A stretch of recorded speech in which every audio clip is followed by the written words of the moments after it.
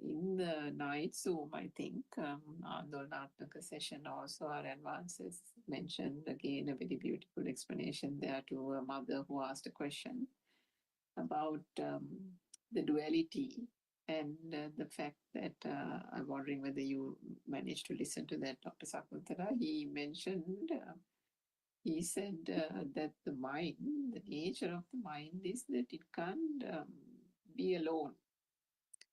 And by that, what he meant was that it always requires a stimuli. So the stimuli is the thing that keeps the mind going.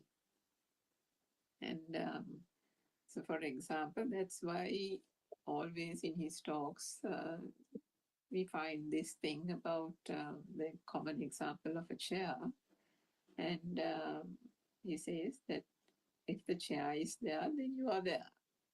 If the chair is real, then you are real. You are born, and the chair is you. So how does that happen? And that is also because of that fact that the mind itself, there is no static thing called the mind. So it is the thought, and it is a continuous series of thoughts. So what is the thought? The thought itself needs an object always. The thought is the object. And what is the object? If there has to be an object that is considered to be real for this mind to continue to kind of almost go on as such. And that is where that vibration and the existent feel comes about. If the stimuli is not considered to be real, then that mind isn't, or the vibration almost kind of loses its power. So, isn't it? Maybe you can contribute there as well. But so that because of that, so like we discussed earlier about the child, and Prince Rahula. So at that tender age of 7, there is not much of stimuli. There's not much of understanding or belief that there are so many things in this external world. And as you grow older, the things that get piled up into the mind, and what then is projected outside becomes bigger and bigger until we have this mountain full of basically all kinds of names and labels, but we don't think it's names and labels. We think these are all external objects: my the car, the house, the mortgage, the world, news, Trump, America, Sri Lanka, politics. All these things are piled one after the other, and not only that, even in one's personal life. My house, my room, my picture, my child has to go to this school, and this is how I behave, and this is the person I am, and the next door neighbor is such and such. All these kind of millions and billions of stimuli is the thing that makes up that person's world. And that is what drives that person every day to get up, wake up. The person ignorantly thinks it's waking up to a world. It's waking up in that person's bedroom, in that person's house, in that person's land. And when he or she goes out, he says he thinks he's getting into his or her car, and so on and so forth. So these stimuli constantly, as you said a little while ago, that is what that never-ending stimuli is the thing that the human mind latches on to. And with that comes with the belief comes all through ignorance, with the belief comes the latching on from stimuli to stimuli, and that whole self vibration that is there at that zygote level is coming to life through the astral world. And that is what is called living. So, it's the true Dhamma, when one shines a light on this whole farcical thing and understand that whole stimuli itself, there's no such thing in it, then you're almost like, what do you say, pulling the rug from beneath your feet, isn't it? And Yes. then there is no place nothing to stand on virtually. What do you think, Dr. Sakuntala? Yes, I mean each stimulus has a thought. isn't it? So there is non-stop stimuli, one after the other, changing from one sense of faculty to the other. There is a Mm. continuous fast flow of formation of thoughts. And as you very correctly said, they get latched to each other, and then it looks like a solid mind, isn't it? Mm. Uh, thing which is sort of continuously there or persisting there. Uh, and that is, in other words, a persisting myself or persisting self perception. The story about the mirrors you said now, uh, yeah, a smaller mirror, we have seen animals going and looking at the reflection and checking from the backside to see whether there is a the same animal is there on the other side. Mm. And it has happened to me in sometimes in large showrooms, particularly where there are clothing stores. Sometimes it looks like an extension of the same showroom, and you tend to sometimes reach to the other side. So it Yeah, is, true. Mm. yes. So it can happen to any person. I mean, depending on the dimension, sometimes it can look like a real thing to the adults also. And also, as you said, not only in the childhood, but as adults, till we go on collecting this data, aren't we? I mean, we Yes, are true. Mm. opening things and then getting them added, and our uh, bubble becomes the mind bubble, or the bubble becomes thicker and thicker, whatever the age. Yeah, true. And the thing about that is, I mean, the beauty of this Dhamma is that it is only through the Dhamma that one will understand, or the mechanism or the process. There's no person here. The understanding dawns or comes about that whether it is the car or the mortgage or the person or your mother or your children, all these are just arising in the mind as thoughts, and every thought, whether it might have a different shape, it might have a different color. I mean, if you tell this to a lay person and say your mother and your girlfriend are both both thoughts, they might think we are crazy. Yes. So, say like, or your grandmother and your girlfriend are both just thoughts and just images in one's mind. So it's not easy to explain like that. You have to actually really delve deeper into the Dhamma and then only understand. But fundamentally, when one understands how the process works and understand that these are just stimuli driven flowing of thoughts and nothing else, then one thought is not different from the other thought. And why is that? Because every thought is made up of the same basic components, isn't it? And if that is the case, it is only the external representation that is given name in the conventional world. I mean, who is girlfriend, who is boyfriend, and what is mother and what is father. So that also Aaron Watts has explained so many times, saying the person who is the mother to you is the wife of your father. So, Yes. and then that person will be, to that person's sister will be the sister. And then to the next door neighbor is just probably a person that they don't even know or may even not have a good opinion about.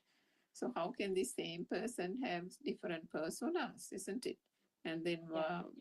which persona is the correct thing? What is the truth? So yeah. And similarly, now sometimes when you listen to TV news or something, if a president of a country is talking, and if 10 people, or maybe even the same household, 5 people are watching it, the thought that is created in the five minds, five systems will be different from each other. And there'll be a vast difference when it comes to some some other people from the neighborhood or the friends. I mean, so that is one of the very good examples you can give to say that this is a creation of the thought. So to when we are discussing, when we start this Dhamma discussions right at the beginning, those are the examples that we took, didn't we? I mean, Yeah, you see something or you hear something, even a song. Sometimes you hear the song and several people, some will say it's not something like I don't like that. And some person will be neutral and another one will be really sort of uh, attracted to that, very much like. So uh, those are some simple examples to indicate that these are creations of the mind. yeah, true. And yeah, so it's just a case of the understanding of it is the crucial thing, isn't it? Because and one can't get hold of it in the middle, because there are sometimes mothers who come onto the Zoom, and I think they've either listened not paying full attention, or they have listened to bits and bobs of different talks, but not found a talk which actually deals with the whole mechanism from end to end. And if that happens, then there is that risk that one has, that the whole process is not well understood, isn't it? And I mean, I think even Dr. Konkula in these Zoom sessions, particularly English and as well as the midnight session, emphasizes over and over again. In fact, Aryan Mahans does that as well in other Zoom sessions, that one has to understand the beginning, Yes. how this vibration works. How does the light and sound form? Is there anything called the light? Is there anything called the sound? And if there is no such thing as light and sound, how can the thought, which is made up of all these components, be true? We give so much of value to the thought, isn't it? Because we don't think about them as thoughts. This is the whole problem. Because it's not thoughts, it's our mother. It's not thoughts, it's our children. It's not thoughts, it's our house, it's our job. It's me more than any of those things, isn't it? The me is so, so valuable. So, so, sacrosanct, that, anything that is done, you can say anything, but don't say anything to me, you know? Or they'll say, I'm an honest person. I have been respected in society. I have a reputation to protect.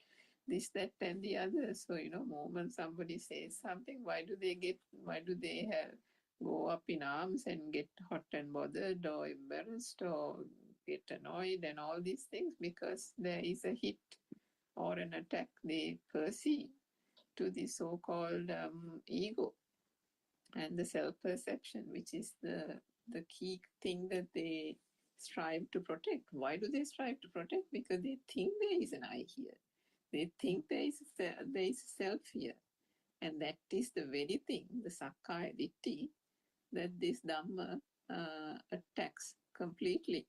And that is where it is exposed fully.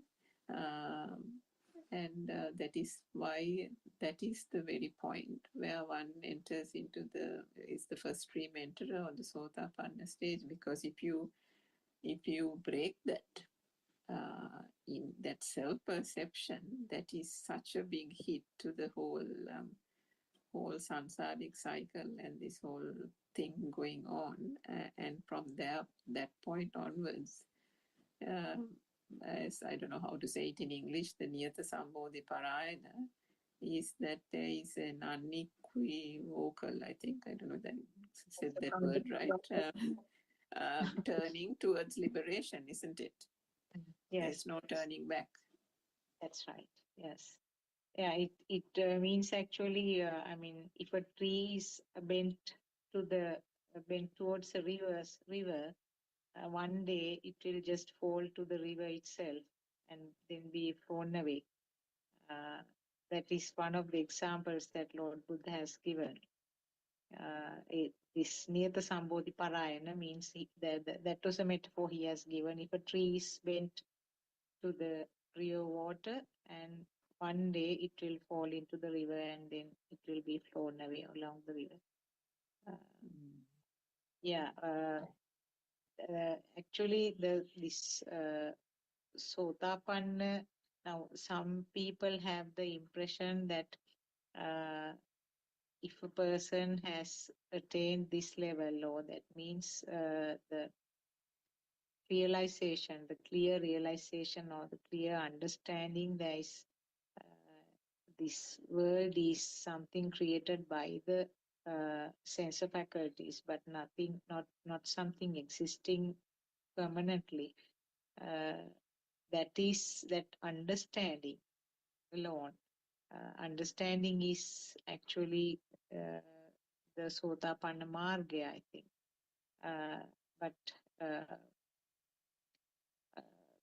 people have the lot now. Some of these people who discuss at the Zoom discussions, they feel that getting angry or getting attached to something, that means in other words, the defilements, crudely saying defilements, shouldn't occur to a person who has been to this Dhamma path, also who has been in the Sotapanna Marga.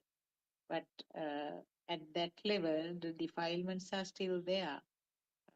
What I have gathered from Grandmahar's are that there will not be newly added defilements, but the defilements which were there will be there, and then it will take some time gradually to get less and less. Am I correct, Surangika? Yes, I think that's my understanding as well, Dr. Sakuntala. And when to explain that, clarify that a little bit more. So, for example, if there is a level of say 30%, 50% of defilements, then what shall I say, the emotions that are attached to that level of defilement still manifest, isn't it? For example, if somebody gets annoyed about something, that annoyance comes also from that, to the extent that the defilements are there.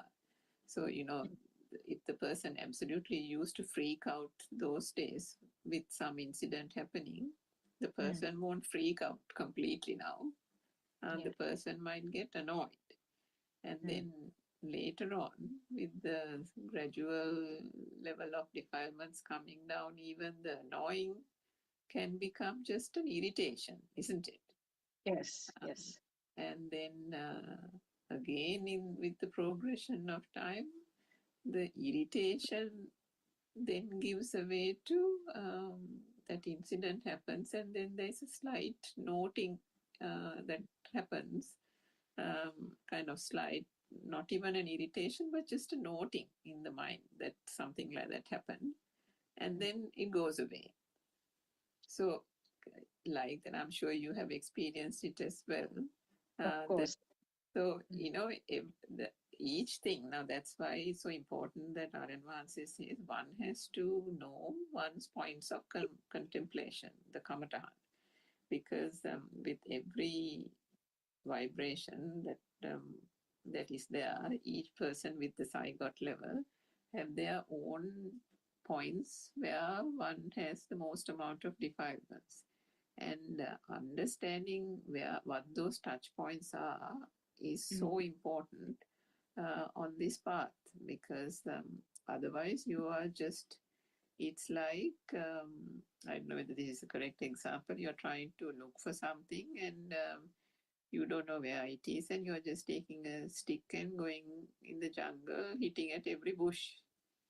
But if you knew that you lost something in a particular area of the jungle, you're not going to be hitting around every bush in the jungle. No? You will go to that particular area of the jungle and then start looking in earnest, isn't it? To find the object. So it's like that. So there's no point in, there are lots of things that one is not so one doesn't find any value to them. And so then what's the point in just reflecting on those things? Those are the things that would easily disappear, not Yes. disappear, but lose its value through the Dhamma. But the sticking points are the points where there has to be a further analysis through the Dhamma and understand why did this become real? Use the three types of wisdom, and then see how did this thought come about? How did this thought of a child come about? Was there a child for the baby in the cot?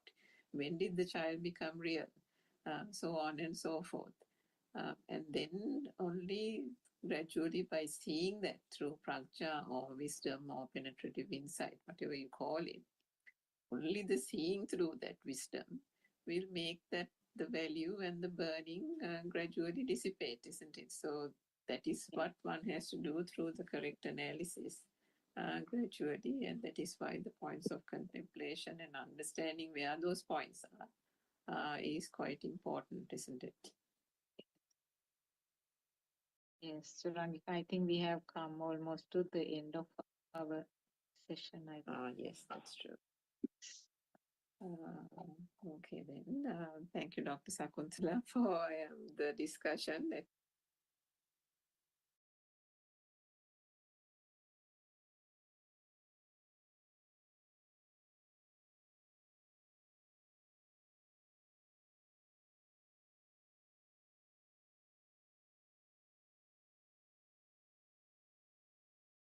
Good afternoon, everybody.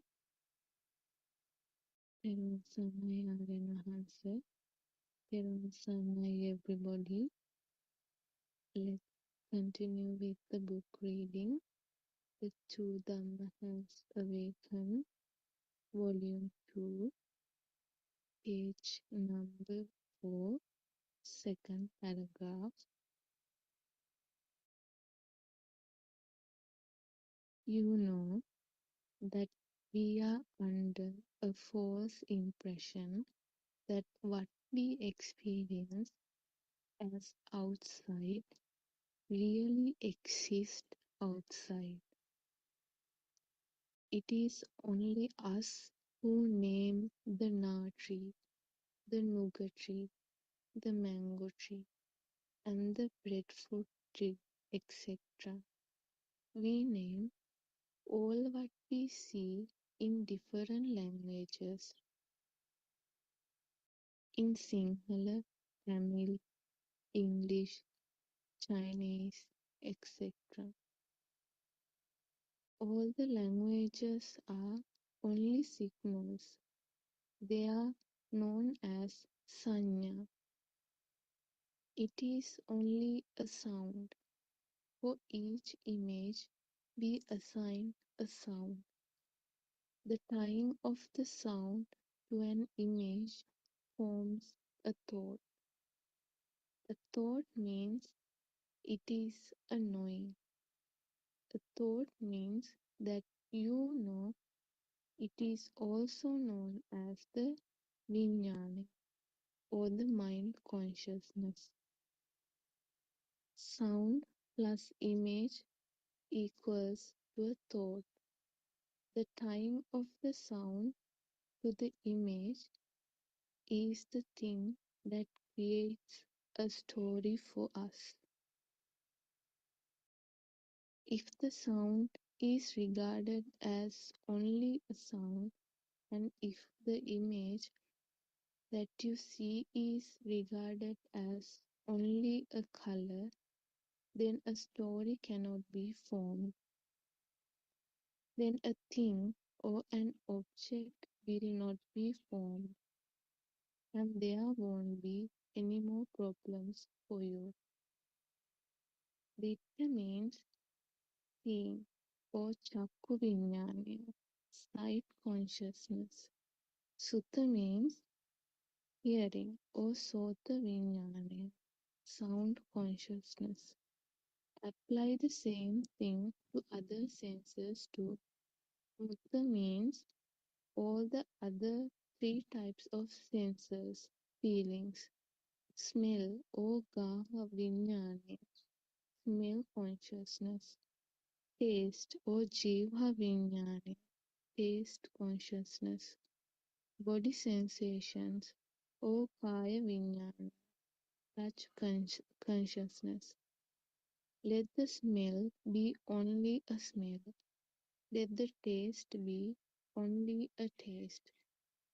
Let the body sensations of heat, cold, and the touch feeling be only a body sensation. Then a story cannot be created for us. Therewal Sarnai, everybody.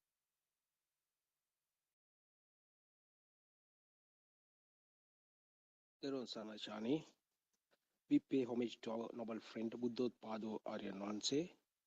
Theruvan Sarnai Dhamma friends. This is Buddothpado English Zoom discussion.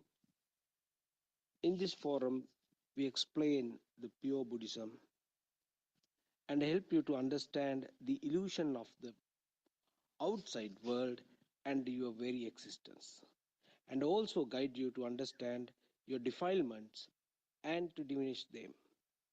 Our goal is to assist you to experience the freedom of mind. Thiruvan Sarnai. First, we invite Sudharma Gamage to start this discussion. Thiruvan Sarnai Sudharma. Teruvan Saranai, Mr. Bernard. Teruvan Saranai to all Dhamma friends. Let's once again worship Aryan Mahanse's feet for sharing this unique, beautiful truth, pure truth with the entire world. So today, Shani read 2 pages from the True Dhamma Has Awakened, Volume 2. And as we started reading the book yesterday, it was there clearly mentioned, and now also Mr. Bernard clearly emphasized that this is the journey to find out the truth. What is the truth of life? What is the truth? What is the meaning of this life? So at the earlier, we actually were in kind of illusion in terms of Buddhism also, because the true Buddhist philosophy was distorted over the time. And we were like a stray. We were going here and there without uh, looking for this true Dhamma, this beautiful thing. Fortunately, after 2,500 years, through penetrative meditation or insight meditation, Buddothpado Aryan Vahanse has reawakened the true Dhamma of Gautama Buddha Sasana, which almost disappeared from the world due to numerous reasons. So very recently, Aryan Vahanse also questioned, what is this truth from the disciples? What is this truth? When earlier we used to say it is actually non-existence of the world. This external world is an illusion. It is not, but it is an incomplete answer. It is not the answer. What he wants us to understand is it is not the fake or the illusionary nature of the external world.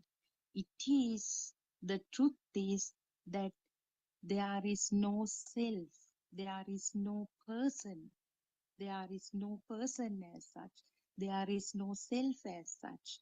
Isn't it surprising? Can we believe it? From the very moment that somebody showed our image in the mirror and introduced us, giving us, signing the name, and then were giving us warmth, the and always energizing the self image, self perception, self vibration with warmth, with touch, with smells, with all those taste and sounds and then images to the eye and thoughts to the mind. So the unknowingly, ignorantly, this self-image was energized, and gradually, we grew up with the false belief that everything external is real,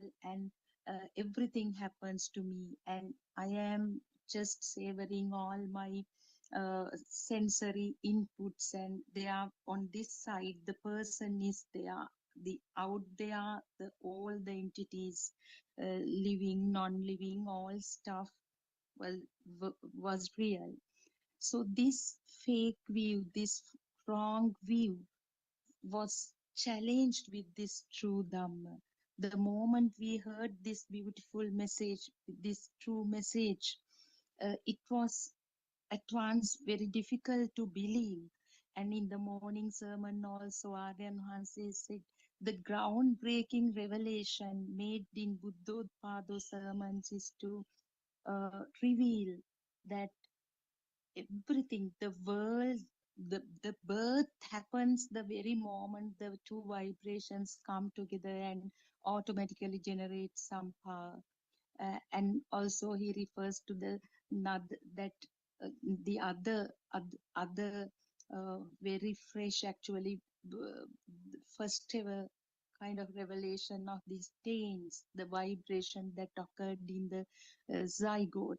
So, and he emphasizes this is not all, because gradually when the disciples come to a certain age, when they automatically develop this wisdom to understand the next deeper level, he would make more revelations, and he is so determined that his disciples will end up this sansaric samsara or life and birth somehow. So we are so privileged. I can't. We actually we can't explain that gratitude in words, because who other than Lord Buddha 2500 years ago, who else has given us this assurance that you are going to end up, you are going to liberate from your mind and this sansaric cycle. And then this section actually emphasizes that we have to understand the uh, theory in the sense the wisdom of truth, this philosophy, very clearly, because it is emphasized that this part, this practical experience or the practical approach is only for the people who have some understanding of the philosophy. So today also, in the reading, Shani mentioned that what is given in the book in relation to each sensory faculty, uh, this what the feeling, the experience, the sensory experiences become personal experiences ignorantly. But with this true Dhamma, what we came to know is the length of our life, the lifespan is the just the uh, s- just an instantaneous experience. Life, our living is just an instantaneous experience because it is only the length of the thought. So thought occurs in such a very, I mean, incalculable uh, time because it is given in split seconds. It's kind of such a small fraction of a second, even millisecond, I think. So, and what happened is, uh, as it is mentioned in this section today also, in we have a feeling of continuity when when the shape of a tree, or when the shape of let's say the image of this particular system, the self system we call, appears, we ignorantly get the feeling this image was there 40 years ago or 50 years ago, and it has grown. It has grown. Now we have a mature image. It's the self. From the day when we went to the school and the teacher asked us to write an essay on myself, so we wrote, I am so and so, I have these, my parents are all, I, me, my things. We have like fertilized in a way that like energized, we have strengthened that. So uh, but the beauty is now we have the weapon. We know how this self vibration occurred and how this power is generated. So mistakenly the thought power is taken as the self self actually self sense of self. So, and on top of that, there is this story of the taints also. But however, now we know the magic, the strategy is used by the magician to create this illusion of the self. I would rather say not the external entities, illusionary world, but the illusion of self. That is the focus. And then so when we understand this, later we'll come to realizations, we'll experience certain things then and there. We'll as our Dhamma friend, especially Dr. Kokila every day explains this about this instantaneous, actually not the instantaneous, instant of liberation. A disciple should at once experience that. And yesterday it was questioned by Dr. Sakuntala, and it was beautiful to know that the system is unaware of this instant of liberation, because it is not a familiar experience. But fortunately, it might telepathize in the journey at some point. When we get stronger and stronger, not as a person, this realization gets stronger, and we understand in and out, I mean, all these concepts properly. We all will be able to experience this non-self instant. Today, then again, now all Dhamma friends have joined. It is again, we are going to discuss practical approach in the next section. So this section also dealt with the wisdom of truth, this message, the mechanism behind the sensory faculties, especially the mind consciousness, how it acts as the main magician to give us the feeling that we live in an existing world and the self also exists. There's continuity. Teruvan Saranai. So, I just have to add something there. Yesterday, Dr. Sakuntala's question about whether someone may not be aware, it is may not. It's the word may is very important. It's may. It may or may not be. It's not everyone. Lord Buddha's time, it's only like rarely there is a discussion where some people coming back and asking, Lord Buddha, are you sure, like that? And Lord Buddha reassuring, yes. So that was not a straightforward answer given yesterday. It was that rarely one may not exactly know what happened. That was only not all the time. Usually it's a very unusual experience, or it will be felt. And also the definition of what the experience may not be there unless there is a noble friend to understand what happened. So I just wanted to add that it's not all the time. Don't take things as as a like 100% things. Yeah, and we can continue discussion today. So I actually missed the book part. Sorry about that, but I can see that it is the same parts we were discussing, isn't it? Same dumb points.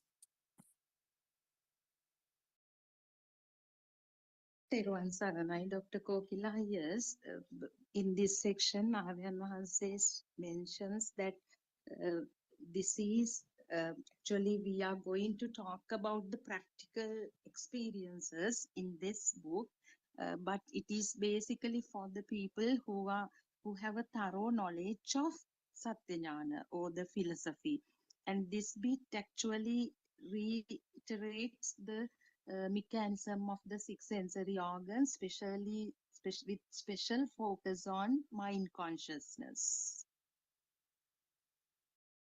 Was there any specific Specific terms, Dr. Kokila, the truth, definition of the truth, actually it is, earlier we thought the truth is the nothingness of the surrounding or the external world. Actually now that definition also, through understanding now, actually the truth is the non-self, that there is no self, that is the truth. And then the definition of the truth, and then mithya drushti, the false view and the right view. Those are the key terms. And the mechanism of the sensory faculties, as usual, this sound and I think color. we have discussed this for some time now, over and over again and again. Yes, can Dr. Sakuntala like ask a question from that part or do something like that, or Surangika? Because we have discussed this like in Yes. different angles. Yes, Teruvan Saranai, all Dhamma friends. Yes, I think the what is described, what was read from the book was the basic level where the what is meant by the action of the five senses and what is meant by the consciousness, and the fact that uh, together when it happens together, well, not together, I mean when it merges together, how the thoughts are formed. So I think the basic facts have been described in those 2 pages that we listened just now. We can go a little bit further, I think, from that basic level. Actually, this thought formation, which is very well established when the child is a little bit older, and in the very small baby, the it's only the sensor functions where the experiencing of the sound, shapes, and the tactile feeling and the smell, taste, etc. In between these sort of clear-cut areas, that means a very young baby and the older child, maybe about 6-7 years, there is gradual transformation of things happening. When things means gradual transformation from the pure sensor level to the well-established thought level. And that transition actually is something which is not very clear sometimes. So can we discuss that area, giving more sort of clearer explanations? Teruvan Saranai. Yeah, actually, I would like to I think pay more attention to one part today, Yes. and we can go on elaborating on that, because even though we try to tell this, I don't know the exact thing we are trying to explain is going to everyone. sometimes it's our inability to tell that properly as well. So even though a child can't say the word mother, before that level, before the, you know, the before the child can think about mother, you know, I have to call mother, I have to do this to, I should run to my mother, all those things. It is very, very important to understand that even well before that, the perception level is there. The perception level is the very important part that that a lot of us are not getting properly, because even before the value comes, the value keep adding on. Value will be like adding, it will add to the level that the vibration will be so big it's not even matching a human vibration. But before that, even as a like 1 year old, there's perception. So that's what Aranwanse once told. I don't know whether you can remember. The ducks will be very close to a cat, because when the ducks came out, they had the scent of a cat and closeness of a cat, and they feel close to that cat, even though that's not the mother of the ducklings. So I don't know, it just, you have to get this and feel this as well, that the formless level, how it goes to the form level and then go to the sensual level. If you don't get this, you can't reverse as well, because the reversal is happening at the same levels. So the mind consciousness, as soon as the mind consciousness is made, even though the value has not happened yet, there is always the self-perception and the perception of the mother. So the perception of the mother, when it happens so fast, I'm talking about one particular thought, not talking about it happening again and again and again and again. You have a whole story about the mother. I'm not talking about that. That's the sensual part. I'm talking about one particular thought, like to the ducklings, like the small. Yes, there was Sarnai, Dr. Kokila. They are actually, rather than the word mother, it is something to No, yeah. can depend on, or to have No, it's a some familiarity. It's a familiarity, or yes. kind of some perception. It's some perception, even though it is not having the full thing. Because a lot of us, our mothers talk about this, you know, I don't feel any value anymore, and we say yes, you don't. But the problem is, if you don't know the perception level, the perception level is the mind consciousness level. Mind consciousness level is where you still have that duality, you still have that the same thing with the light. But it is slightly more complex now, because that vibration of the mother has the, you know, like the pineapple, it has all the features, like the 8 features. What are the 8 features? If someone can quickly say in English, that will be very good. It's the You mean Noble Eightfold Path, Dr. Kokila? I missed that bit. No, you actually missed that bit. That means I'm talking about, so you're not following Sudharma, you have to be careful. So I'm talking about the mind perception. So the perception of mother, still it has not have got the value yet, but still the perception level, it has the difference between that and the light. The light perception only had light perception, but this mother perception has 8 features in there. 8 features is the Shuddhashtika, Shuddhashtika. yes, but I just um, want to say it in simple so that right, yeah. That temperature, is Tim. It's a light, touch. Yes, can light, someone tell sound. that properly?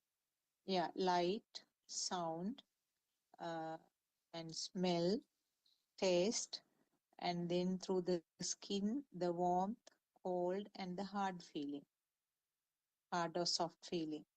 Hard or liquidity, yeah? Yeah. Yeah, yeah, so yeah, so do you get this point where this is a bit different to the light perception? Someone has to understand that before you feel it, because it's very important for you to know all these things, because 5 senses are different. Mind perception is completely different. Mind perceptions gives you this, the beautiful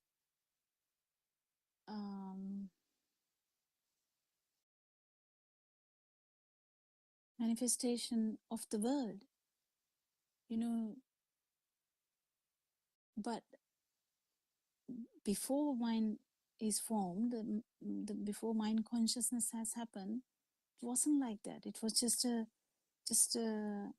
like different kinds of vibration, but the same vibration, but different kinds of vibration felt as different kind of vibrations.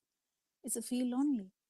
But when it comes to the mind, this becomes a different manifestation. One has to understand that.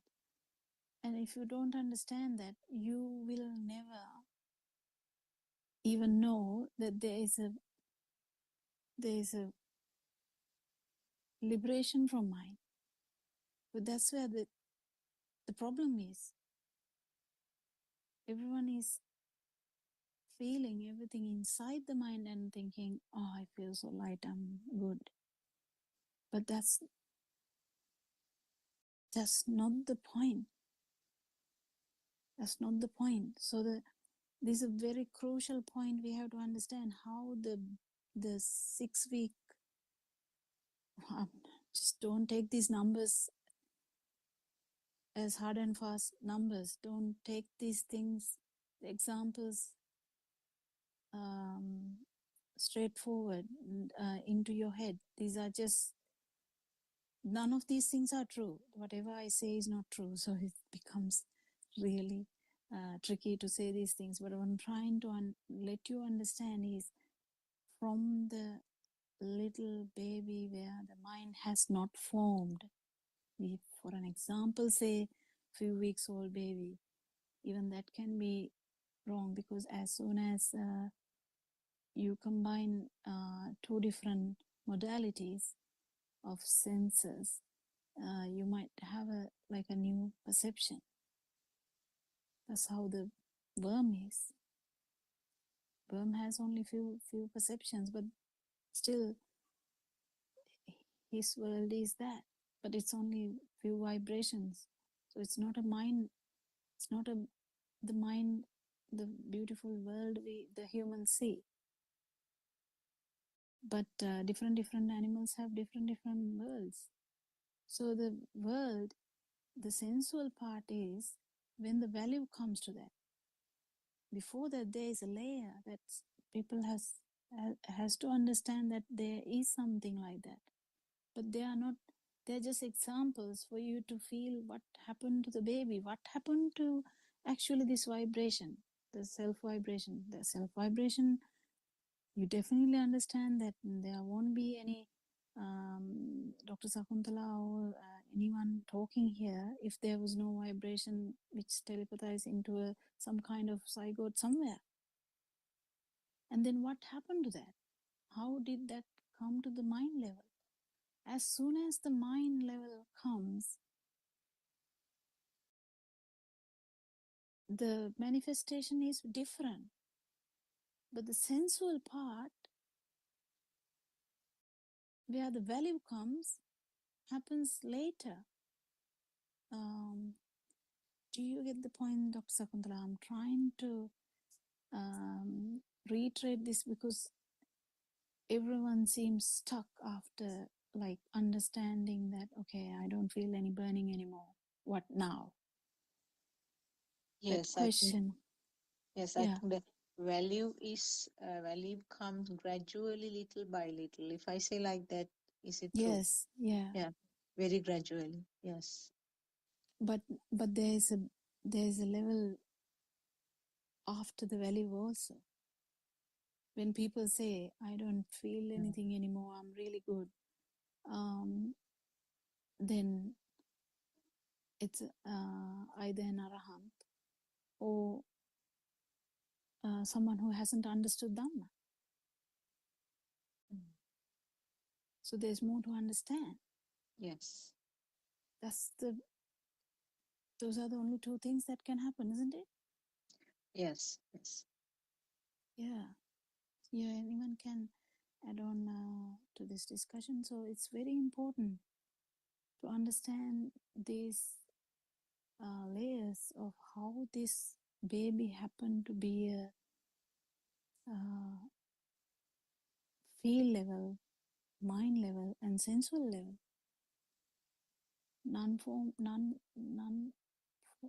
Formless, Formless. form level, and then sensual level. Same thing. Feel level is the formless level. And how can you come to that unless you actually,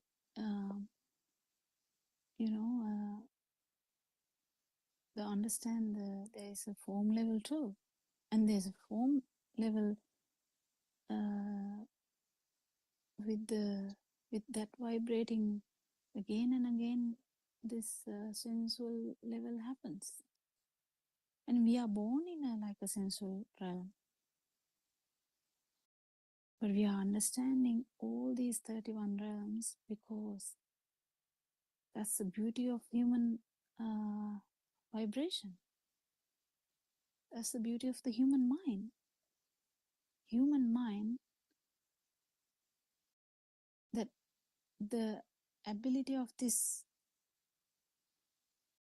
vibration to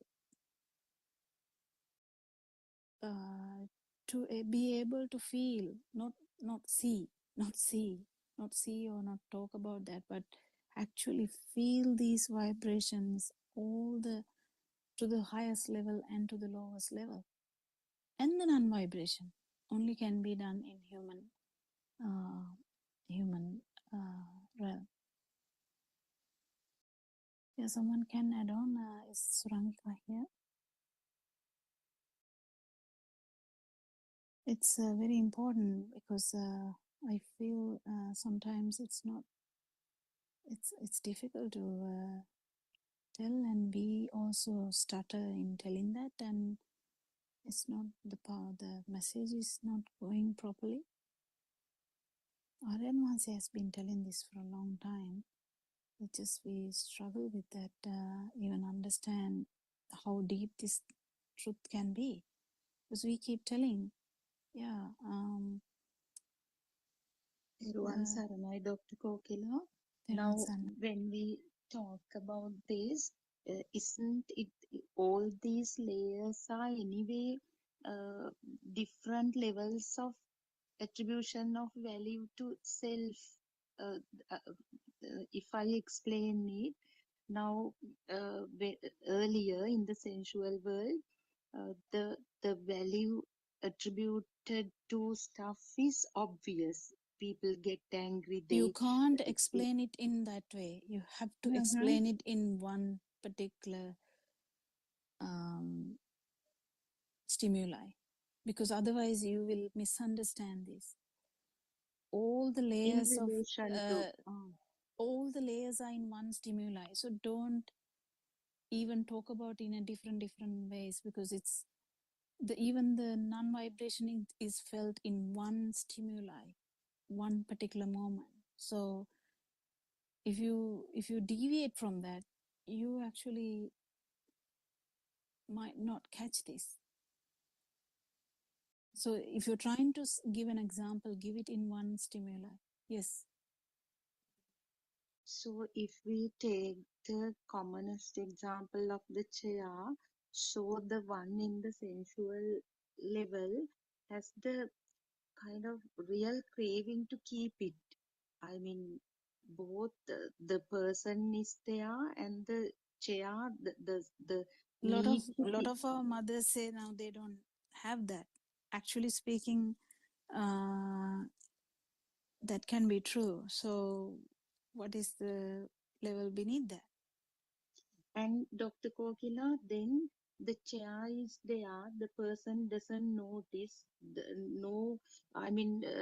volitional formations happen in relation to that chair, but still, if the chair is missing, the person is aware of that and may notice it.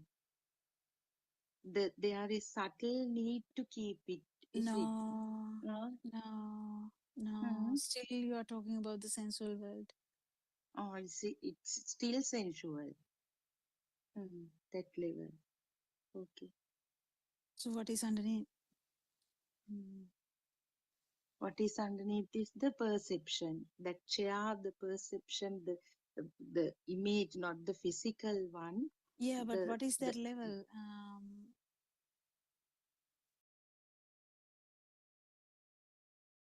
underneath is the form level, no sensual level. Then the Yeah, form. but I'm not asking about the theory. I'm trying Mhm. to take you there. So the chair. So can you go That in through that that? sound and that image, they get connected. Then the image, the perception. No, that is theory again. Mhm. What is in front of you now? Yeah, you see it as a chair.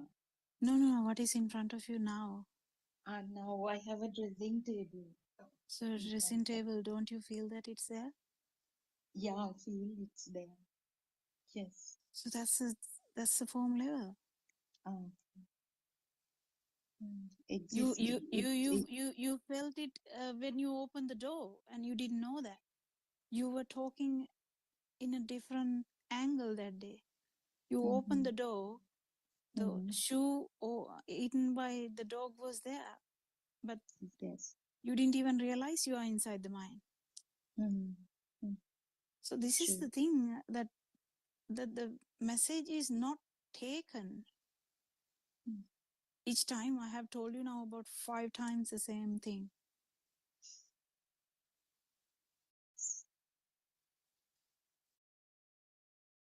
Yes, it's so difficult, Dr. Kokila. No, it's not To get difficult. I this. think the relaxation should happen to that level, so you would definitely feel that, because that's why I'm trying to tell what happened to the baby should be understood properly.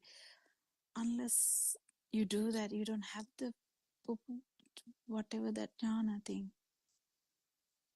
the understanding. Pubbenivasanussati, Yeah, to you don't see. have that. You don't have that. So that's the importance of knowing these things, like even as a theory, but actually speaking, the if you feel only, you will understand it fully. But Dr. Sakuntala, do you get the point? What I'm trying to say, or not really?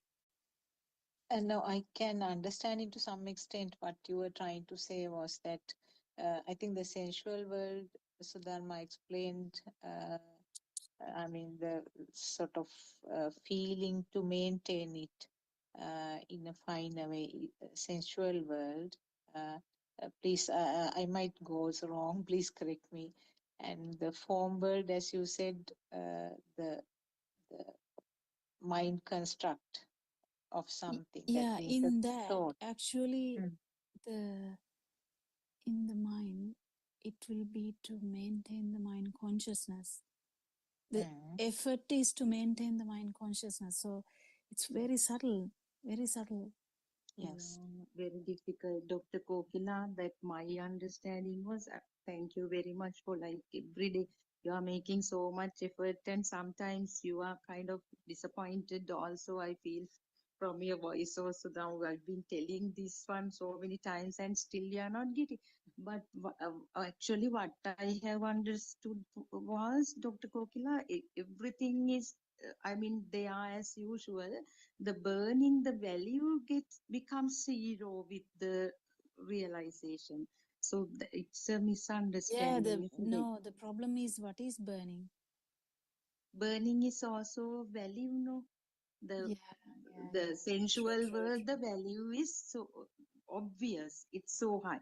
But when we realize this gradually, that value goes down and still you see the dressing table, but So what with is the zero value in the value. what is the value in the formless level then? Formless level, even the this perception is, but the perception never goes away. No, I don't know, Arahant even sees it as a dressing table. I can't actually explain why, because I don't know the Teruvan Sarasana. everyone's. Yeah, what is that? What is that question? No, actually, Aranansa, we were trying to understand the burning, how like it's very obvious in the sensual world how the burning is, but when it comes to the levels beneath that, like the form level and the formless level, the Everything is in one thought. yeah, we were Statement. trying to talk about the chair That's maintenance of that. Sharasampati. It's okay. That's Sharasampati. Is since we are talking about three world, no? What is Yes. this three world? Is sensory world, formless world, and form world, formless world. What is this calm bhumi, roop bhumi, arup bhumi? No, it's a calm bhumi is a sensory world, no? Rupa bhumi is a form world. It's a formless world. Is something there? Something there? Is something? What is the picture or something? Is a sound or picture, smell or taste or something? It's of sense creations.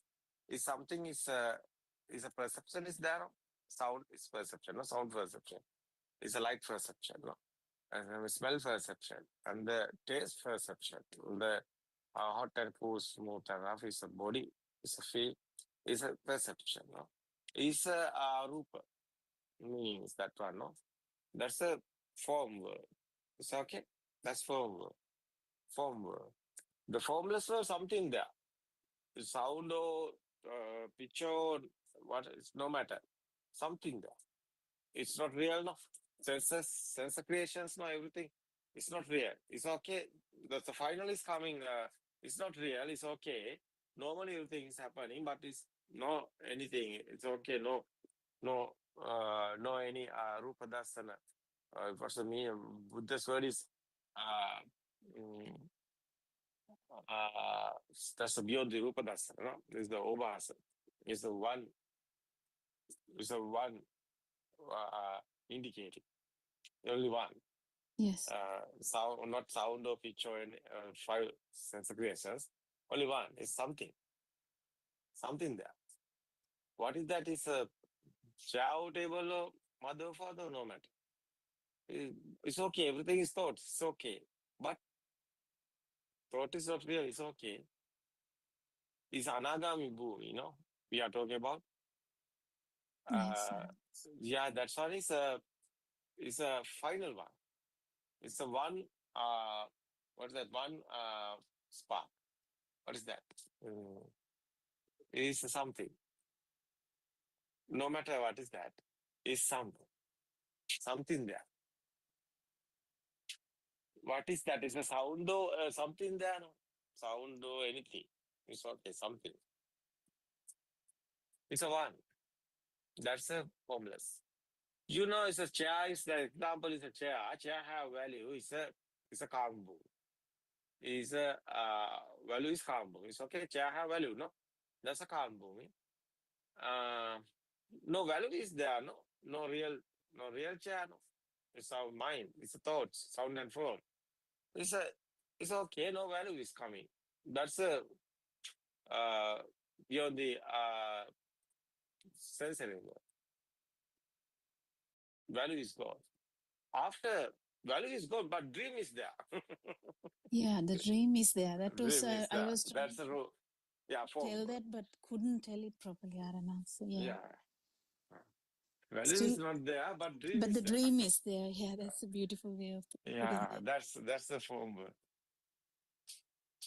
The final one is the formless word. No value, no dream. No dream, but there's But there's something. something. They feel something. Yeah, No matter what is that. But feel is there. feel is there. Yeah, Feel is there. It's something. What is that? Don't know. But feel is there.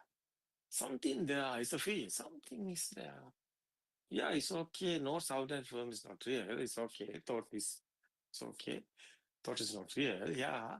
But something there, no. Someone is thinking. Something there. We don't know what is that real. It's okay. Sensor creation is not real. It's okay. But something there. Someone thinking, no? Something there. That's a doubt. Doubt somewhere. That's you. That's why. So it's a vibration is there. No, it's okay. That's an example again. That's a chair. Uh, chair have value. Chair have picture. Chair have exist a feel. No, that's three dimension. No, three world. It's okay.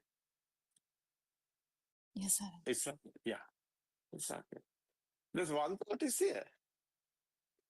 It's it's okay. That's the everything.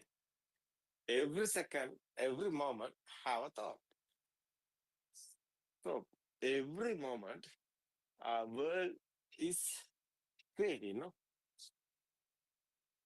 how is that? That's not still world. It's every moment is happening. No, world is again and again and again and again and it's happening. Because you see other side and you see other side. It's okay. You see in plants after you wow. You see what happened in this present moment. Where are you? No matter what you looking, it's okay. You see other side, it's another thought. Is you hear something and sound, it's another thought. No? Yeah, Oh, that's the world is again and again happening. No, it's yes, happening. Unbelievable. Every second you birth is coming. That is why every time birthday, happy birthday. yeah. And the Aranans, even the craving levels that changes, because the craving is initially it was for the chair. I mean, we wanted the chair. Yeah. But now the craving is changing and it's getting subtle, and it comes when it comes to the form level, it just to Right. Yeah. kind of maintain the mind consciousness kind of like thing. It's like next level. Like we try to Yeah. maintain this dream even though there's no value. Yeah.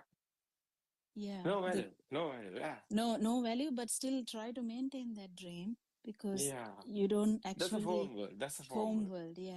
Yeah, that was the one I was struggling to. That's you have world. You are coming again because you have world. Yes, That's why dream is there. Dream is dream real. is You are there. real. Dream is real. You are coming again because you have dream. Dream. Yes, Otherwise, dream is the you. yes. Dream is the you. It's okay. What is this? It came out nicely, Arana. So now Yeah. when you just said that, Yeah.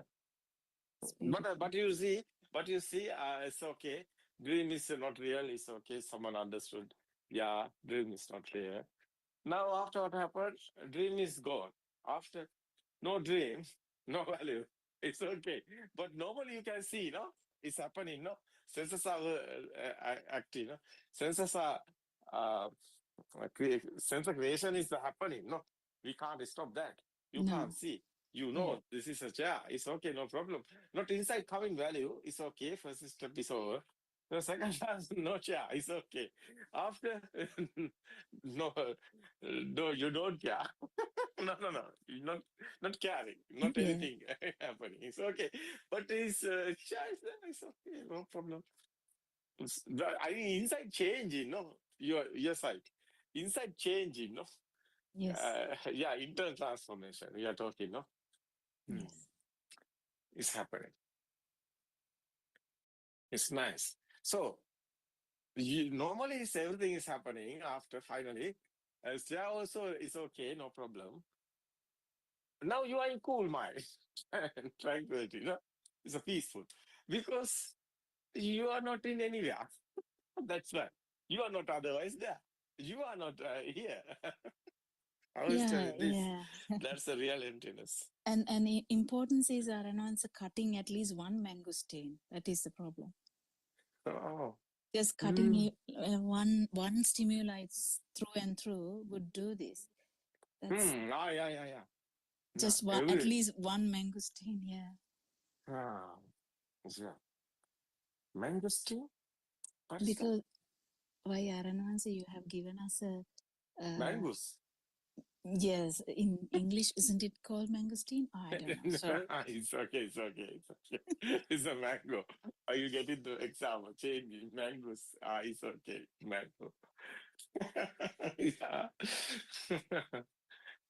Yeah, it's okay. At least cut through one stimuli. Yeah. Yeah. I want to ask you, how is your Zoom nighttime? last days, I don't know. I'm not there. I haven't muted it again, Aranwansa. I managed. It's okay. It's okay. No, the day you came, I was talking, but the Zoom was muted. So they didn't hear me, but it hasn't happened again. It's okay. It's going good. It's okay. You see, Kopila, I have feel. I'm talking, I'm explain this Dharma. I'm giving others the message. It's an experience. It's okay. Otherwise, it's my feel. I given others. It's a nothingness feel. Yes. So it's very nice. Yeah, I'm talking simple English. It's okay. I think it's very nice. You it's did very much nice. better than us, Aranwansa. Yeah, but it's a feel. So it's a feel. No? I'm given the others message. Not only the knowledge. I want transferring the signal. Nobody is here. Yes. No one is here. Normally, everything is happening. The system. I try to explain. So the system is working. How is system working? How is this sensors creating? How is this mind sensor, especially, how is working? So nobody is here. System is working. Very difficult to understand. How is this system working? How is these thoughts are coming? How is this value is coming? How we are worried? How is sadness coming? How suffering is here? It's very difficult to understand. So every moment we are thinking we are doing everything. Doer is here. But we want to explain, no doer is here. System is working. Very difficult to explain this. Yeah. Because experience. Very important. So someone haven't experienced, he not believe this. No. He not getting this done because he haven't experienced. He's saying, no. It can't be happen. How is happened that? How much, how people, tired, no, working. They are doing many things. And after they are thinking, I'm the big guy like that. I did this, I did this. You Mm. not did anything. Anger is coming. Don't tell me. No, no, no. It's simple. Ah, you are in radiant mind like this present moment. It's now just your birth. Yeah, What? it's It's not. It's it's unbelievable. Yeah, it's unbelievable. it's very beautiful, Yeah, Aranhans. And the yeah, suffering is finally, we had so many definitions of suffering, yeah. but now we know it is a self vibration, which is the suffering. Hmm. It's very important. Its birth is here. Yeah, now. Past is this present moment, only the thought. Future is this present moment, only the thought. What's happened? No, no future, no past. We are living only this moment. What is this? This present moment thought also not real. What is this? That's why unbelievable. But normally, the system is working. Normally, we are thinking. No, normally we are focusing the planning. The everything is doing. But system, that's not a system. Systematically coming.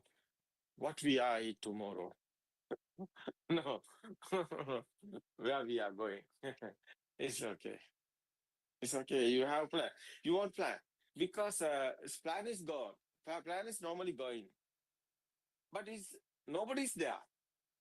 No one is doing. No one is planning. But plan is the system is coming. No, mind sensor is working systematically.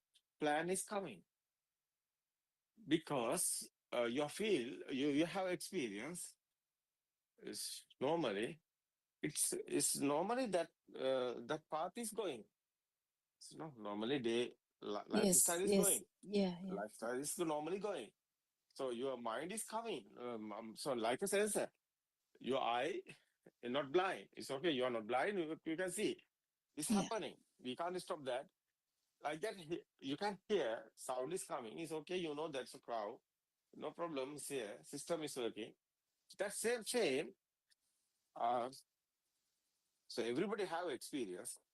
So everybody mind system, their individually their lifestyle plan is automatically coming because he know someone is doing the job. He know he have no he have tired. No, he won't rest. Plan is coming. I'm next Saturday. I'm going somewhere and visit. It's okay, but the system. No, that's a mind sensor. That's a system. The system is that one, but nobody is doing this.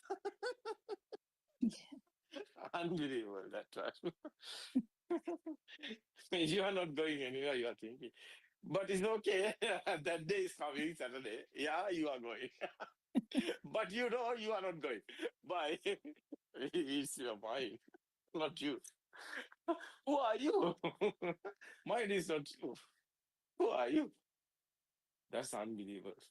yes, Double yeah, meaning is there. Yeah, double meaning is there. You are not the mind, you are not the body. Who are you? Actually, who are you, Kokila?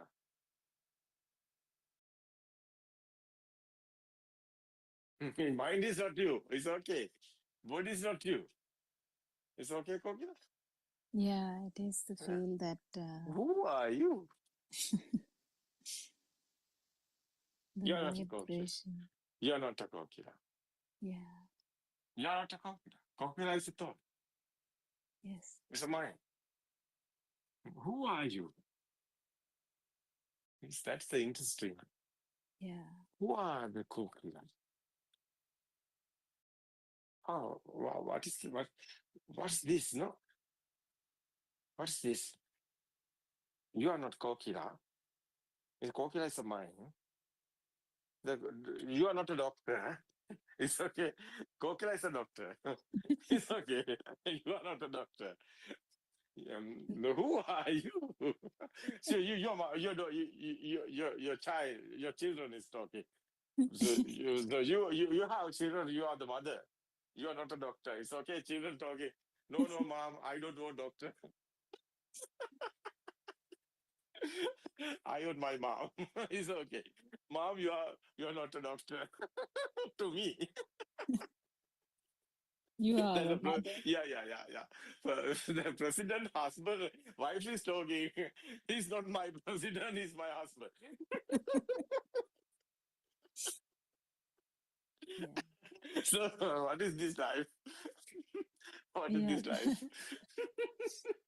different Yeah, feel. feelings. Yeah. Actually, who are you? You are not a doctor. That is why I told you. You are not a doctor. So you are not a, otherwise the Kokila is a name only. We can change the name tomorrow. You are the Aruni. Yeah. Your name is changing. Now you are Aruni. It's okay. You something, we go something, okay. You can use and your face is changed. It's okay. You can plastic surgery or you can do anything. It's okay. Now you are not Yes. that picture. You are the Aruni. It's Yes. okay. Who is this? Is Kokila this picture? No. Kokila this sound? No. No. Who is Kokila? Kokila is nowhere. Kokila. Where are you? Who are you? You are the power. Power is disappearing. You are disappearing. You are not any. Something there, that's you. That's why 3 dimension. That's why 3 world we are talking. You know, your defilement is you. Your life field is you. But is you understood? Is how is this is coming? The perception is alive field. Yeah, it's a alive field. It's a soul. How is coming? Field. How is coming? That's the power, no? Inside power. That's the sense of creation given this power. That's you. Power is you. Power is disappearing. It's okay. Radiant mind, the baby don't know anything. Girl or boy or anything.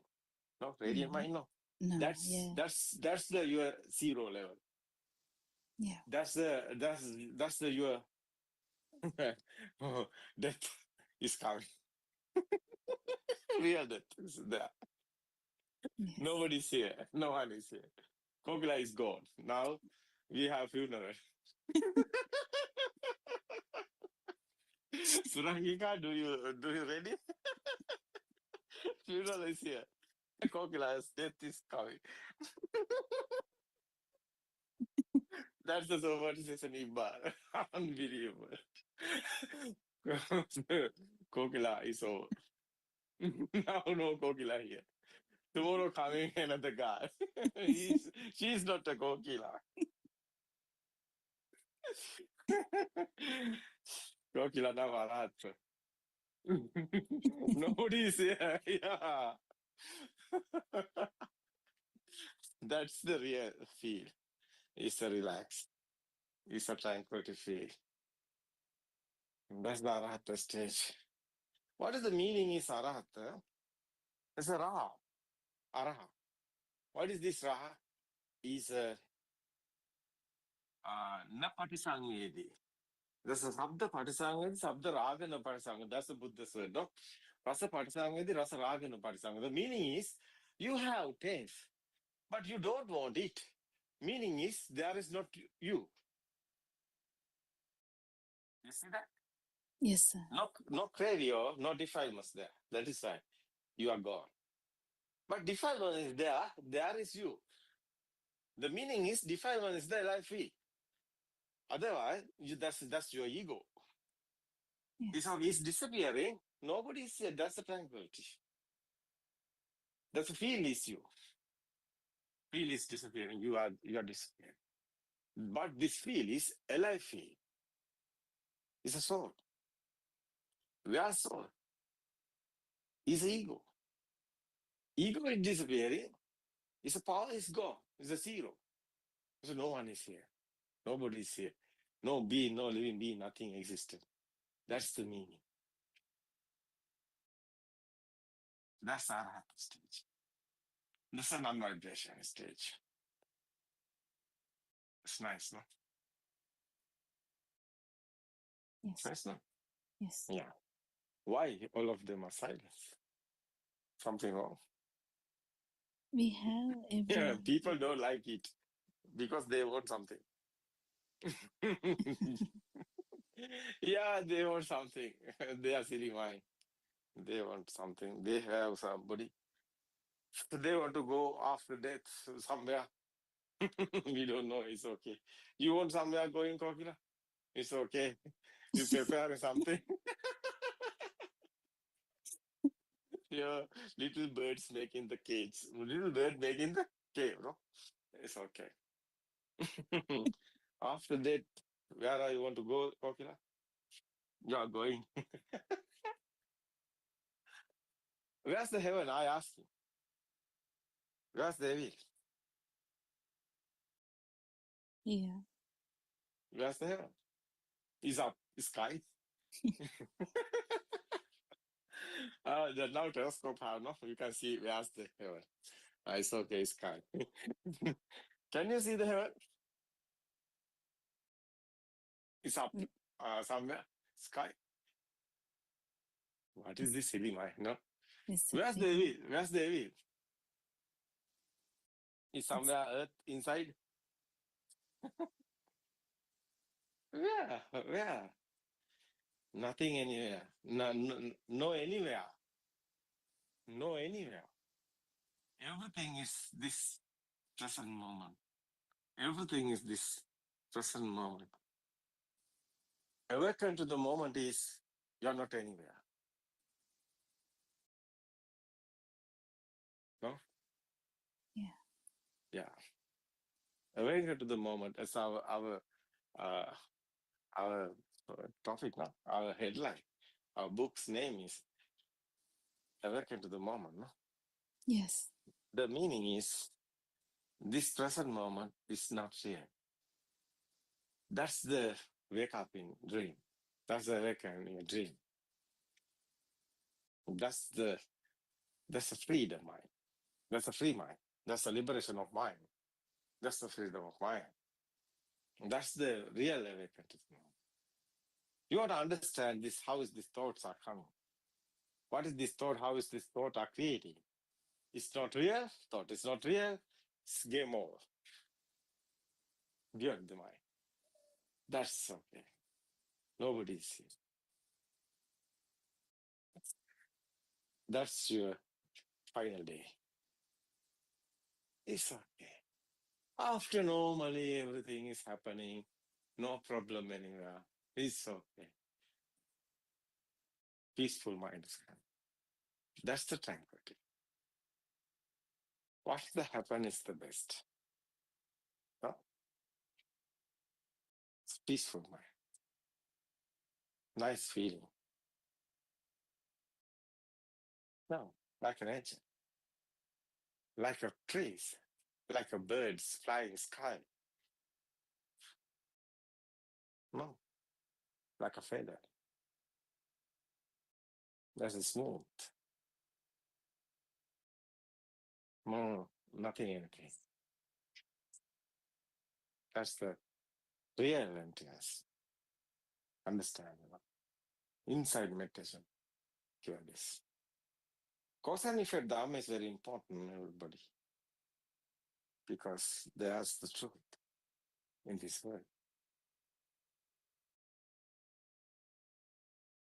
So very important, this, no? Understand the truth. Okay, everybody, today time is gone. Yeah, okay. Thank you very much, Ayan Wansa. Yeah. And, It's so beautiful.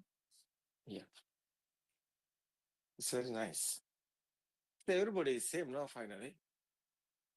Yeah. That's why we are talking about loving kindness. That's guys. That's a super guys. We are talking. This is not a alignment Hindus one. This is Buddha's words. Nobody's systems. Okay. You are the everything. You are the everybody. You are not you. No ego is here. Everybody is here. Everything is like an anchor. It's okay. That's the last briefing. It's running only. No death of birth this year. These are the thoughts. Everything. Thought is you understood everything. So thank you, everybody. Thank you, Suranga. Thank you, Sudharma. Thank you, Kokila. Dana friends, thank you so much. It's give this message, all of them. All the people want this. People interested. People want truth. People want peaceful mind. Suffering. The answer is here. No death of birth. Everybody live happiness. Endless happiness. Thank you. Thank you, everybody. Therun Sanayaran. Tomorrow.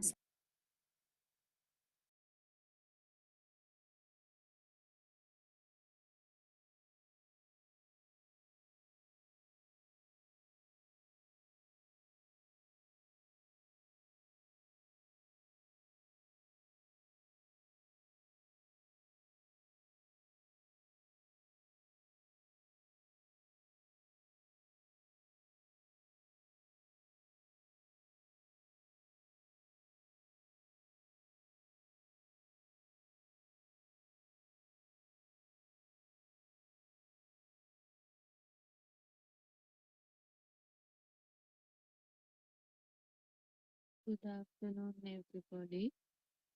Therun Sanayaran, sir. Therun Sana, everybody. Today we'll start with the new book, The Truth Amma Has Awakened, Volume 2, page number 1. It is time to awaken to the pure truth. Let us talk a bit about the practical side of going on the path. By now, you would have listened to many sermons. I hope you analyze them all very well. You need to identify the correct path to Nirvana, and you need to recognize the correct direction towards Nirvana all by yourself. It is of extreme importance that you know the philosophy, Buddha Darshana, that the Buddha preached to the world. Without the knowledge of the basic principle, there is no path to Nirvana. Actually, we should all strive to understand the Buddha's philosophy, and we should all practice and follow the correct path to Nirvana. Everybody has to understand the Pura Bhaga Pratipadava, which means that we need to understand the philosophy of the Buddha.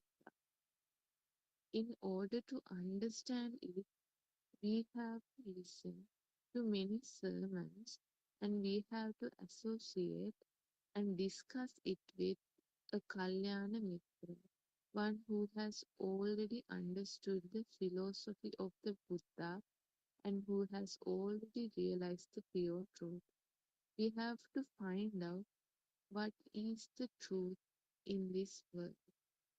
Unless a Buddha teaches us and opens our eyes to the truth, we would never know the truth of the world.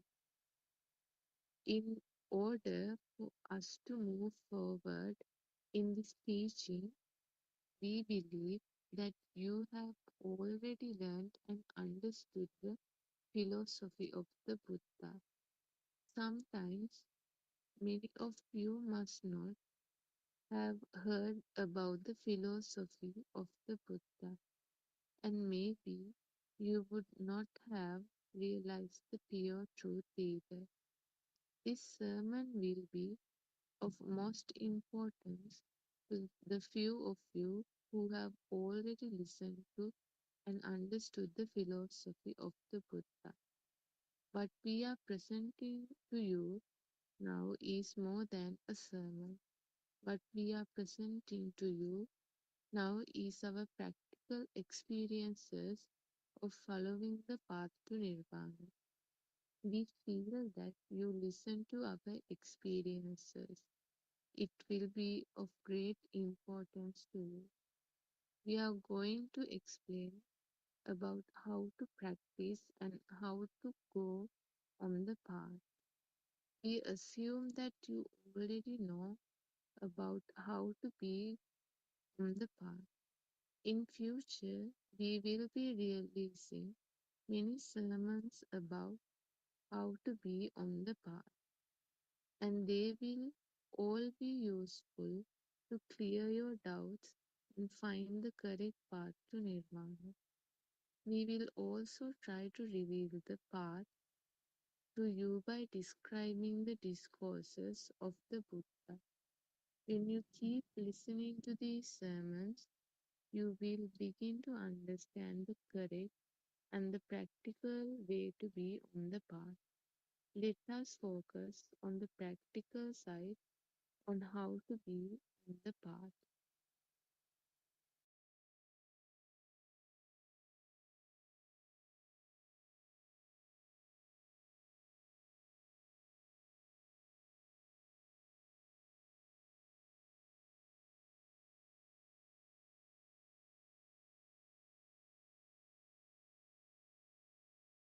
We will be addressing the people who have already started to follow the path. It does not matter if you are a lay person, an ordained priest, a woman, an old person, or young person.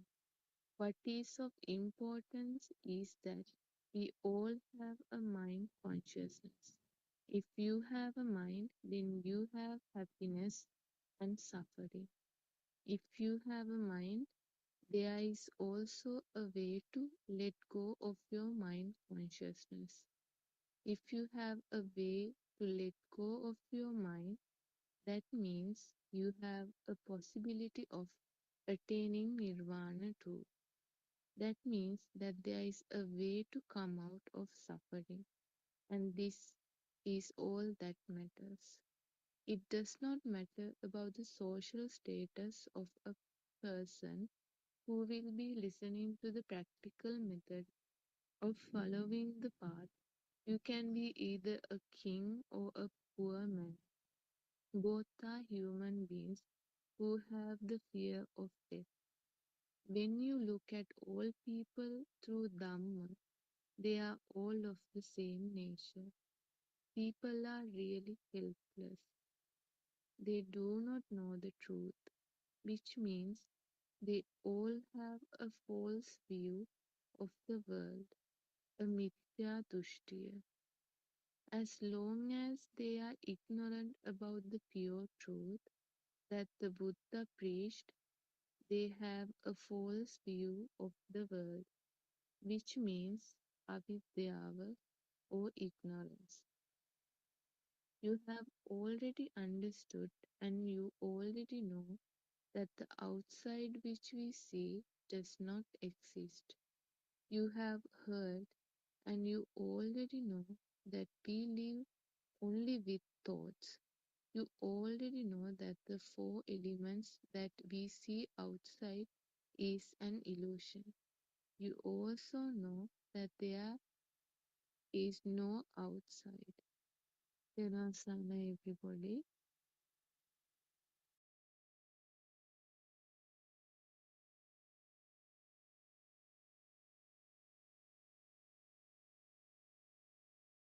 තෙරුවන් සරණයි. Shani, Thirvan Saranai, Dr. Kopila, Dr. Skundala, and all Dhamma friends.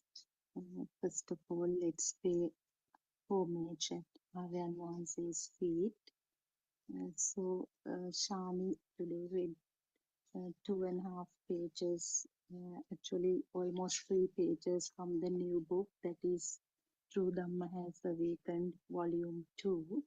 So basically, uh, in the introduction itself, it was mentioned uh, this is going to be more about the practical part, how to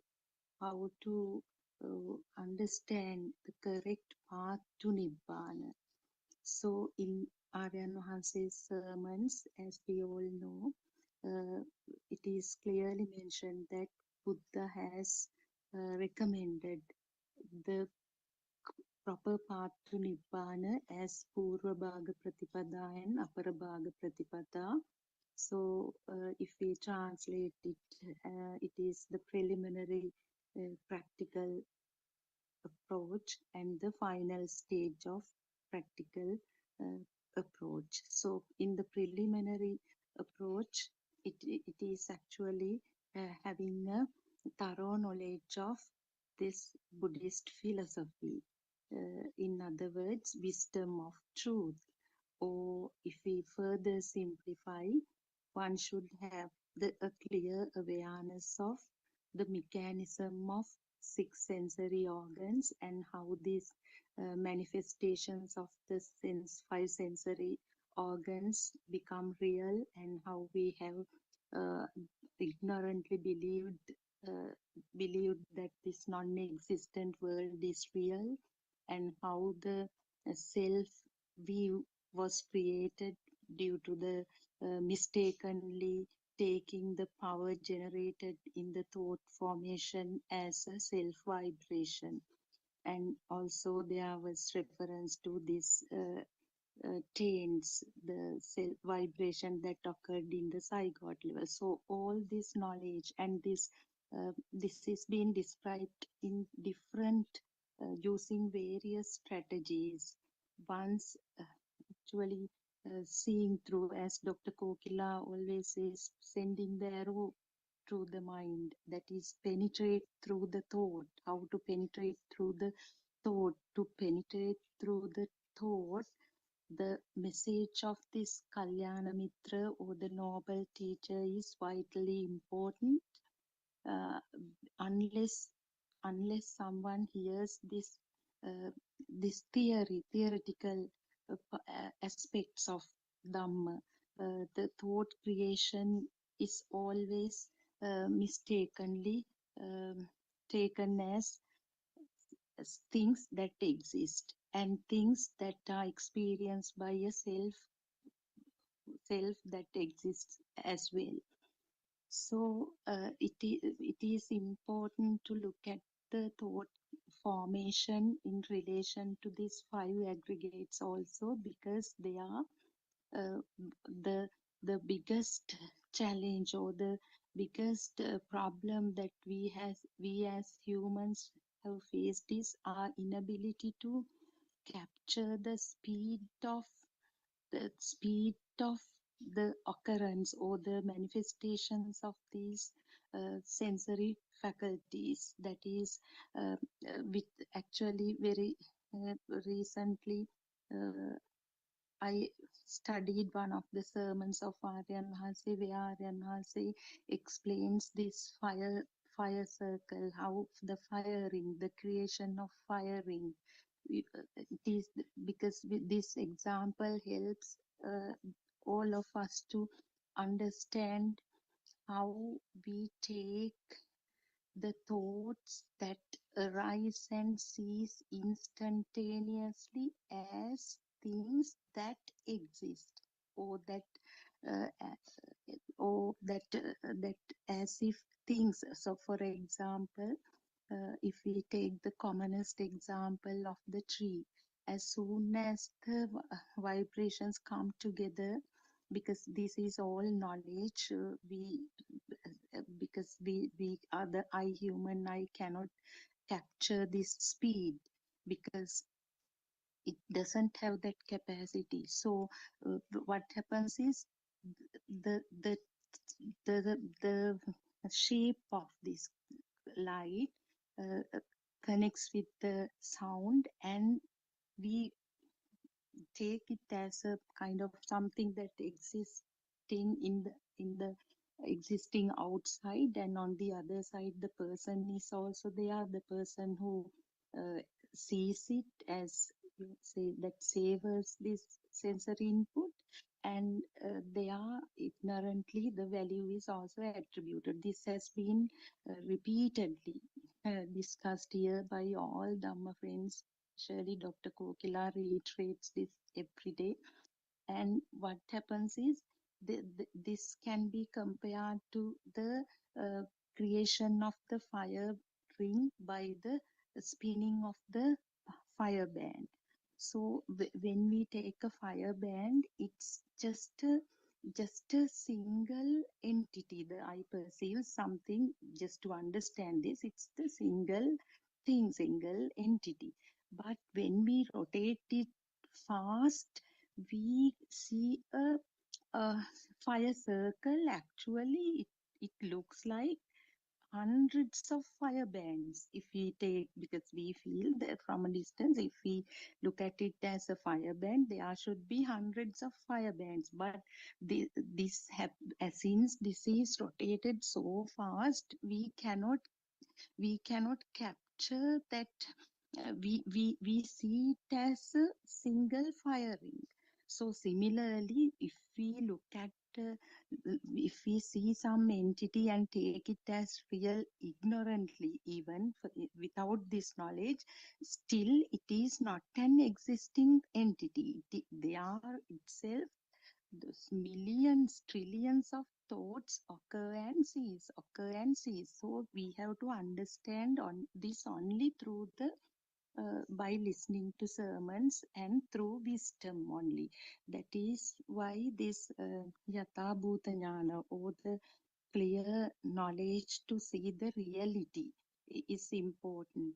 And then basically I was just elaborating on this preliminary stage of practical approach. When one gets a thorough understanding of thought creation and the self view and this attribution of value and so on, then the final stage of practical approach is being presented or introduced by Aryan Wahanse, paying special attention to this, actually to lead someone to liberate from the thought and this entire kind of misbelief, or actually to see the to understand the strategies behind this magic, how we have started to believe that something illusionary as if something existing and real. So practical approach is also for the to facilitate the beginners is introduced in 4 stages. I think Dr. Kokila and these Dhamma friends will further elaborate on this, and please correct if there are things to be corrected in the introduction. So let's discuss. Teruvan Saranai, Dr. Kokila and all Dhamma friends. Therun Saranai, we'll pay homage to Aryan Wahanse. Yeah, so we have been discussing this now. Kind of, we discuss this every day, and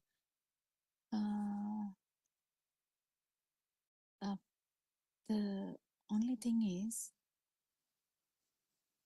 if you are in a thought,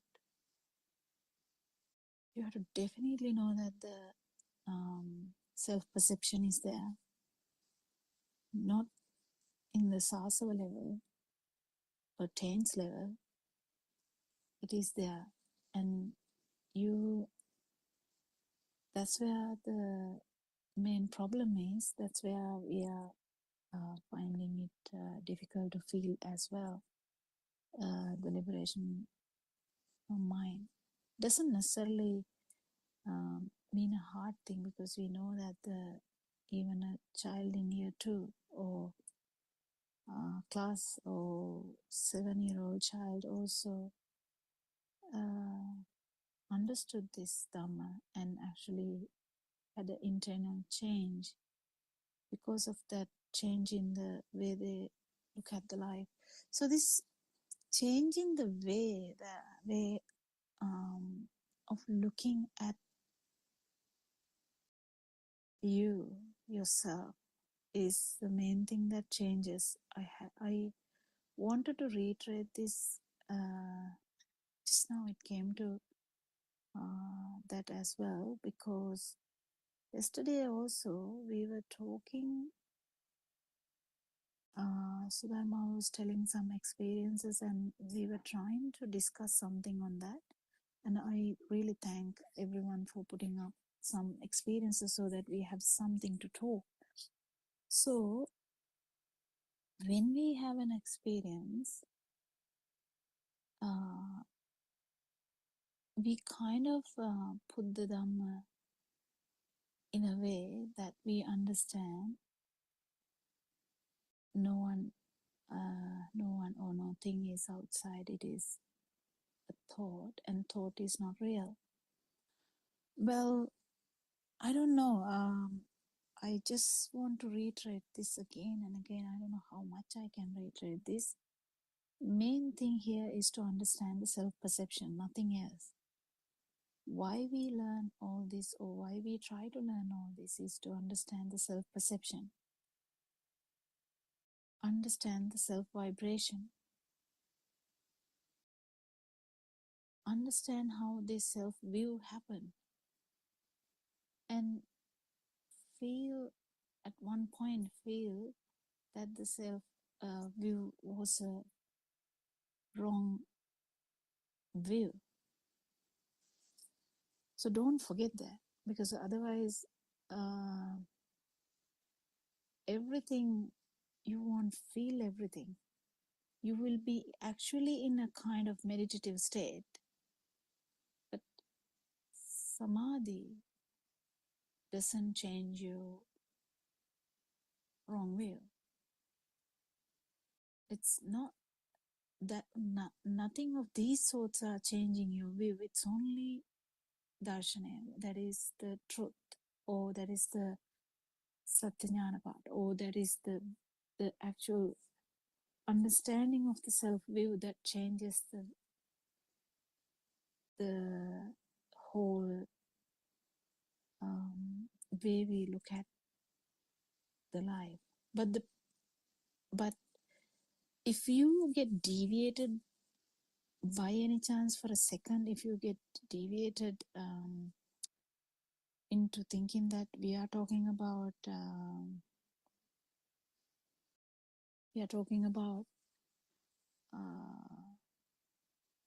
things or people,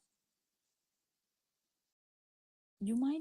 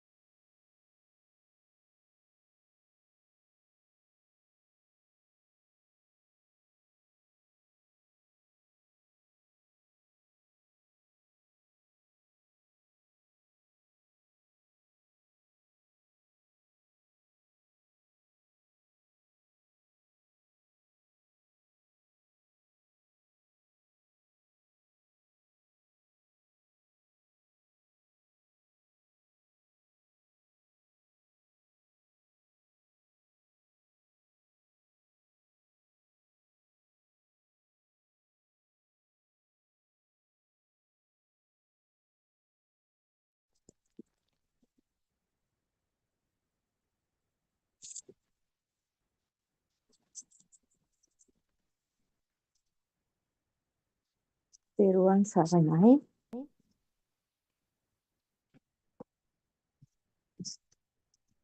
I worship Triple Them respectfully. I also pay homage at the feet of our Kalyana Mitra, Buddothpado Aryan Vahanse, the great sage of our time. May Aryan Vahanse live long to spread this Dhamma, the ultimate truth of this humanity, through every corner of this planet Earth to end the suffering of all human beings. Theruvan Saranai Dhamma friends. I am presenting now the true Buddhist philosophy Lord Buddha revealed 2600 years ago and again fully awakened by Buddothpado Aryan Vahanse, showing a clear and steady path to overcome the sansaric journey, the cycle of rebirth and death created in the human mind, and to feel the super awakening to the moment.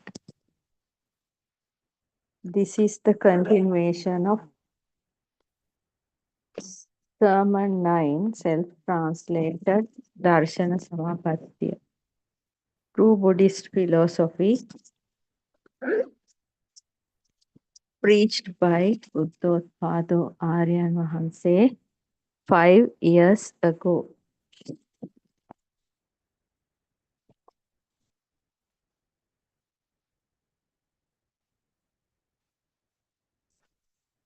People think there is somebody in this body. People think the mind is ours, but you are not in the body. You can't understand this. It is difficult. How can we believe it? If deceived, tricked, fooled by the illusion is there. You can't feel it. Dhamma means the nature. At last, you are coming to the nature. That means you are becoming the nature if you realize this true Dhamma. But as you all know, as you may aware, from the date of birth, almost all the human beings are living deceived by the illusion, tricked, fooled by the illusion. Because there are a lot of wrong views in this society, in human society, among each and every human beings, each and every country. Lot of thousands of millions of wrong views. All those wrong views are feeding to the babies from the childhood. Then the baby become a man or a woman. Those wrong views are they are living according to those wrong views.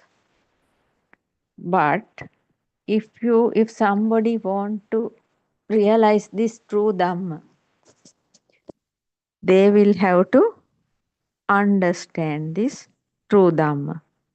Though there are people who are living without searching the truth of humanity and this suffering, but always, all the time, from the past to the up to now, there are some kind of people who are always trying to come out from this sansaric journey, because they know through their day-to-day experiences, they know there is something wrong with this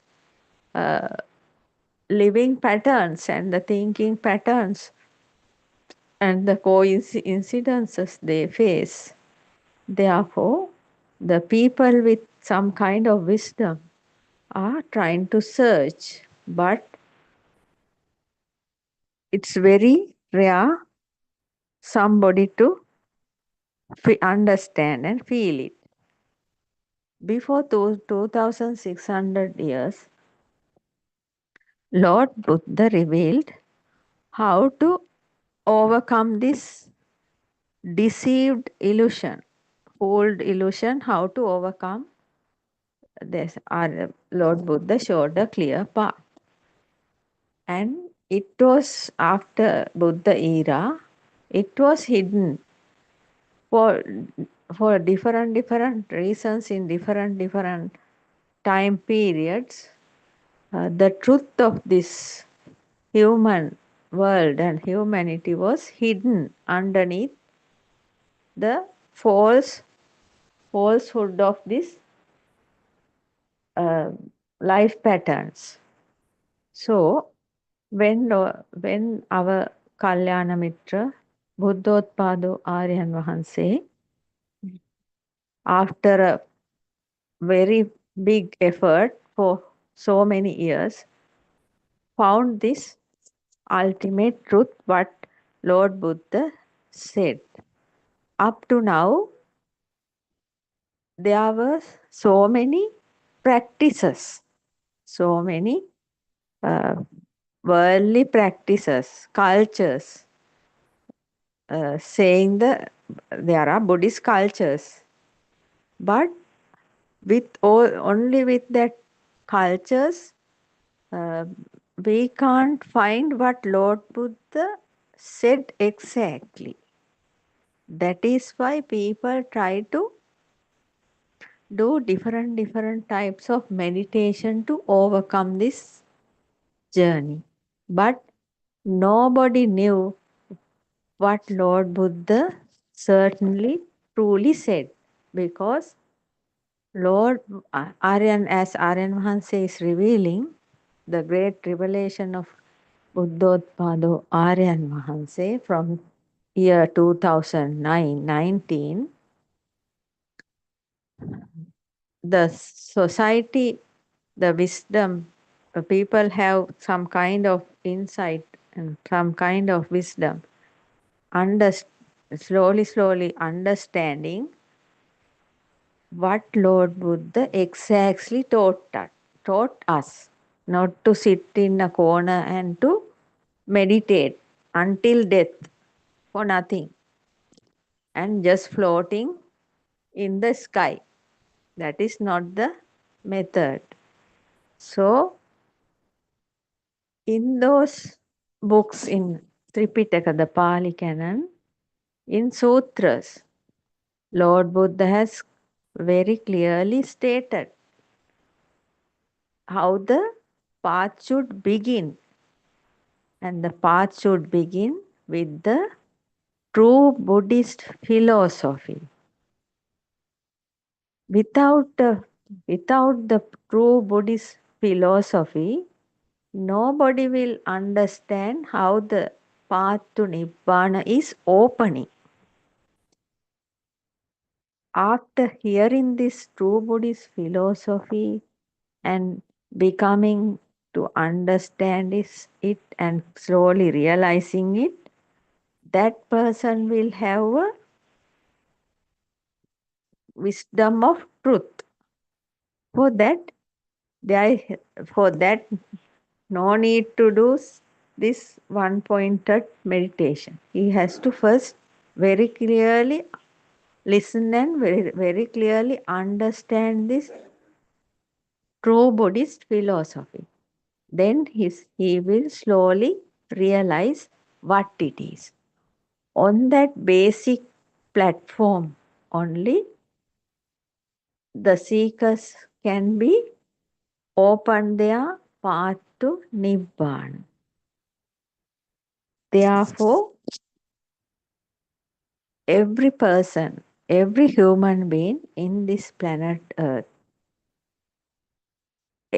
in any religion they practice, doesn't matter. In any country they live, doesn't matter. In any kind of views they are, it also doesn't matter.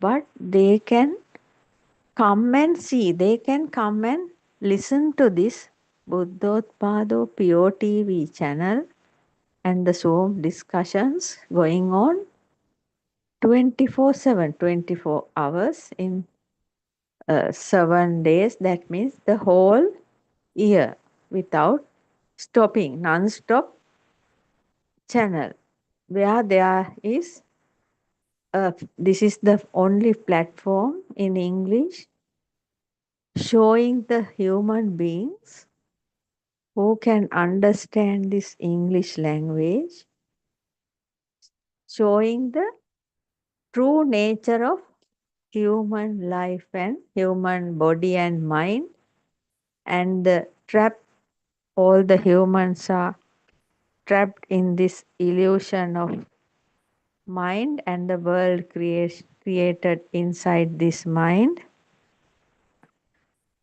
and how to overcome that. Therefore, though the people are thinking, when understanding this true Buddhist philosophy, one will clearly know this body is just a kind of a machine, a robot machine, where there are 6 sense faculties, and the perceptions coming through 6 sense faculties are creating the world inside the mind as names and forms and thoughts and consciousness, like that. And the consciousness level, there is a big power. Perceptions are also having power. Names and forms having power. And combining of names and forms, the thoughts are also having some kind of power. Then the mind power transforming to thoughts are transforming to consciousness level, and it has some big power in this consciousness level. And that is how the life cycle begins, because thought processes are happening means life cycle is happening. Therefore, if somebody can listen to this Buddothpado PeoTV channel from any corner of this earth, from the North Pole to South Pole, or the west to east, anybody who listen to this channel and I understand, they will understand what is happening actually in this body and mind. And there is no self in it. Created self is the thing, reason for giving sufferings. So, if deceived, tricked, fooled by the illusion is there, anybody, a seeker can't feel this truth, true realization, true nature of Dhamma. Dhamma means the nature, because we are a part of the nature.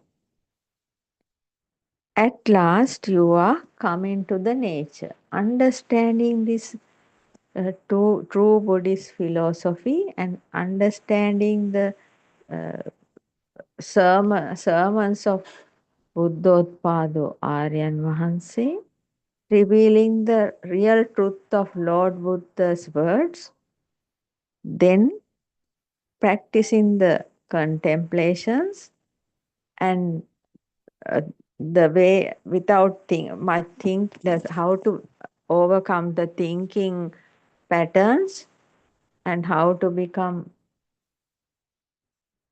understanding this true nature in the life cycle, and understanding the all objectives and perceptions around us, then this seeker will naturally become the nature, because according to the self view, self perception, that is the main reason for us to divide from this nature. Dividing from the nature means suffering starts. So if we are listening to this true Buddhist philosophy and true path to Nibbana, the truth Dhamma, revelation of Buddothpado Aryan Vahanse, anybody from this planet Earth can overcome the sufferings and be the nature. That means can become the nature, because understanding there is no self here. Then the self view and self perception, everything will slowly go away, slowly redeem.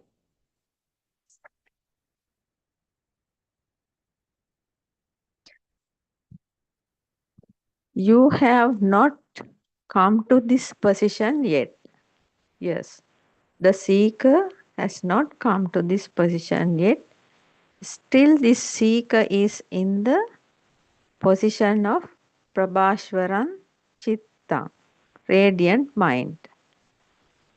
Once the seeker is traveling through this path according to Aryan Vahanse's roadmap, and that means the very clear path, then the radiant mind, redeemed from the soulful thoughts, redeemed from the human realm, and the seeker will be reaching the pure soul.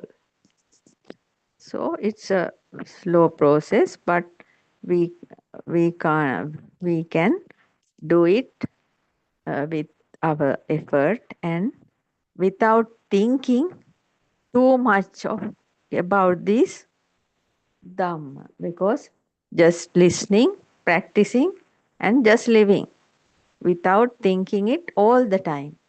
Too much of thinking will be a trouble to become the true nature. That means thinking and feeling, there are two sides in this body, and thinking is the feeling side only open in the path to Nibbana, because all the insight, all the wisdom are appearing through feelings, feel side. Thinking is not helping for this understanding this Dhamma. First of all, we just started, when we start to listen, we just listen and thinking and understanding. Then we have to slowly come out from the thinking patterns. Then we will be able to see the mind, but without clinging with the thoughts. Then this seeker will come to the radiant mind, redeemed from all the human realms, and become a pure soul. Because there are no people there, but there are actions. In this pure soul level, there are no self. There is no self, there are no people, but there are activities. Eating is an activity. Drinking water is an activity. When we think about a tree is also eating foods and drinking water. Also, tree is breathing. As we all know, tree is breathing carbon dioxide and removing oxygen. We are breathing oxygen and removing carbon dioxide. Tree is eating foods and drinking water, and also tree is doing the photosynthesis for preparation of food inside the tree. If water is not there, tree will be wilting, because like for us, trees are also needed water very much. Without water, trees are fading and withering. If you are not giving water to your body will be wilting. This is the activity process. Human body, there are activities. Also, the tree is also having a kind of activities according to that tree. Still, you are imposing your mind there, thinking there is a soul self. Still, the seeker is thinking a self is there, a soul is there. But the tree is not imposing a soul. Yes. We are eating, we are breathing, we are drinking water, and we are doing activities, and we think there is a soul in us. But the tree also getting water from the earth and uh, doing photosynthesis and preparation of foods and distributing foods and things like that, because tree is alive and it is growing and giving us fruits, though, but the tree is not imposing a soul self. That is the difference between a human being and a tree. In the way of your thinking, the tree might as well have a soul, because we think we have a soul. So in the way of our thinking, tree should also have a soul. If you are imposing a soul for your body, then you might as well impose a soul to the tree. Who made the mistake? That means that we can now sense there is a error in the way of thinking. We can now sense it. Who made the mistake? You or the creator up there? Who made the mistake? You or the creator God? The ultimate truth of this world. We have to find out. Yes, while living is in this planet Earth, a very short time period, not more than 100 years. Very rarely one can live 110 years. It's also very rare. So 100 years is not very long period. Coming into this human realm and living here in a lifespan of 100 years or bit less than that or a bit more than that, we have to find out the ultimate truth and the nature. That is the greatest duty of a human being. Nowadays, people are thinking, eating, doing fashions, and having pleasure, going here and there, and that's it. They think that is life. So, no, that is not the life. That should not be a life for a human being, because during their rat race, they used to face very dangerous and very pathetic and very suffering situations. So, they must always think how to understand the ultimate truth for realizing the life and live a happy life on this earth. Then you will be reaching the immortality. This is happening in this lifetime. Yes. Nature is sending human beings to this human realm to be immortal by understanding the ultimate truth, not depending on somebody up there to do this and that, asking this and that. No, that is not the way. Human beings should have the courage and the effort to understand the true nature of humanity, the ultimate truth in this world before leaving this. After leaving, we don't know where we are going. We can't say the person up there is taking, if they think there is a person up there, but there is nobody there. We don't know what will happen. So before leaving the body, we should try and understand the ultimate truth. That is the first and foremost duty of a human being came to this human realm. When you understand that, you will be reaching the pure soul. When you understanding that, you will be reaching the pure soul, where the place redeemed from mind impurities.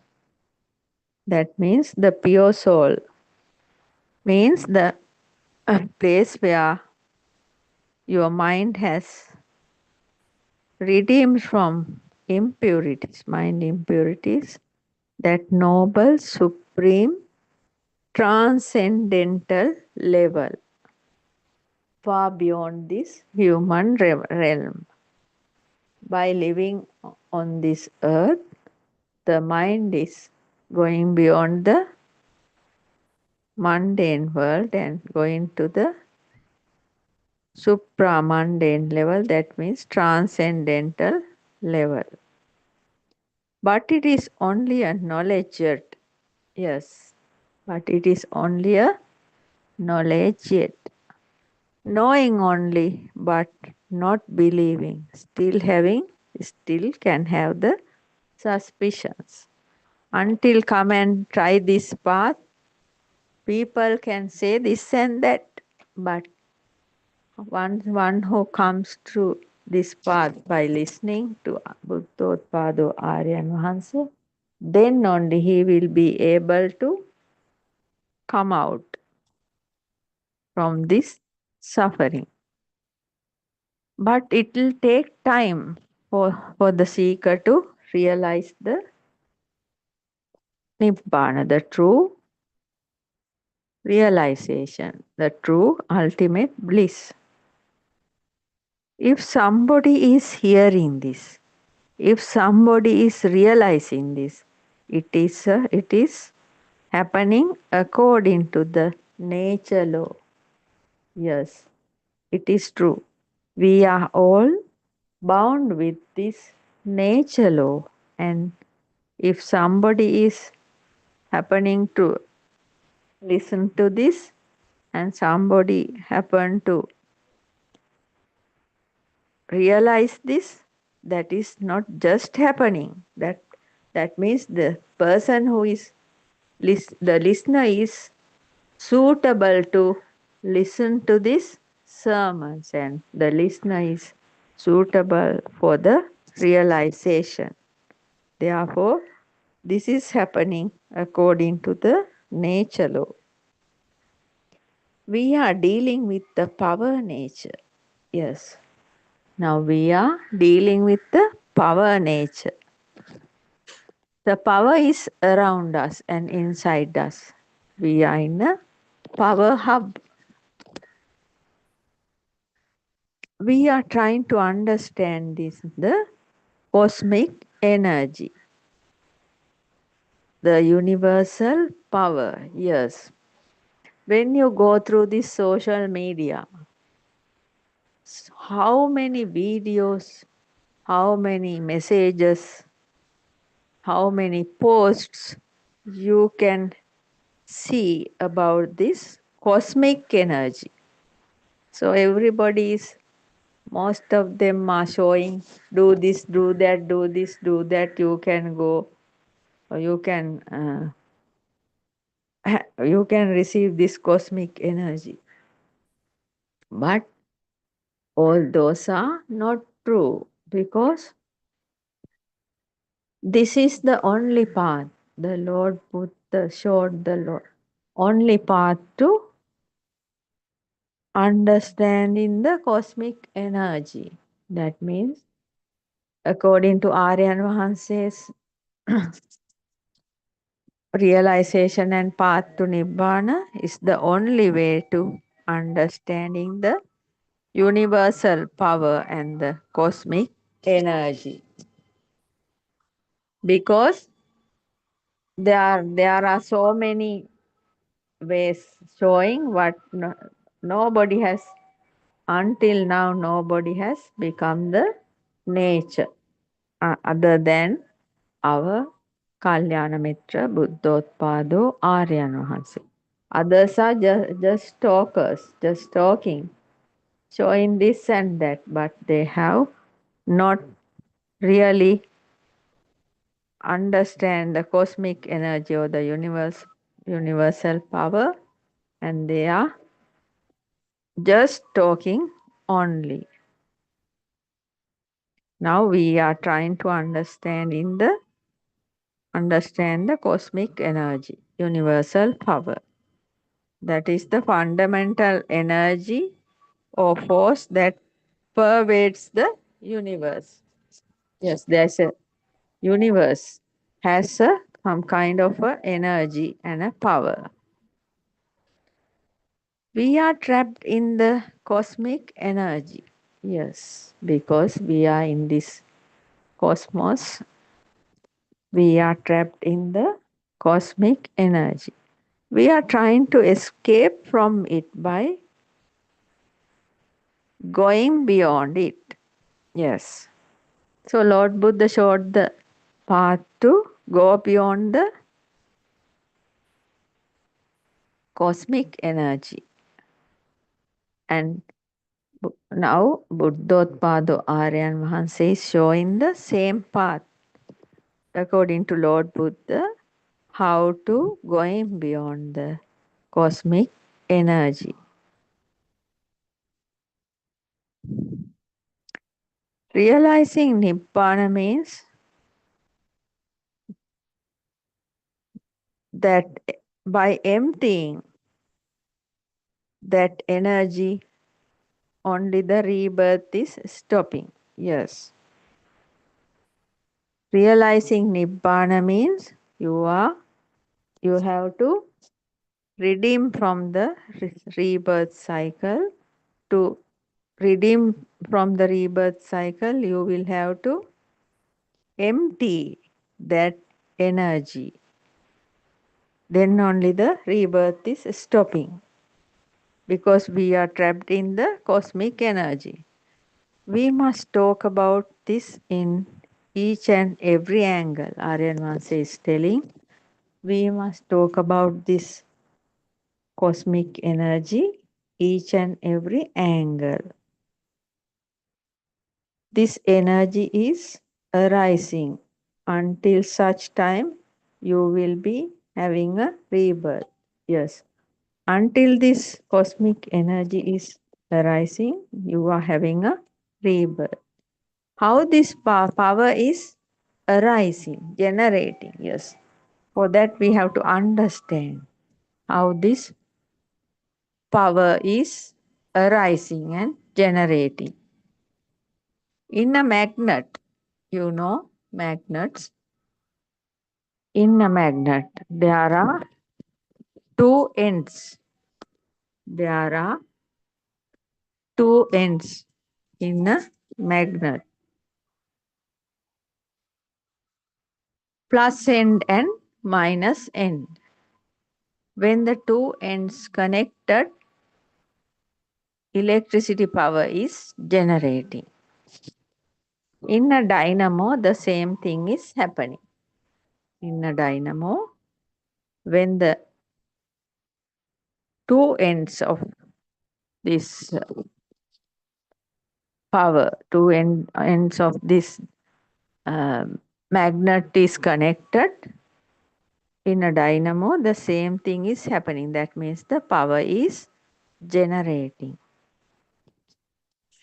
In this same way, the thought process and the consciousness power is arising.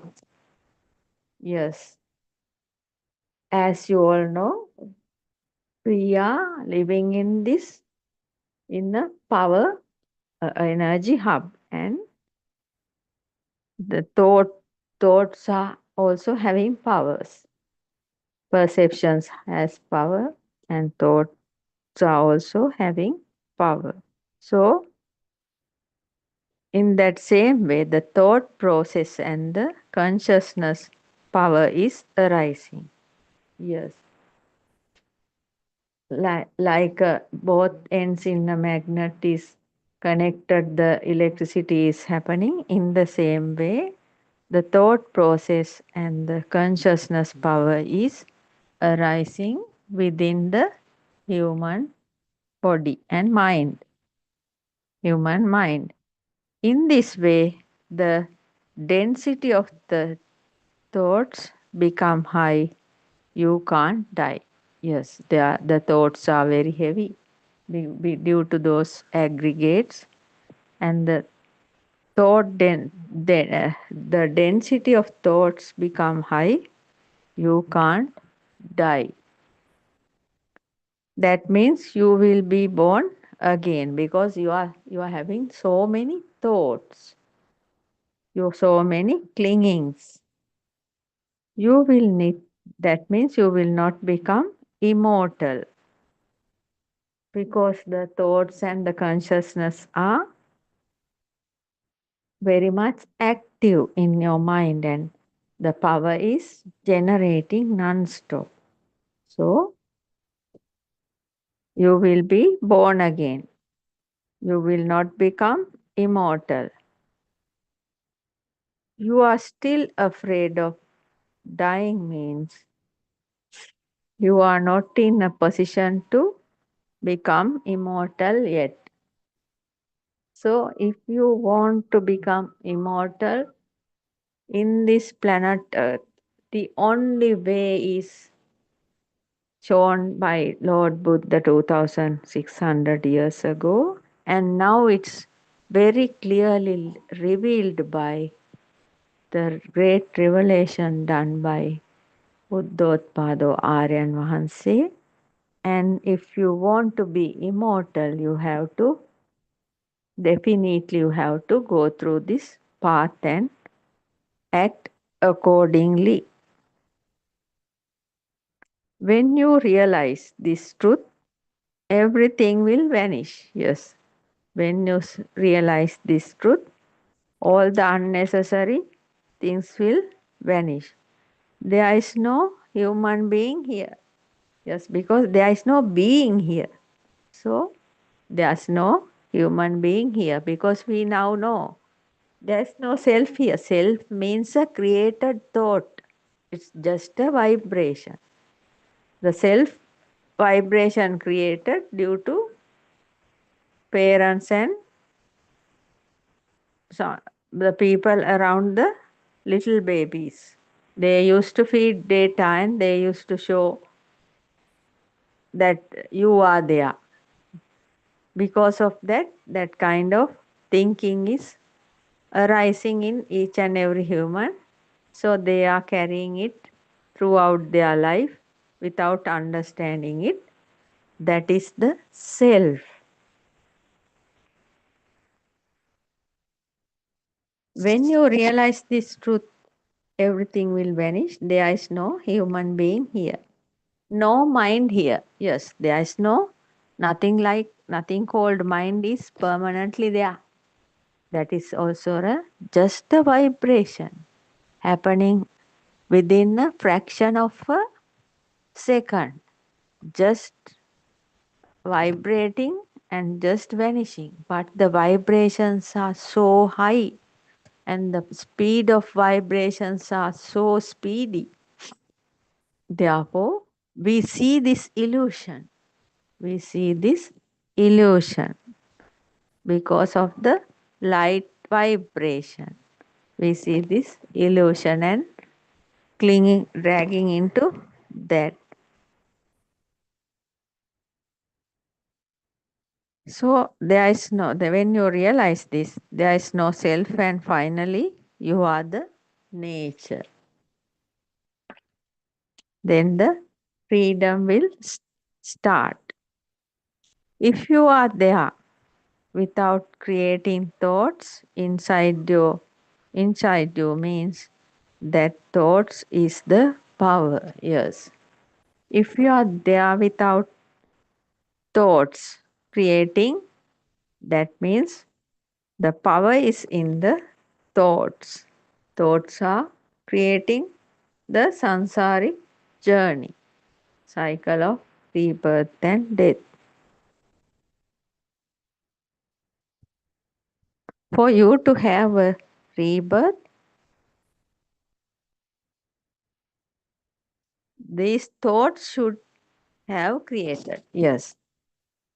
If there is, that means thought process is there, it's there, but if you are not going to handle that, that means not going to clinging into the thought process, that means that is the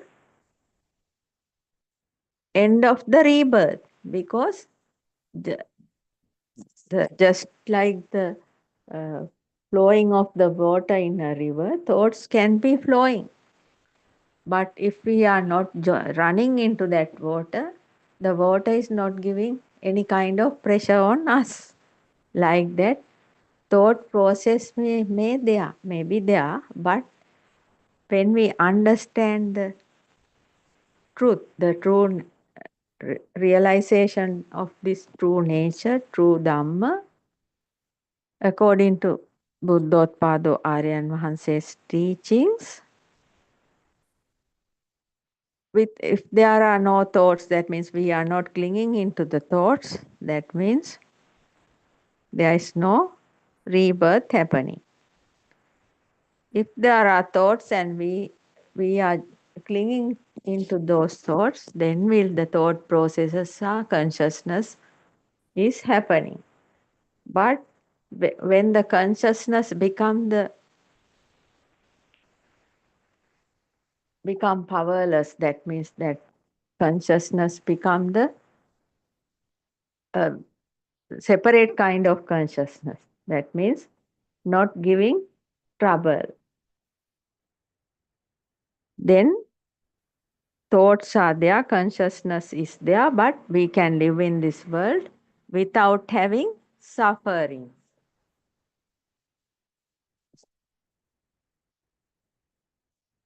This thought power is not creating, means that is a realized person. That means inside the realized seeker's mind, this thought power is not creating. Thoughts are there without power. They are just passing away. Then this kind of seeker is only becoming immortal. He has no self, and he is completely become the nature. Until such time, that will never happen. Yes. This has to be realized with insights, wisdom. That is not knowledge or consciousness. Consciousness means mind and thoughts. Consciousness occurs due to the bonding of names and forms. Consciousness means thoughts. You are thinking. That means thinking without the end. That means thinking is the reason for creating this sansaric journey. You are still in the consciousness. Still you are thinking. If the seeker is still in the consciousness and still thinking, It may be this way, that way, like that is thinking. Then thinking is started in the mind. The consciousness is like a storyteller, showing this and that, different kinds of perceptions, different kinds of names and forms. The consciousness is showing and telling this and that without an end, like a person inside talking without ending, like at that position is called doubt. That position has doubt and uncertainty, suspicion, because of these thought patterns. All these are thoughts. If somebody is with full of thoughts, can't reach the nibbana, not becoming immortal, not becoming the pure soul. Nature has no thoughts. Yes, nature has no thoughts. Coming to this position will take time. Yes. The seekers who are in the path to Nibbana and the listeners who are listening to this Pure TV, Buddothpado Pure TV channel can listen very patiently and in a relaxing way. They can listen. Coming to this position will take time. So no, there's no problem, because while listening this Dhamma through this Buddothpada POTV, the listeners will become very, uh, that means they will slowly redeem from suffering, because they will become some kind of relaxation, because they are listening the true reality of nature and the human beings and the world and the mind. They will become naturally relaxed. But to get to the final position, the ultimate bliss, come to this position will take some time. That doesn't matter. This is a slow path. This is not a marathon like thing. This is a very slow path. Slowly redeeming from suffering and the heaviness of thoughts, anxiety, depression. Those that kind of illnesses are happening due to heavy thoughts, heaviness of thoughts. So the only way to overcome this kind of mental problems and overcome the suffering, the only way is to understand the Dhamma, the true Dhamma. Dhamma is in the social media. There are more than million Dhamma talks, but without having the proper realization, if somebody preached thousands of Dhamma, useless, because nobody can understand or realize or relax from those Dhamma videos, because the guru, the person, the teacher who is teaching it, Dhamma, if he is not realized this ultimate truth of Nibbana, they are just talks only, because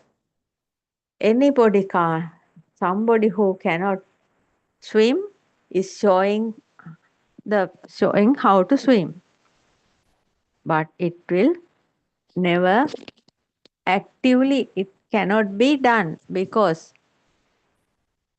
if the person has not reached the ultimate bliss, and talking about ultimate bliss is useless, because first he has to reach there and he has to show the human society.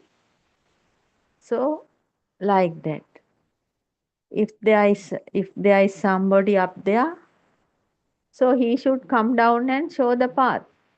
Just thinking there is somebody there and uh, just following is also a useless thing.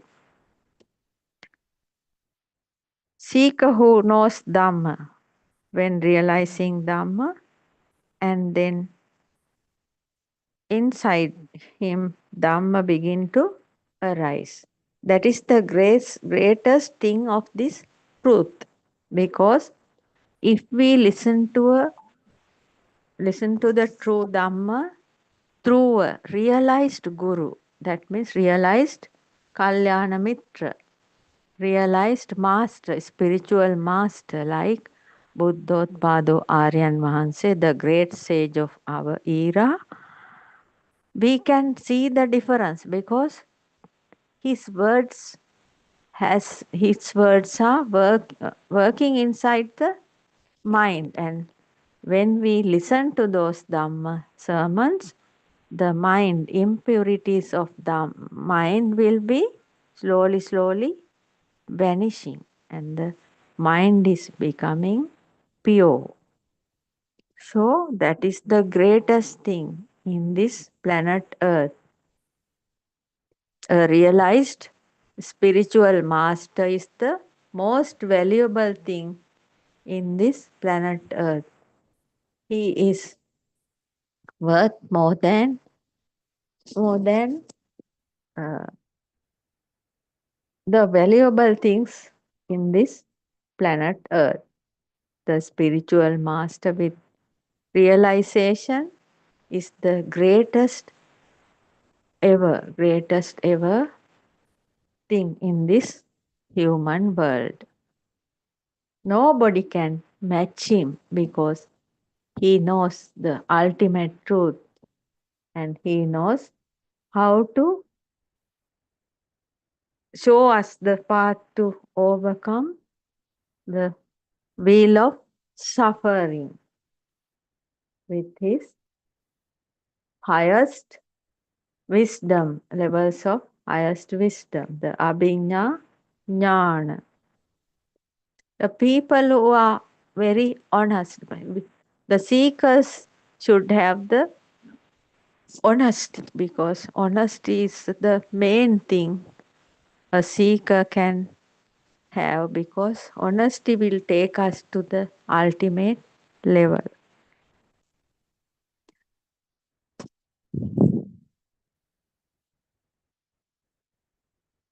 This thought power is not creating means that is a realized person, realized master. He only becoming immortal. He has no self. Completely become the nature.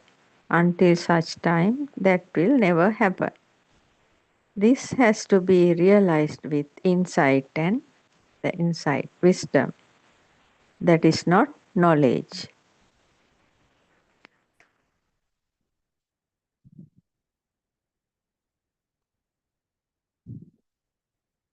Coming to this position will take time. Seeker who knows Dhamma when realizing Dhamma, and then inside of him Dhamma will be arising. Within him, wisdom, insight is arising. And then he will try to match each and every objective thoughts. Then the doubts and suspicions will slowly melt down. Therefore, you becoming immortal, going towards pure soul. In that you will have the radiant mind.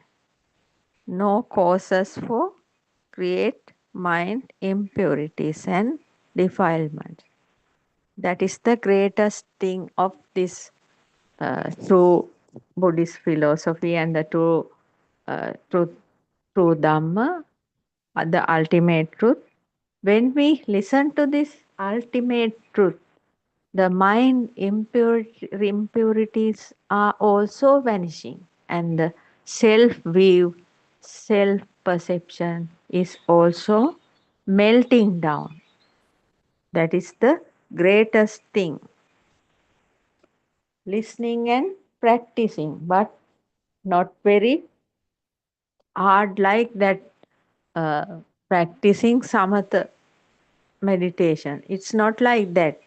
They are meditating to death, but nobody will realize the ultimate truth.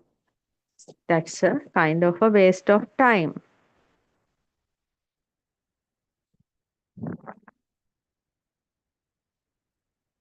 The defilements and the impurities are just vanishing, and the self view and self perception is also melting down. That means day by day we are becoming very relaxed, and our bodies and minds are becoming very relaxed after listening to this true Dhamma realized by Buddothpado Aryan Mahanse.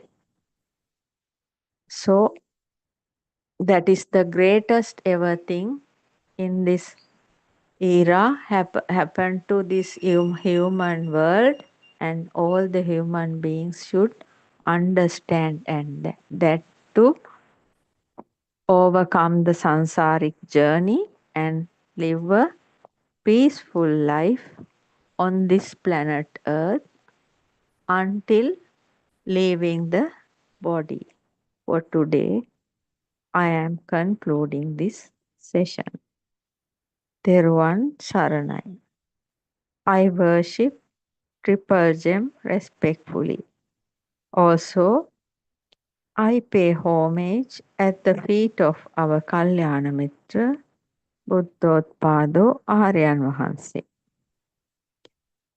the greatest sage of our time, came to earth to serve human beings, the whole humanity, to overcome the wheel of suffering. May Aryan Vahanse live long to spread this Dhamma through every corner of the planet Earth to end the suffering of all human beings. Theruvan Saranai, Dhamma friends.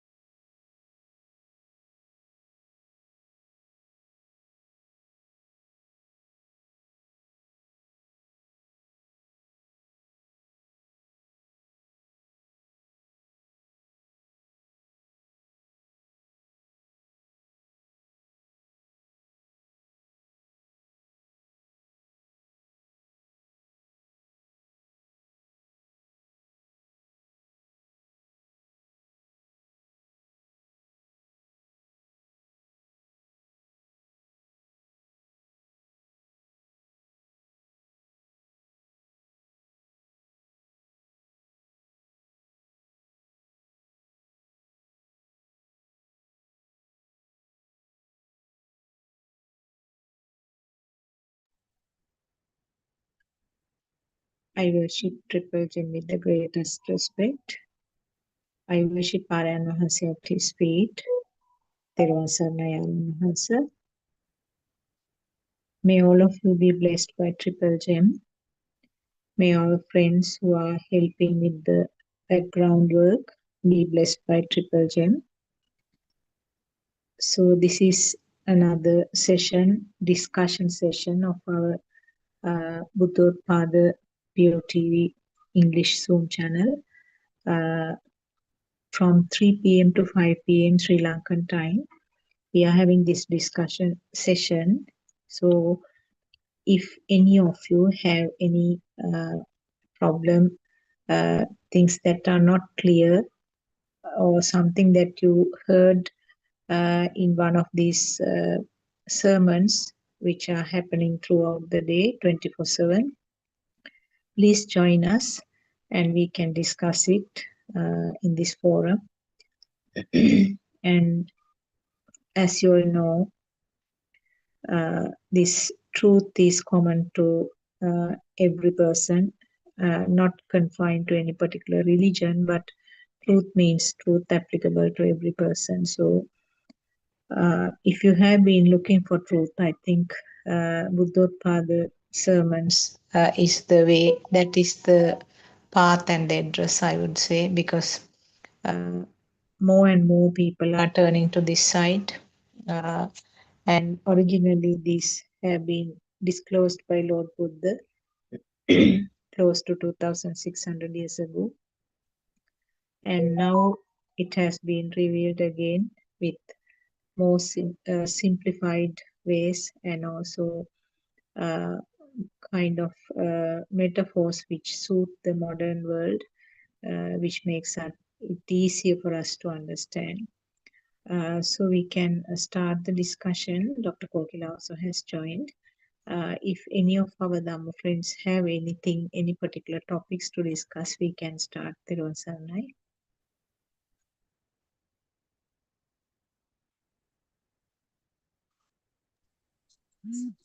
Therwan Saranai, Doctor. Therwan Saranai. This is about the last night's Savarpikam Andoranaatmaka Deshana. Again, Aryan Wahanse talked about this self-view, self-perception arising within daily life experiences, habits and characteristics. And a lady said that she is having some kind of aversion, dislike. And another lady told that she is having some kind of hiding herself, self nature to the others. Power of self should be vanished, and we must feel it with our wisdom. Aryan Wahanse said, knowledge of destruction of defilements. So you can talk something about that Doctor Therwan Saranai. Yeah, Therwan Saranai. Yeah, I will start in some way that I can sort of remember. Yes, Aryan Wahanse said that habits, he talked about the habits also, because those things actually we more or less discussed last few days as well. The habits are kind of self itself. I mean, it is the self perception, I would say, or maybe self weeds also. In both categories, I think there could be some habits coming under those two categories. Habits,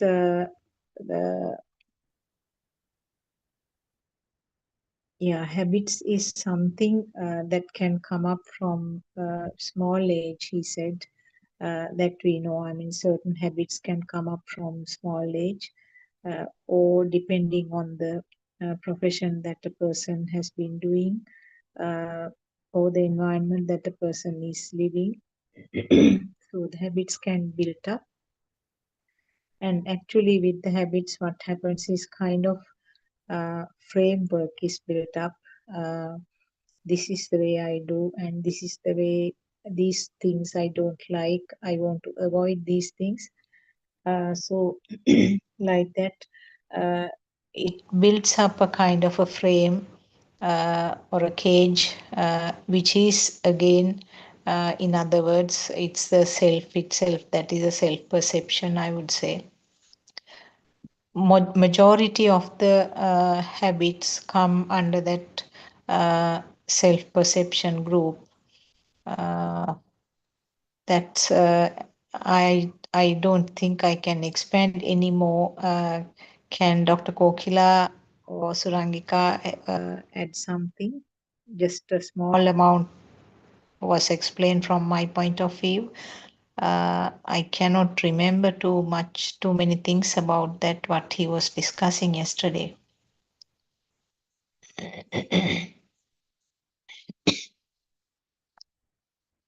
I don't know whether Dr. Kokila could listen to that yesterday. I actually listened, but I can't now remember much about the. Yeah, I also can't remember specific things that he mentioned in that. We'll ask Surangika maybe. No, I can't remember either actually.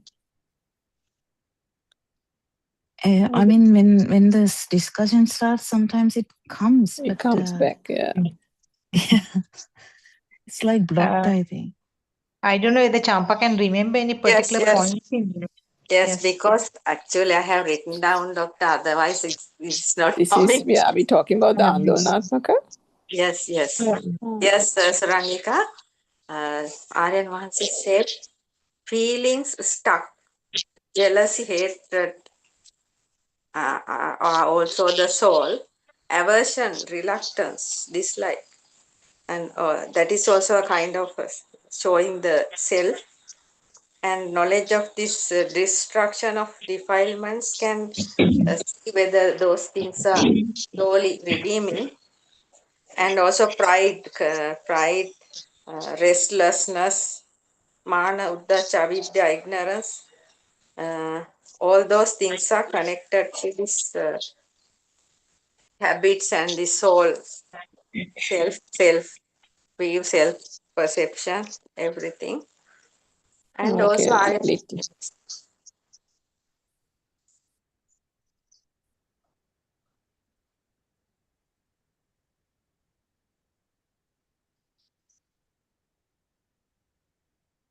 sorry, Champa.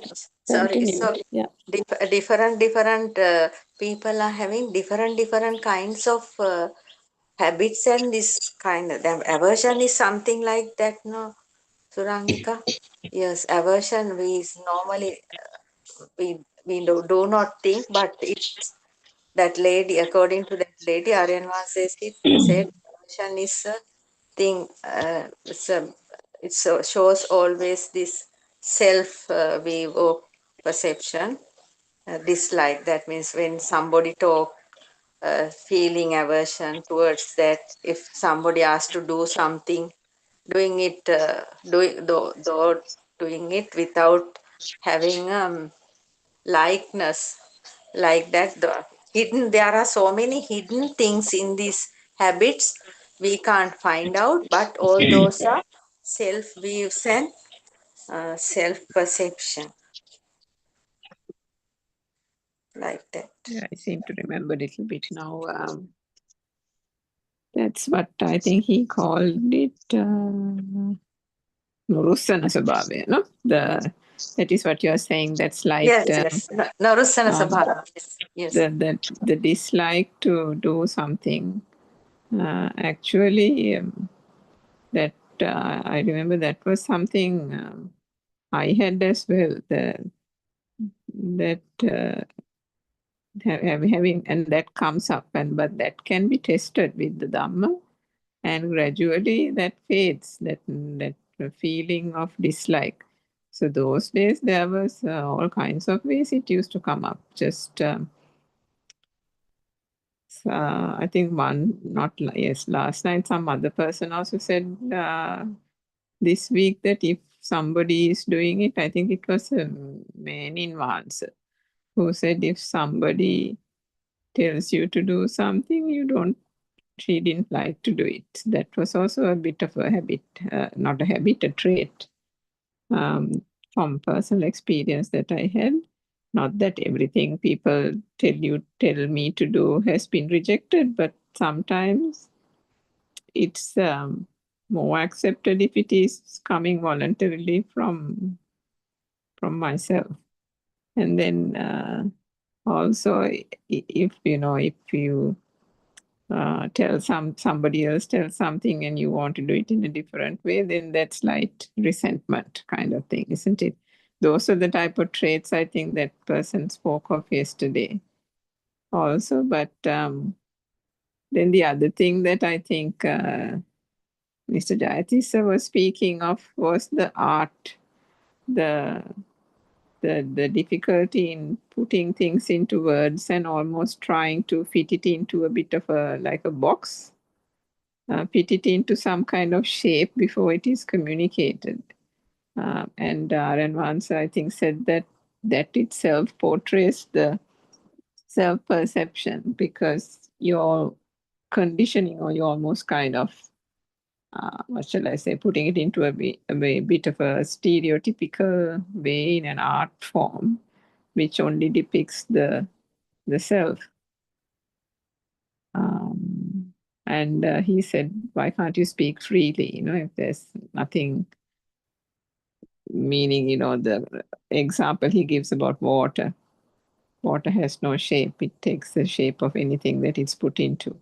So the one without the self-view can be free in that way. And that means the communication is also simple and not complex and not made up and not artificial.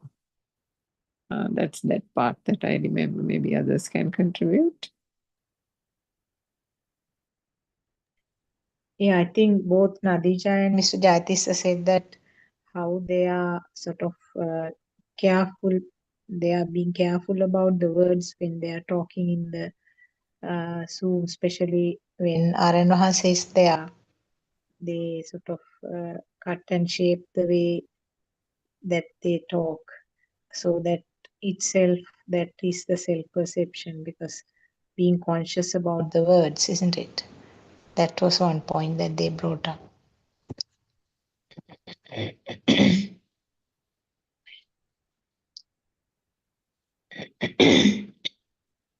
Sorry.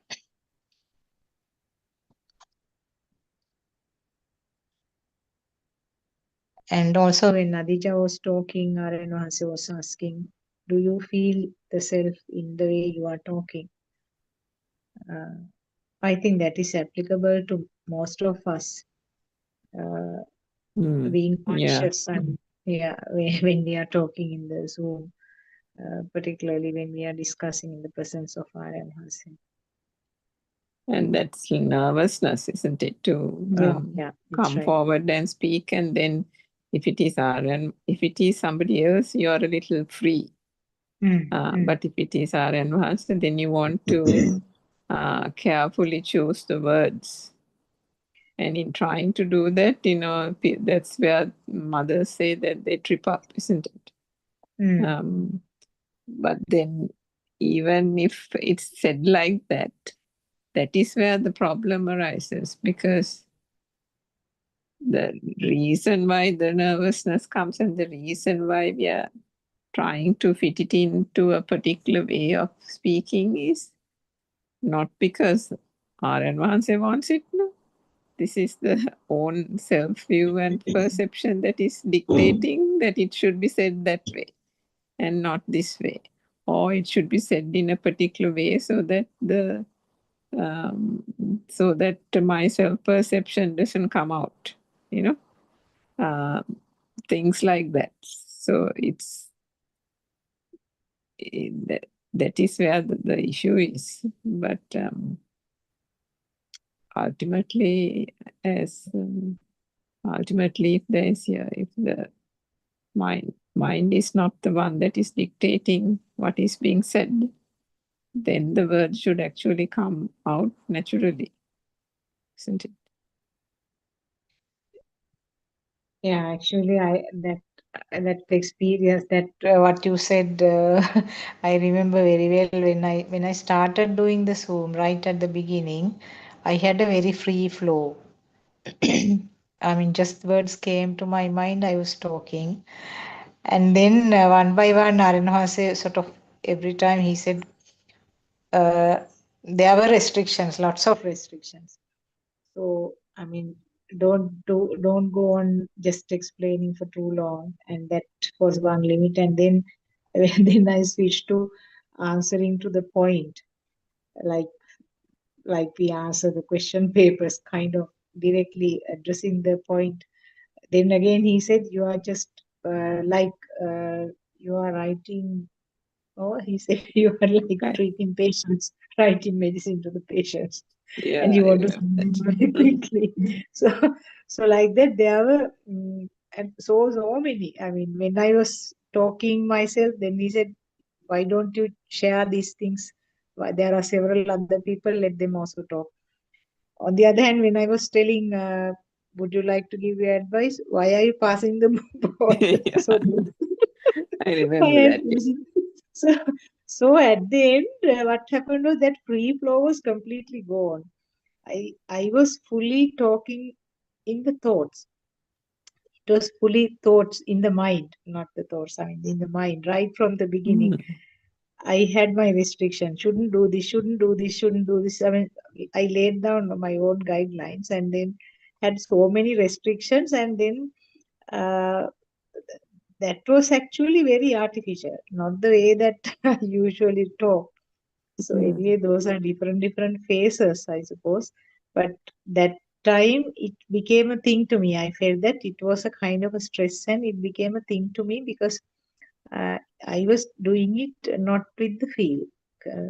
Continuously, I was kind of having cage for me, and then I tried to be within that limits.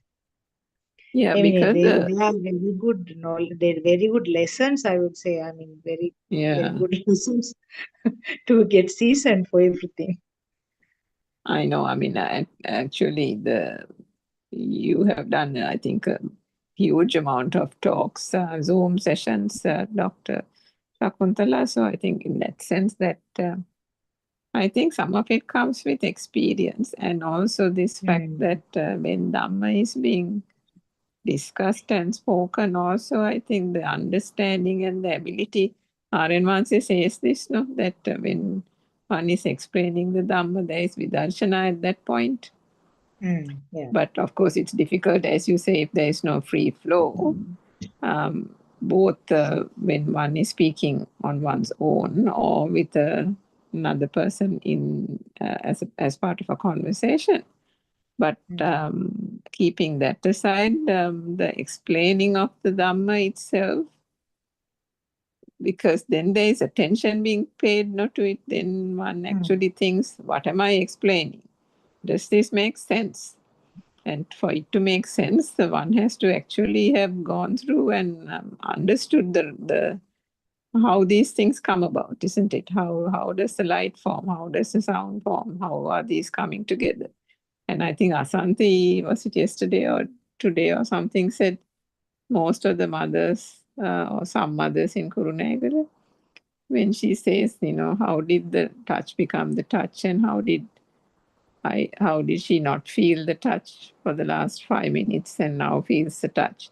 And when she asks such basic questions, those mothers have actually not contemplated it, which is quite surprising, because each one, as Aryan Mansa says, has to embark on the experimentation, isn't it? Each one has to go out there and put it onto things and see, how did the light become the light? How did the chair become the chair? And, if I close my eyes, do I see anything? And then how does a blind person see? And doesn't the blind person have a self-view? Then how come without the sight, the self-view came? How did the perception arise? So there must be some kind of experimentation on one's own. Otherwise, you can't wait for Dhamma to be handed down on a platter. No, it doesn't work that way. And that's why the Buddha said, no, ehipassiko and sanditthiko. So, I mean, it's something that all of us have to practice actually. At least at the beginning, that part has to be really done. But I think today he was saying that, Dr. Kokila, maybe you can elaborate on this. This is, I remembered you also. I don't know whether it was this morning's one or an old clip where he said one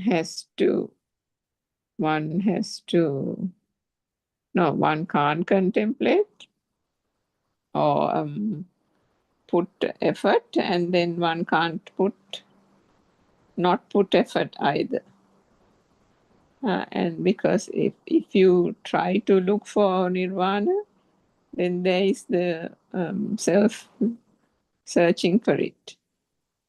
And then if you don't search for it or apply effort, then that won't bring you closer to the non-vibration either.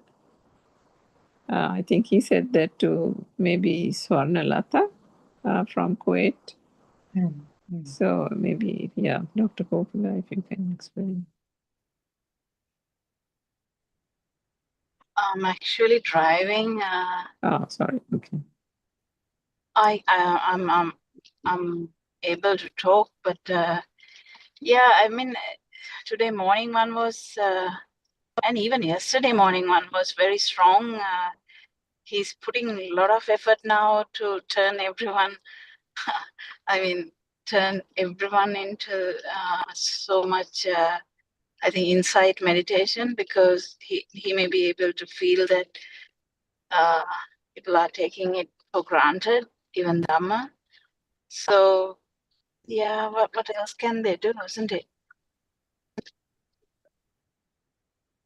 There's a call also. I will just.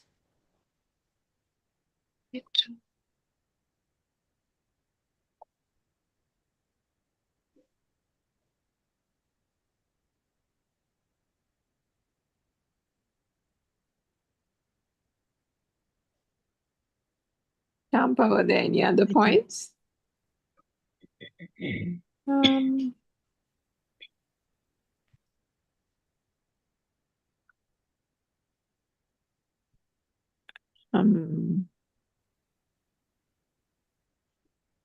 I think Dr. Can you hear me, Kokila Dr. Sakuntala? So yeah, I think there was... I can hear you, but I can't hear Dr. Kokila. Probably she may not be talking, or the signal problem is there. Oh yeah, maybe the signal problem actually, that's true. Dr. Kokila, we can't seem to hear you. Maybe you're in a bad coverage spot. Yeah.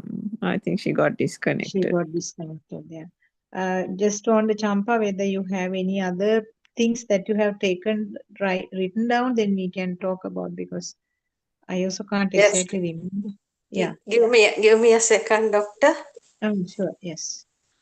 That's okay. So till Champa brings up something, I remember that towards the end of the Zoom, and that person from, where was it, Tambalangoda or somewhere, was talking about that incident. And yeah, that incident is of course not relevant, but sometimes, yeah, this just day-to-day living also, you know, how one has to be a bit, I don't know whether the word is wise or whether what the word is, but if you are not, you know, doing things in a pragmatic way in your day-to-day life, then it's difficult to kind of fathom, he was saying, how you're going to approach the path, isn't it? Understand the philosophy and do all this. Because, I mean, when we think about nirvana and all the things that have been recounted about people who have broken their kneecaps, who have done all kinds of extreme things to be able to pursue this path. And then, you know, that's what he was trying to say. If you can't even if you can't even figure out the partner or spouse that you have been living with for the last 30, 40 years That and was be that able lady, no? to Lady from Tissa Maharani, I think. be able to live or behave. I mean, you should be able to sense the mood of the person, sense the appropriate time to talk and not to talk, and so on and so forth. So those are also, I mean, it might feel as if it's a little thing, but it's probably not, as he said, because if you can't even have that kind of intuition, how are you going to have the ability to look at that angle, as Dr. Kokila says, like, splitting the horse's hair into 100 pieces, and still it's not going to be an easy type of thing. So, I mean, with each of these mothers' things, the thing is there is a lesson to be learned, isn't it, for all of us on the path to the Dhamma, and that can be applied to these different systems, because each of these systems have different perceptions that have got thickened over time, depending on each upbringing, education, background, and so on. The perceptions that have got really thick and have got really, magnified, are quite different. So, depending on how these things are being said, there are various lessons that can be learned, but that doesn't mean that, what do you call it, ranunge pahanen eliya balana kind of thing. Not like that. One has to, show up and kind of get one's own defilements and places where one is stuck cleared by Aryan Vahansa. But still, for all the Zoom sessions help when these things are explained, because Aryan Vahansa gives such a good explanation, not just specifically for that mother, but he takes that opportunity to give advice to everyone, isn't it? Yeah, that lady from Tissa Maharani, she's the one who Yes, said this about this Maharani, yes, incident. certainly. Yeah. Yeah. And he said, Darren Hase said that it's not pure Dhamma, it is kind of social skill or whatever. He gave a different word. The fact that you have to learn how to sort of handle such a Doctor, situation. that is life experience. Life Yes, life Said, experience. we Yeah. should have the life experience. Not everything is not Dhamma. Yeah, that's right. Yes. Actually, as Surangika said, those scenarios are very useful. I mean, quite a range of scenarios you can hear in these Zoom discussions. So much in the variety, and they are very useful for all of us to hear them. And also, as you said, when Aryanahasi is handling such a thing, the answers that he gives are actually perfect, and then sort of gives a little knock on the head and sort of remind, isn't that the way that you have to tackle this situation? On the other hand, I was thinking now, she was repeatedly saying that I don't know how it happened. I didn't purposely do it. She was sort of kind of lamenting and saying, I didn't do it purposely. I just wonder how it happened, how my hand went up. What just brought up to my mind was some form of a thought which may have telepathized to that moment, and that thought was so powerful, and there was uh, a kaya sankara also. An action took place because of the power, the current of that thought. You never know from where and when that thought came up. Now, Aryan Mahase sometimes explains no situations where sometimes friends are together, friends or maybe a couple, and all of a sudden one will do some physical damage to the other person. Surprisingly, they have been very closely chatting and enjoying the time together, but all of a sudden the mood changes and the person will even go up to the extent of killing the other person. And then in the courts, they sometimes appeal and say that I don't know what happened to me. Just a kind of an instant anger sort of came up, and I don't know how it happened. Yeah. And that is one of the reasons for the courts to give a lighter sentence also, no? Shanika Kope. So I was thinking whether Yeah. some thought like that was telepathized to her at that moment. I mean, and the other thing also is that, she said she didn't know what came over her, but everything was said in a kind of a self-view angle. I mean, if she couldn't believe it. It was almost like an act of violence that she couldn't contemplate that she was ever capable of. But then that also goes to show that, this is just the system reacts to a stimuli, isn't it? Whatever the stimuli that comes in whatever form, it doesn't have to be just a nice, simple, comfortable thought, isn't it? It can be even an action by somebody like that. Even the fact that, the hand came up or somebody hit with the coconut spoons, and then either she warded it off or in the act of warding off would have hit or something.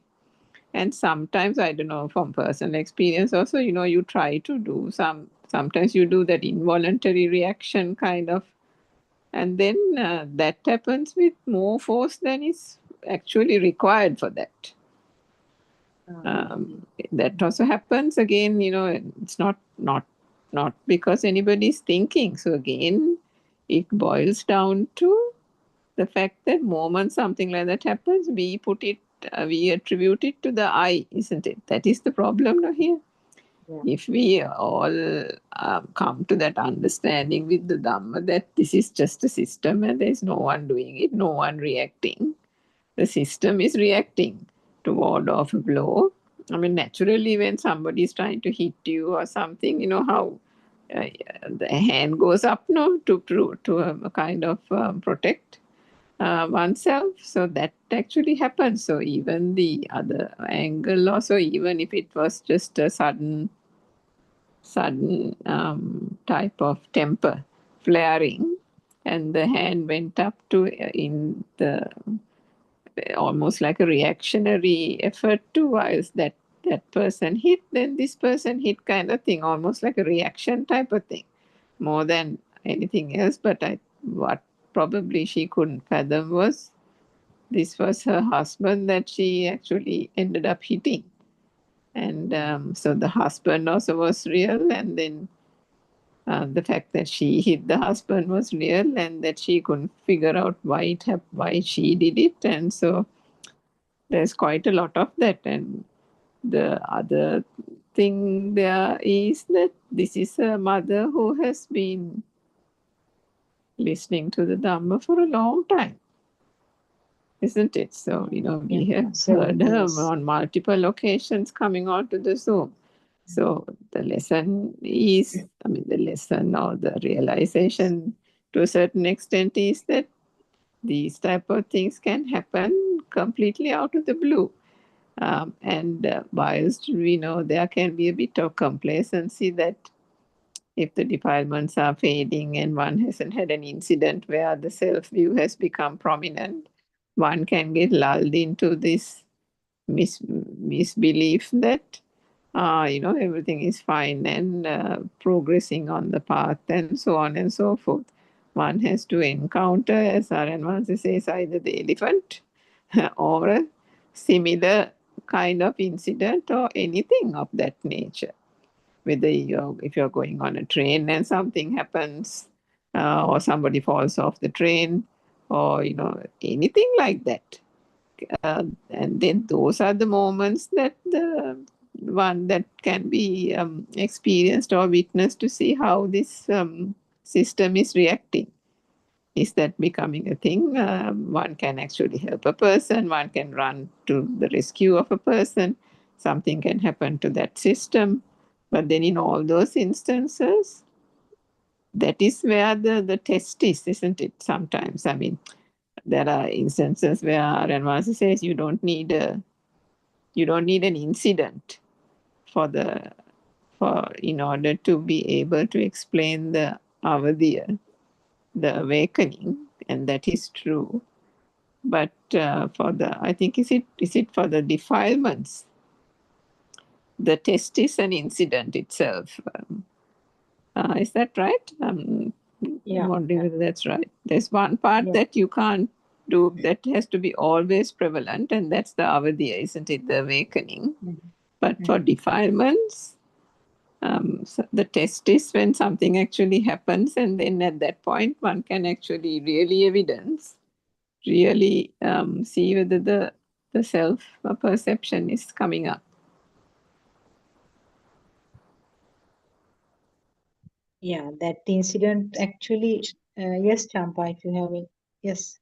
Yes, Dr. Theruvan Saranai, Yeah. Aryan Vanse said this mana, uddacha, avidya, pride, restlessness, ignorance. The restlessness is also, so many people are having that restlessness thing, no, doctor? That is also a kind of a habit or a self or perception or something like that, no, doctor? Restlessness.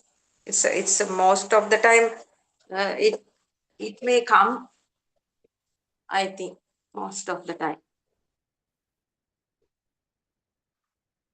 Yeah, and also he said this avijja is there throughout, isn't it? Because even Yes. though avijja is mentioned at the end, Yes. what we knew was avijja is the last thing to get rid of, but this whole process, throughout this process, the avijja is there.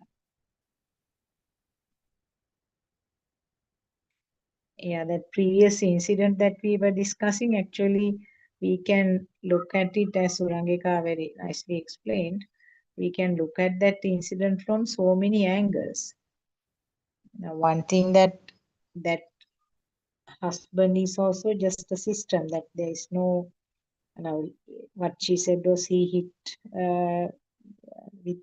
hit first or something like that. So that is also another system where it is just functioning at the sensor level. So for some reason there was this extra force which came up with the thought, and this hitting process occurred.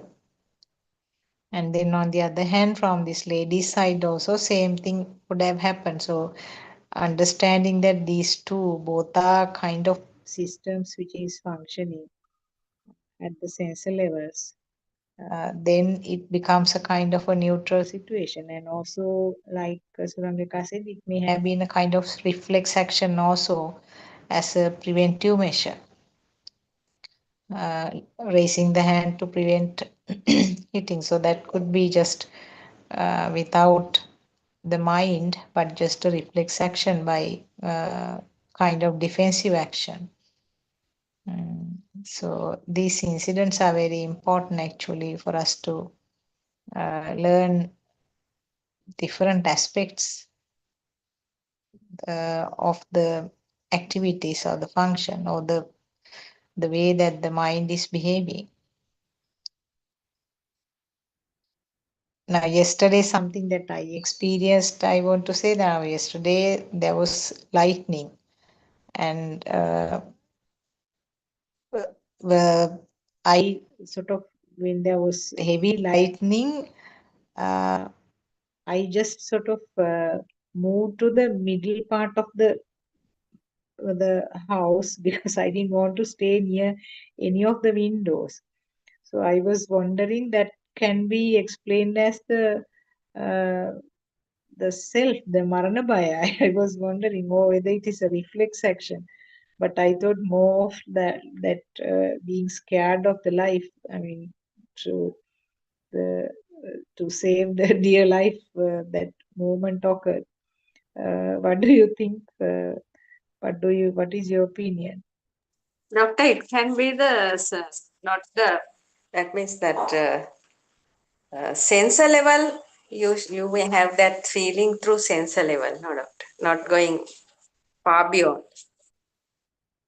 Yeah, that also you can explain it that way also, yes, by seeing and then followed by the sound of the thundering, and then the body sensor made the movements to the center part of the house. That you can explain that way also. On the other hand, I was wondering whether it is a kind of reflex action as a defensive thing that I just moved to that, or on the other hand, as a third level, just like mundane level that felt scared and went there. Yes, Rangika. Yeah, so that's the place where Asanti goes to a great length to explain, isn't it, Dr. Sakuntala? That very, very point of reflecting that, is this my Atma? Is this my self perception that is making me move away from the windows? Itself is the problem, isn't it? It is, yes. And that is not an easy thing to, dissolve, which I think Aryan Vansi brought up in the last couple of days as well. He is hitting that, he is attacking it when each person talks on the Zoom. But he himself acknowledges, yes, Sama, I know it's difficult. But if he doesn't hit it, if he doesn't show it, we will continue to be on that, harboring that illusion. It's almost as if we are protecting it and nurturing it. The ability, the freedom and ability for us to think as a person. It's almost absolutely ingrained, which is why it's a Shasviya zygote level taint, isn't it? It is so embedded, so entrenched in this system that this system is completely, almost completely, if it is completely, then there won't be nirvana. If almost completely, almost like arrested by that taint of not being able to even contemplate that there is a possibility of there being no soul here. Now we know that through the Dhamma, it has been for the last 4 years, 5 years, depending on how long it has been, the person or system has been listening to the Dhamma, the mind knows it. It's very well understood. But why is it not going deep down and going to the point of the zygote level? And that is the place that Aryan Vasi says that we have to eradicate it out of. So I think everything he says, no, look for the self, look for the self.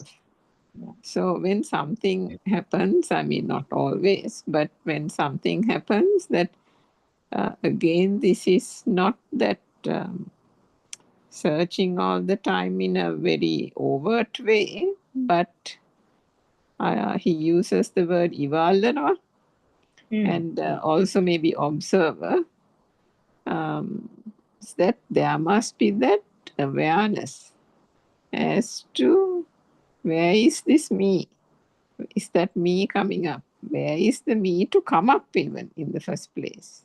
So for that examination of is the I or the me in the body, is the I or the me in the mind, those two aspects have to be really, really, what shall I say, reflected upon.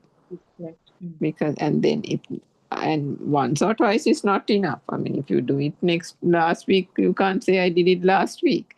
Every day there must be some kind of reflection about where is the me, where is the I, and then when you keep reflecting and going deep and deep into it, it's like one of those wells without a depth, trying to find the bottom, and the bottom is the self. But we're trying to find the bottom, but can't put the finger on the self. And then at some point it will dawn on this system that the reason why this finger can't be put on that is because there is nothing to put it on. That itself was a hoax. That itself was a non-entity that we have falsely or through the illusion been nurturing and protecting and holding very dear to ourselves, thinking that this is this so-called me that is being coming, as Aryan Vansa says, coming from the day the system was born. It's that same person who went to school, who has got the education, who's got married, and now who has the kids, and now who has the grandkids. It's that same person that is still perpetuating here. Those are not said out loud, isn't it? They are like that perception. Underneath, almost like, you know how you say in Sinhalese, hengi hora? Like that, it's there, lurking in the background, always. It's not something that is spoken of. But it's there. It's almost, without even acknowledging, it's there. So those are the things that Aryan Vansa is encouraging us to examine, because he can't examine it for us. The facilitators in the Zoom also can't do it for the mothers speaking. Each one has to embark on their own journey. The system has to be well understood by that system itself. But to do that, there is a use of the mind. But I remember at some point, Aryan Vansa said, though he said it's the mind using the mind, and then he said, actually one day, I don't know where, I remember him saying it's actually not the mind that is using the mind. He said it was the prajna, isn't it? Jnana. Yeah, jnana, yes. Jnana and the prajna Jnana. that is actually working at that moment. Yeah. Yeah, anyway, so feel free to comment. I don't know where Dr. Kofila is, but maybe the others in the Zoom can also contribute. Another one thing I can remember, Surangika and Dr. Sakuntala, that a lady from Halawata Chilau just coming and saying things, no, today I did this, I have this, I found this, I realized this, like that. She was talking last night, and Aryan Vansa said, you are trying to become that means she has some kind of pora, it's like that Aryan Vansa told. That is also her self-perception. She suddenly coming and telling, yes, now I have this qualities. So that is also the showing off, no, Doctor? And Surangika? Yeah, I mean, all these, as we discussed before, all these experiences recounted by mothers is only useful if we turn that light on to ourselves, really, you know. It's not about those mothers and what they us just talking about those mothers. Where in this system, where is that self-view? Why is that feel not emerging? Or it's not as if one has to be contemplating it all the time, but in terms of doing that penetrative insight, there must be some moments spent when the Dhamma is being reflected upon, even when Aryan Vansa is talking also at that point, to understand deeply from within how that is supposed to be understood here. It's not, I mean, true, that mother is explaining that part, but does that actually apply here?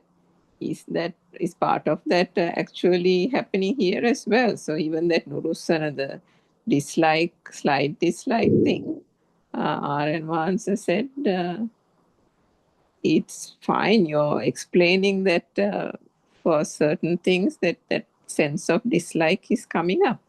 But the fact that that is recognized is the good thing, because that is where the skill is, the kusala, isn't it? The seeing and the recognition that feel of dislike that is popping up when somebody says something or whatever, and one actually feels that that dislike is evaporating gradually, is the very reason for progression on the path. So I think it's important to get that perspective when we listen to these Zoom discussions and various mothers' experiences. Yeah, I think Dr. Kopula has joined. There was Sanna. Yeah, there was Sanna. Sorry about that. Yeah, anyway, there was a lot, isn't it? Last night and today morning, I thought there was a lot. I think a lot of mothers talked in different ways. I thought the Aranmanse was so kind to one mother at the end of the talk today morning, and you know how he helped her, and that system was actually so helpless in handling the hatred kind of thing. And actually, I wanted to ask you all, you know, what was the answer given to that question that one mother was saying, someone, the husband hit her hand and then she hit her back like as a reflex. What was the answer Aranhansi gave to that mother? I thought that was very interesting. What do you think? Yeah, actually, what he said was, don't try to put Dhamma to all these facts. It is, It was about common sense he was yeah, talking common about. sense. And he used a different word. Champa, what was the word you said? Arinavasi said, Jivita Atdekim. That means the Yeah, I think life experiences we should Life have. experiences, yeah. He has used that word even earlier to explain certain things. When some people were trying to put Dhamma to certain things, that is not Dhamma. That is life experience. That is the things that you have to have if you are living in this society. So that way, actually, it was very beautiful, actually, sort of. Then you tend to think she he was has, speechless. It was yeah. so beautifully handled. Actually Mm. speaking, you know, some of the things that even Lord Buddha did, you know, when Kisagotami came, how he handled that. Even today morning, how Aranwansi handled that elderly mother who is thinking about son and the Oh, yes. It was daughter-in-law and stuff. beautiful. Yeah, It beautiful. was The very lady from beautiful. Australia. Yeah. I Yeah. was So great. I mean, very touching way of handling that. yeah, that's the biggest thing in the field, that because she's elderly and she's actually not in a state to understand them even at that moment. Actually, a lot of mothers have this problem. Their mind is, you know, the 5 hindrances.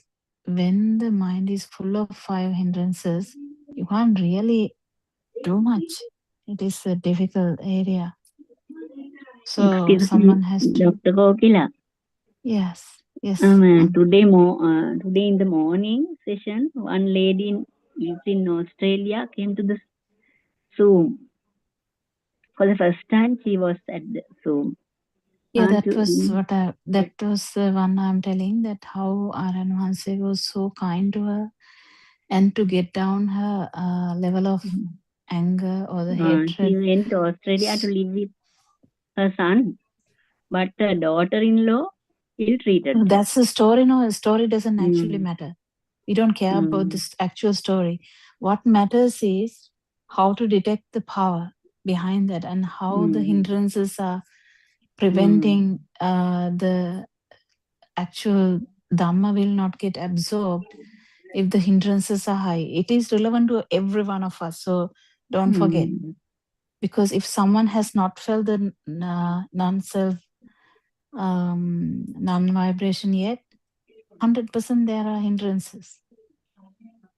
What level, we don't know. It depends on the system. Even for initial bit, so every one of us has hindrances. So what hindrances, we don't know. Which one you have to find out. So the story doesn't matter. What is this? It's not the actual story. What is important is what is your vibration. What is Malini Amma's vibration is what is important, not anyone else's vibration, right? Vibration. Aryanvance's advice is also, if you are good, there will be no problem. Yes, but you have to actually do this research, whether light is right, whether it's actually there, whether the touch is actually there, whether the sound is actually there. So if they are actually not there, where are you? So this catching the self vibration is a bit difficult, a bit challenging, but still doable.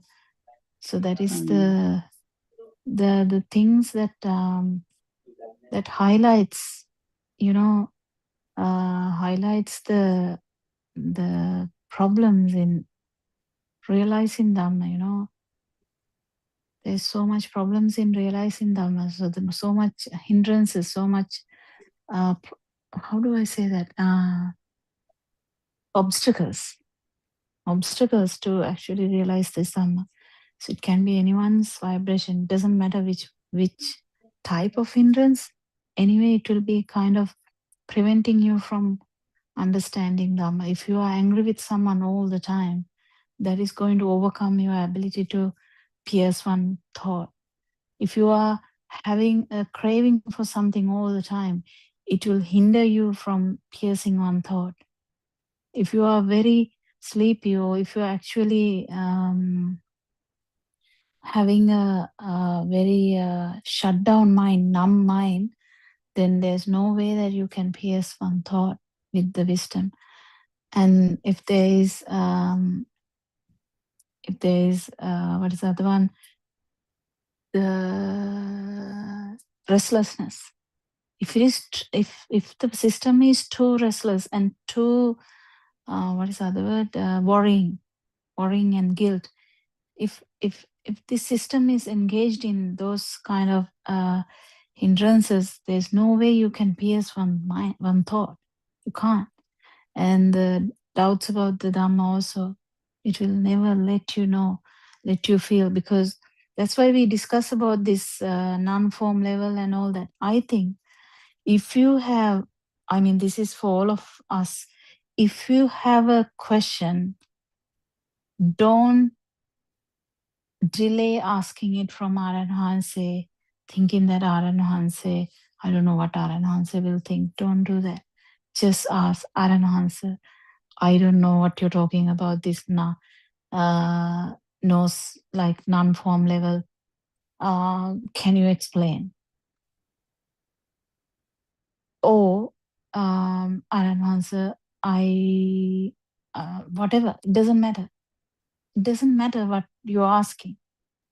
Because if you ask it in such a way that you kind of has the full idea about something, he's going to push you from there forward. But actually, Aranhanse can't. He can feel, yes, but the question itself will guide you.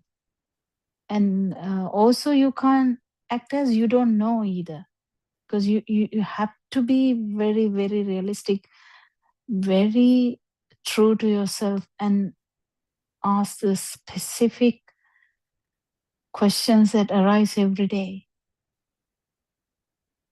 Aranhanse, what are you talking about?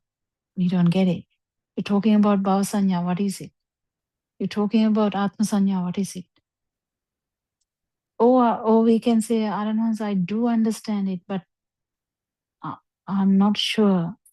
And whatever, it doesn't matter. Aranhanse, this happened to my life. and I felt this.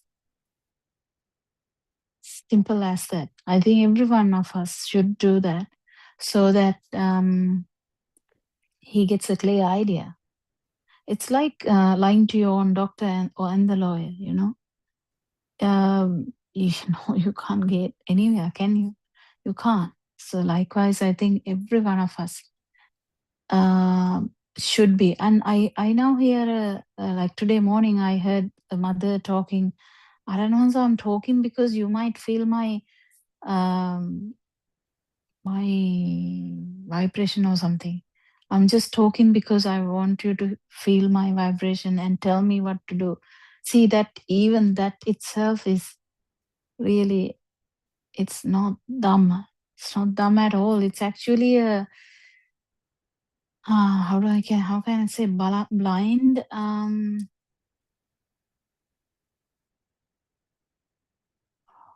I don't get the word. I get the word in Sinhala, but I don't know if it is applicable even here.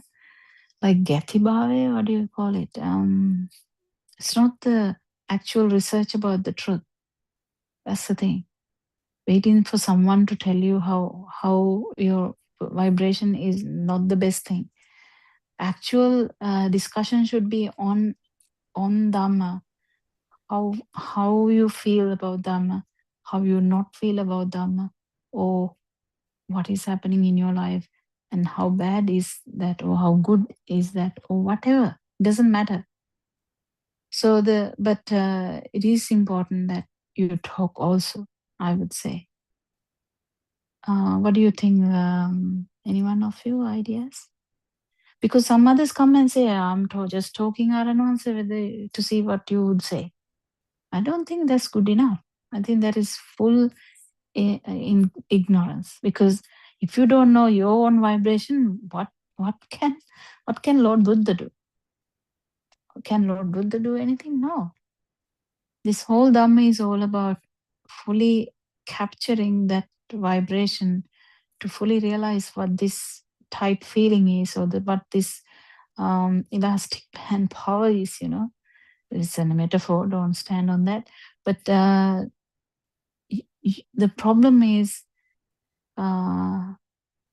if you know, you know, and if you know the relaxed level of the elastic also, you know that. So it's a metaphor, but that's the important thing. So being truthful, because we all are trying our best to actually explain Dhamma, help others. We are wholeheartedly expecting others to feel the non-vibration, and doing our maximum, isn't it? Doing our maximum to the level best, to the level that we feel. We kind of do it every day, so it's kind of becoming bread and butter. But still, if you don't, if you're not fully aware about what is this, if it is not the taste of the tongue, if it is not the smell of the nose, if it is not the touch, what is it? What is this Aranwansi saying that you're going to catch? Because Aranwansi doesn't say this all the time also. He does say it these days, but sometimes he relaxes it again, and he tells this in cycles for all the newcomers to get it, because this Dhamma is not just not getting angry or not getting sad. This is about not having any power in that ground level.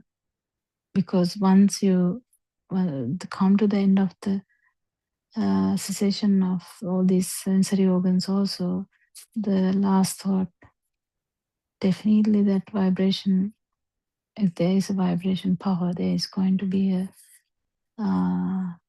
synchronization. This Dhamma is for that. This Dhamma is to fully realize that power and see why it is there, and fully realize the non-vibration also. at the same time, because you know Dhamma, it will come anyway. Can't really bring it. The point that Surangika was saying, you can't really do it as well as you can't give it up. Yeah, it's true. Can't fully give up, but you can't fully hold on to that as well. There is such an art. It's such an art. So every day-to-day life, if you are holding a grudge about someone, if you are having a tiredness even, it's not conducive for any of these piercing thought experience. After that, you don't have much trouble because you know the difference between your own vibration and the non-vibration. After that, it becomes samadhi. If the samadhi has risen, then it would be well, I forgot the whole 8 or so, another 7, it will just arise. You're not doing it. There's nothing you can do at all. Anyone else? Yeah, I just joined in. Anything you can add with that? Because so many mothers talked. Actually, it's good because day before, I think Aran just stopped it because he was like, wow, if they don't want it, what to do? He just stopped it. And Zoom was so short. And but yesterday, I think a lot of mothers, a lot of people talked. What do you think? Yeah, I think that lady from Kuwait also spoke, no, Swarnalata. She also said that she's having sort of people whom she's working, lots of kind of comments and acts that always gives rise to. She actually changed her way of telling, because all the time before she was saying everything is good, Dharanhansa, everything is good. Last night actually she changed it a bit. That is so good because she has started to realize what is kind of underneath. Because if you're not, because if you are arahants, it's a different story, isn't it? It's a different story.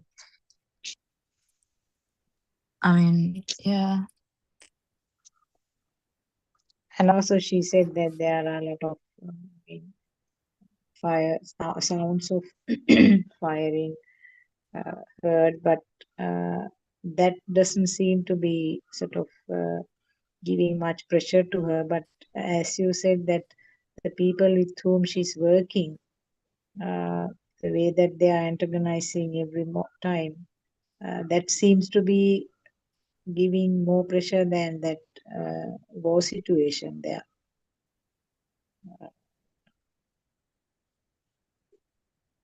Mm-hmm.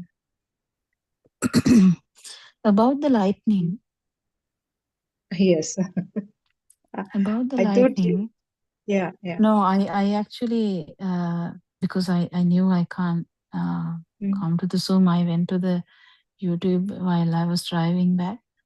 And then I heard you talking about the lightning. Actually, something, only one knows. Only one knows, only self-evident the burning is. But if you were vigilant enough, you could have actually listened to, you could have done a sound meditation also, if it's with great sounds and all that. And yeah, I mean, it's such a beautiful moment you could have captured. Whether the sound is actually real. Because lightning is a mental perception. Sound is a... lightning was a perception to the eye, no? The I could see yeah, the sound. You were yeah. scared about the lightning, so Yeah, seeing it. because the perception was that when there is lightning, heavy lightning, So you the just went perception to a place that is, you can't see it. well, I could still see it, but I was a little bit away from the window where I was very near the window earlier. The perception So was that it's the eye. Okay, it's the eye. So yeah, it's okay. heavy lightning is I very was thinking about the ears. Okay, it's the eye then. So you yeah. could have easily captured the eye vibration. Yeah. Now, but the perception was that lightning is always followed by heavy thundering. Who cares about thundering? That was a sound perception. No, that was a sound perception which is following the eye Yeah, we perception. don't really care about that, no. But the lightning, harmful. The perception of lightning is a mental perception.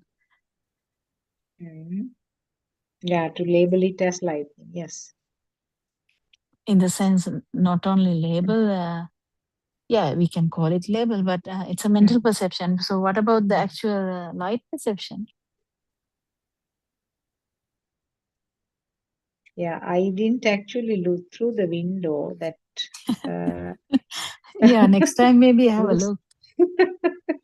Because I was doing some work at the table and then I could see it was reflecting on the wall.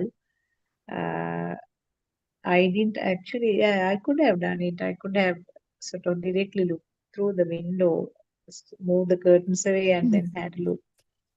You don't need but to. I'm just joking, actually. But what No, I'm trying to say is, Mm. I'm trying to put some thoughts to you and see, because as a child, because these are all perceptions, running away from lightning or the sound, the very heavy thundering, is a pattern that we get from childhood. But definitely there is self-perception, definitely, right? Yeah. There's definitely the fear. Definitely there is self vibration. Because the problem with even the baby, now this is tricky, you have to get this properly. Even the baby will get startled, even though baby doesn't have that idea about any thundering. Baby in the cot in the middle of the room, because now there's no way that from the cot the baby can't see the actual lightning, but there will be massive thundering.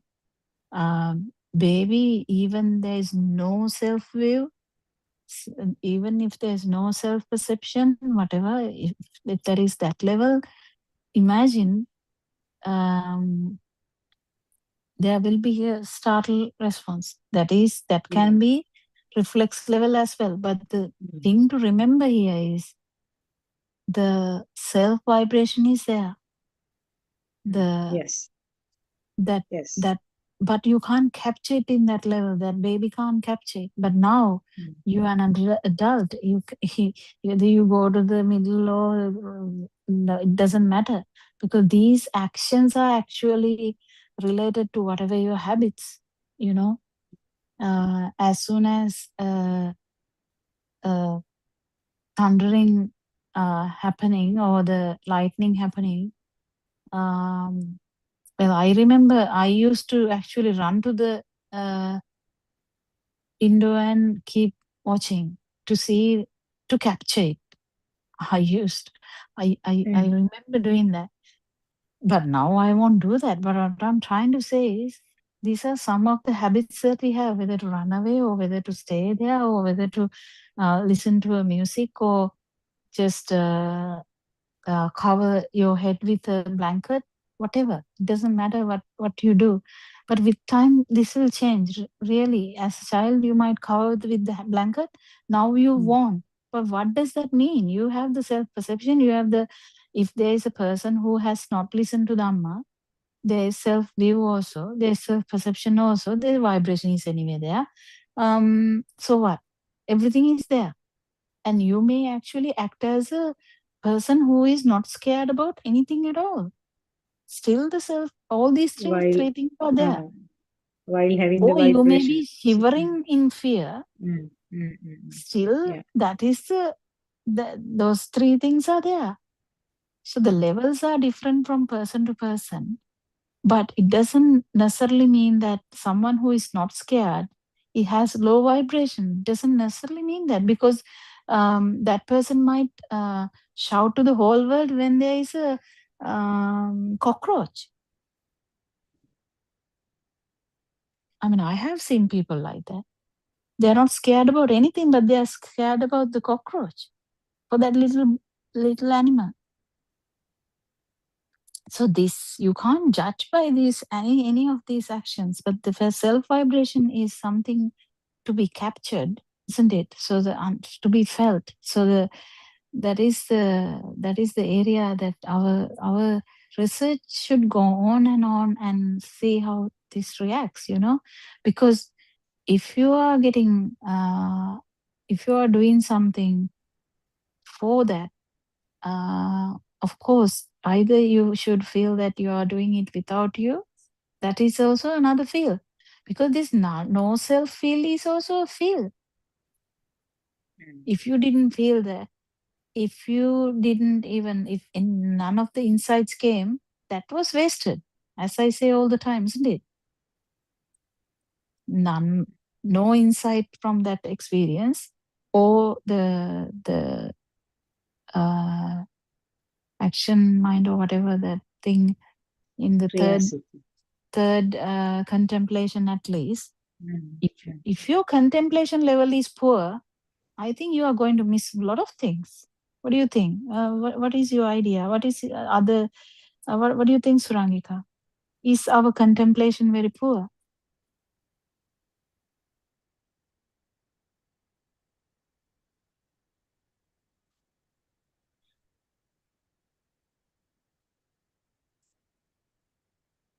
What about other people's ideas? I mean, Dr. Sakuntala also can answer. I don't know, because it's only self-evident to one whether the Dhamma applied there or not, or whether you acted as the normal person. But one thing I could remember that you said, you after that incident you thought, is it me or is it not me? That's after the thing. After the thing is like, that's irrelevant actually, after what you think, because you have missed already that thing at that moment. So because one thought followed by another thought, the second thought doesn't necessarily mean anything. Third, fourth, fifth, I mean, what can they do?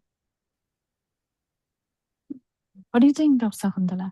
What happened there? What do you think? Do you think any insight actually arise from there?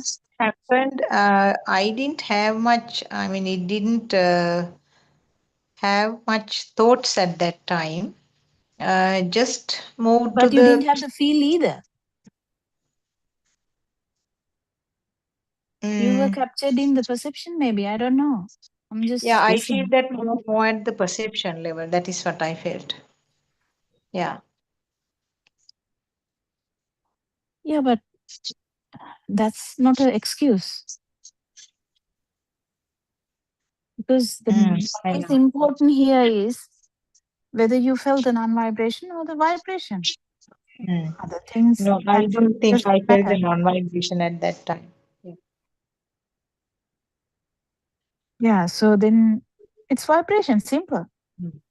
Vibration, yes. That's simple, isn't it? If the Kriyasita didn't come, it's just vibration.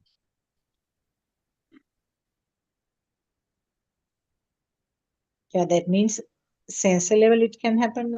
I mean, just the sensors will function. Thinking after that incident is useless. No, I am just trying to think how it, well, I mean, how I felt at that time. You can't think about that. That is what I'm telling you. Yeah. Afterthoughts are useless. Yeah. If you are in the field level, thoughts are irrelevant anyway.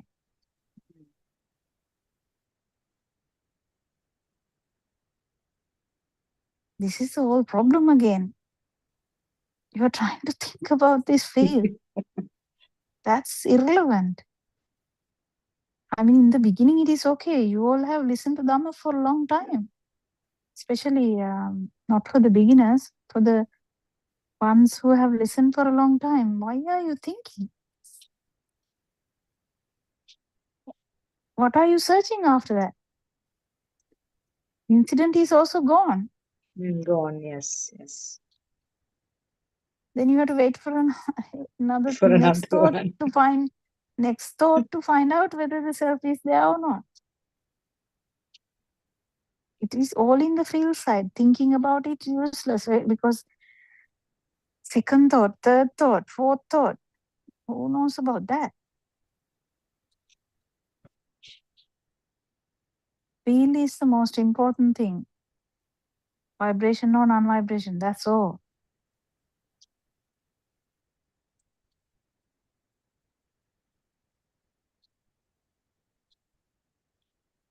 I mean, we can The say that fact it's is, not that it easy. was, yeah, it is, I mean, because of that very short duration, actually, as you said, I didn't go That deep was the into it. best moment, I would say. Yeah, yeah. Just a matter of like couple of minutes, but as you said, Couple of seconds enough. Even fraction of a second is enough. Yeah.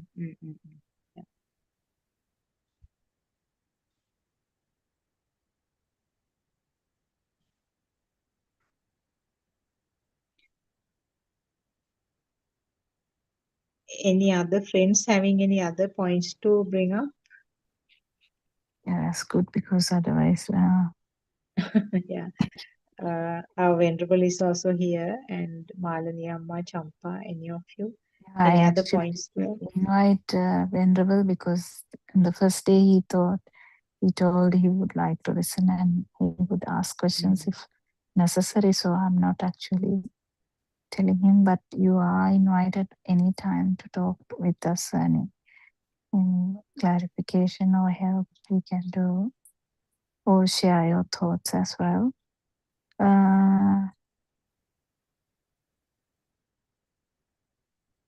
Anything else, Champa? And Champa is actually the reminder of things. Yes, doctor, give me a minute. From the today morning discussion, I have one lady said she has body pain, and Aryan Hanse said she has to practice the true Buddhist philosophy, and the great healers among them, the feeling side, Aryan Hanse said, nobody is talking about Mahakashyapa Maharatan Hanse, and also the soul current is creating. We must see the true world, search the true world.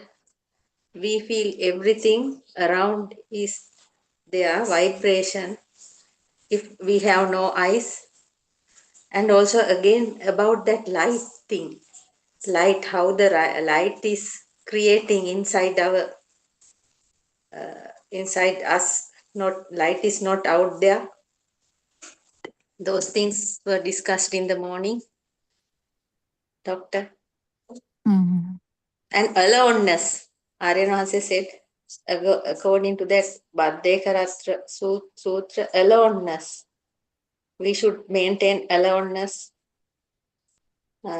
within people Not even. physical aloneness. It's not Yes, the physical aloneness. Yeah. Because as soon as people hear aloneness, they think about the physical aloneness. Nothing to do with the physical aloneness. It's actually non-vibration. The aloneness is non-vibration. Yeah, anything else we can, you all can add anything? Yeah.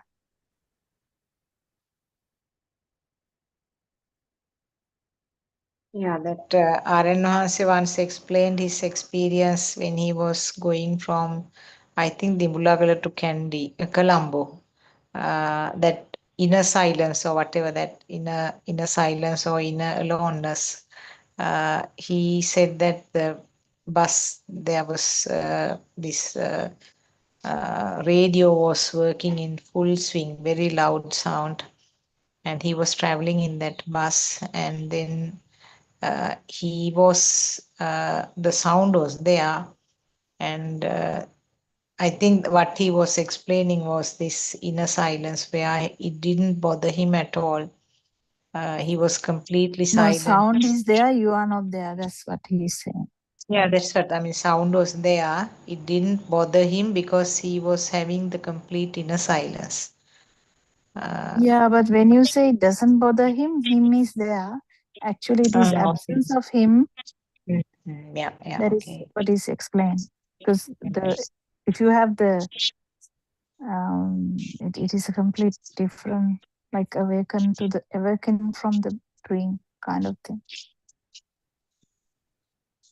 Yeah, I think in the Buddhist history also, it said that Lord Buddha, from some monks were asking permission to go to the jungle to have sort of calm and quiet environment, because they felt that the silence, the environment is not good in the temple or the monastery. But then Lord Buddha said that there is there is something called inner silence also, or inner aloneness.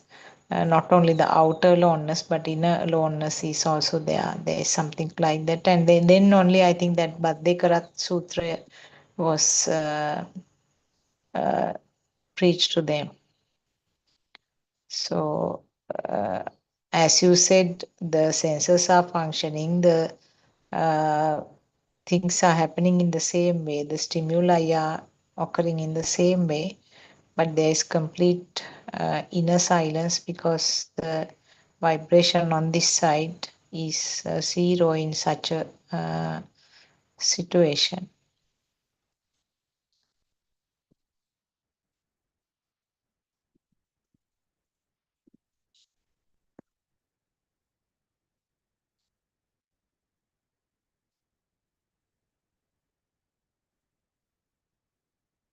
If Malanyam has any points to bring up, we can discuss anything particular.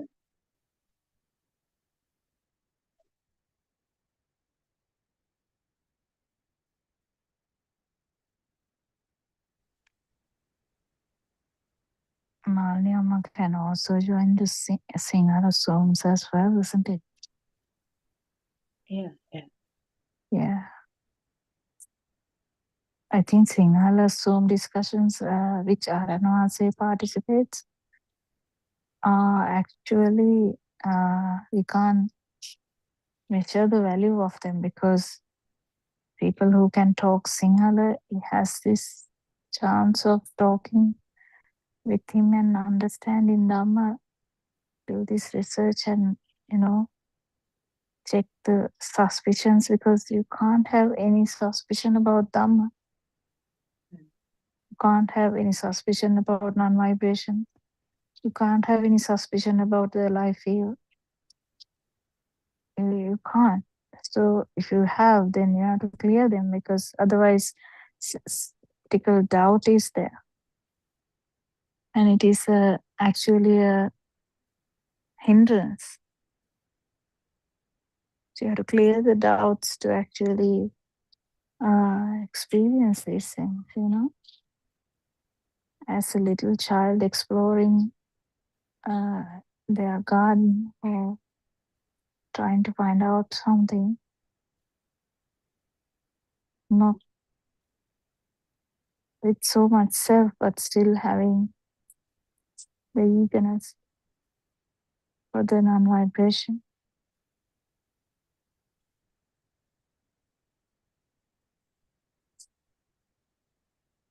Anything else, Veronica?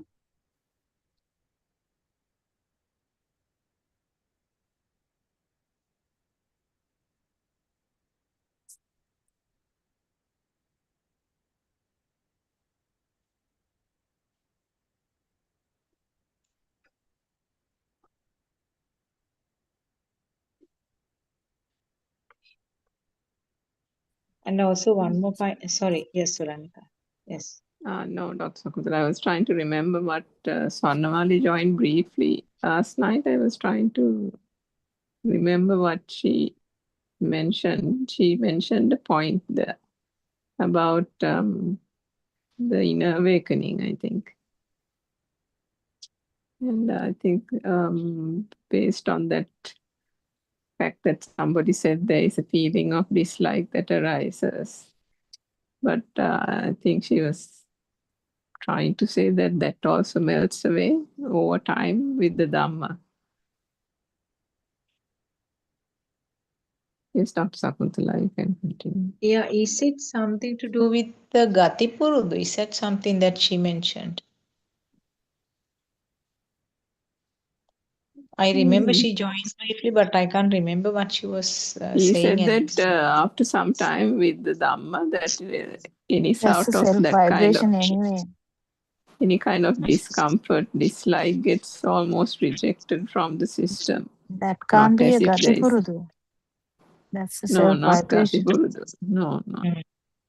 Yeah, self vibration. I mean, the Nurusana thing or dislike comes from self vibration. It can be a thing that has been there from childhood, but that doesn't mean it's something that The can't be. reason for that thing it can be from childhood, like. Yeah, but that doesn't mean it can't be eradicated. Yeah, it can be from even previous births because some people may not like the loud sounds anyway. Something like that. It's an example I'm saying. We never know. It's just that there is a repulsion, kind of strong repulsion, but that is from self. Because it is becoming a thing. Sometimes it may be not even related to the actual mental perception. It may be even just the sound perception. That there is a repulsion to the higher frequency. Even these things, there are habits from childhood. Imagine someone listening to like hip hop, like very what are they? Fast songs. They are used to the fast songs, and some who have listened to the songs which are very like slow pace, they will be used to that. But there are environmental things as well. There's a lot of things actually. If you go on talking, I think it's endless because it's so different from person to person, isn't it?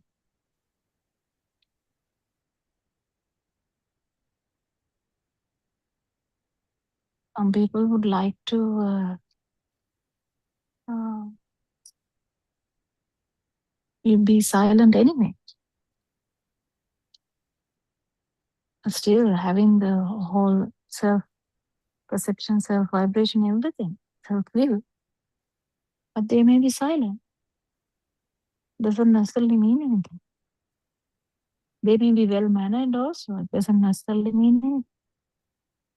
I mean, if you take 100 years of life, it can be in any pattern. Pattern can be there, but the self-vibration, self-perception, self-view is there in every aspect.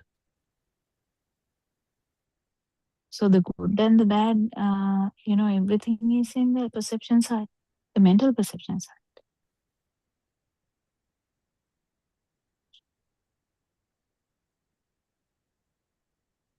So we have so many aspects. If we talk about the habits, if we talk about the how it has become a habit, how can smoking become a habit? Same thing.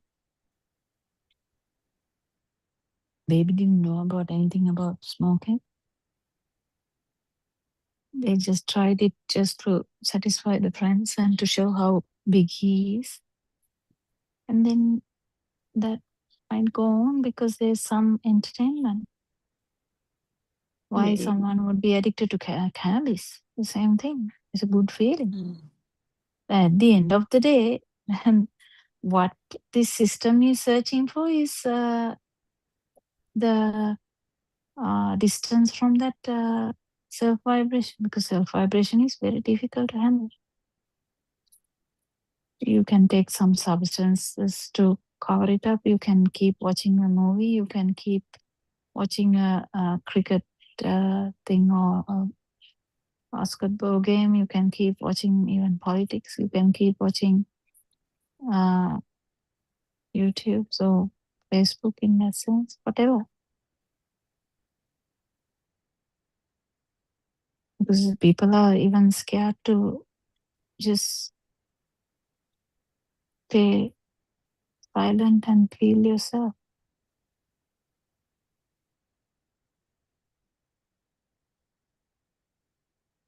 It is something which we even don't have that habit, But the problem is, as soon as you start to do that, you go into meditative states.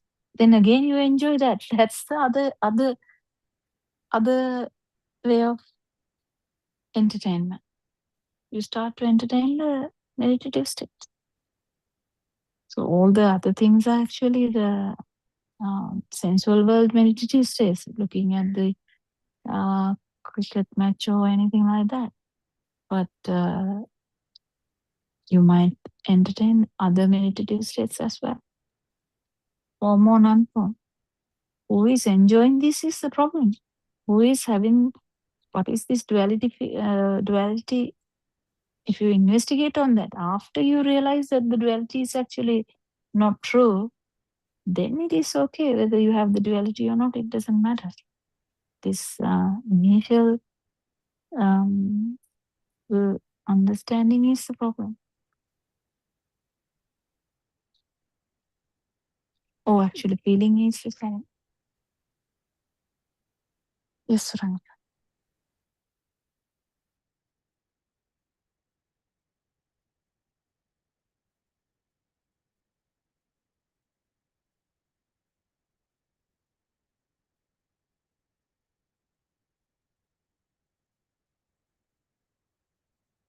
Sorry, I can't remember what I was going to say, Dr. Bhutan. Okay. Anyone else?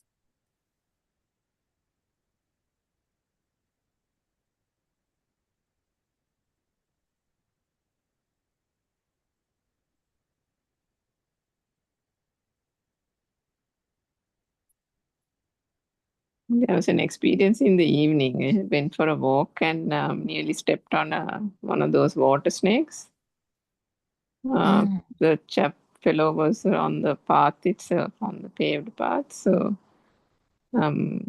instead of moving away, because my shoes were rustling on the dried leaves, so instead of moving away, the snake when I say snake, it's a serpent, and the serpent started moving towards me. So I had to immediately get completely off the path at a very rapid pace, because it was advancing also at a rapid pace. But I think the whole thing happened in a matter of seconds, because it was dusk. It's quite dark, getting quite dark now, around 5:45 or almost 6 o'clock. Yeah. And so, there's quite, most of the time it's just like a crooked piece of branch or something, most of the time, 99.99% of the time. So one almost, continues to walk at pace, but then when this thing suddenly starts moving, the system gets a bit of a shock. So, but in a matter of few seconds, the system automatically, the auto reflexes kick into action, isn't it? The detection of it advancing and not retreating, the fact that it was moving towards the body, then the eyes dart up towards the side to see where can one actually move to avoid. So the avoidance is done, and then that thing is finished in a matter of seconds. So that trepidation happens also. And in a few, I think 1 minute or 2 minutes, went back down to 0. And walk continues. So it's You know, Surangika, Mm. that moment, just go back to that moment. The importance is feeling the non-self there, or the action mind there. But yeah, afterwards, looking at that from Dhamma point of view is okay, which is okay. Even Dhamma coming there is okay, but actually, if it happened without you, if the action mind is there, you have to feel it though. Can't really, you have to either feel the vibration or either feel the non-vibration. That's the thing. But you can't really do it afterwards. Afterwards, what you think about it is useless actually, because you are trying to now relate to the Dhamma. That's self. No, I mean, I didn't try to relate it to the Dhamma. No, you didn't. I'm trying to say actually, but yeah. importance is whether you felt the non-vibration there or the action mind there or not. I mean, it is only self-evident, so I can't comment on that. What I'm trying to say is taking that experience. You know, even that mother, that is what I was trying to say before. So that mother, someone touched her hands and hit whatever, because hit is a touch. And there was a touch. And then if the action mind was there, definitely, I don't think, I don't know. I mean, even the reflex seating may not be there if the action mind was there. So these are very tricky areas which are only evident to that oneself. So this is the thing.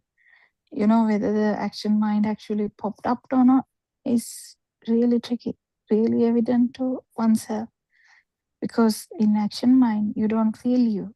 So something is happening, but you don't feel you. And if it is not action mind, you are doing whatever. It's in the feel side, completely in the feel side. What do you think afterwards, or even at that point, if the thoughts keep coming, if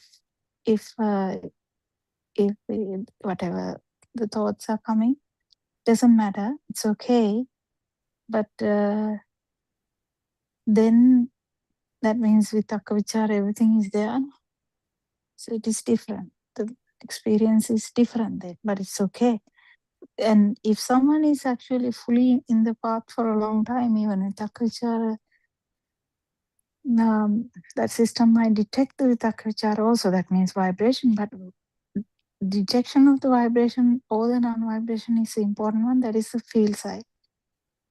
So the judgment of that is actually irrelevant for someone who has listened to Dhamma for a long time. What is important is what you felt.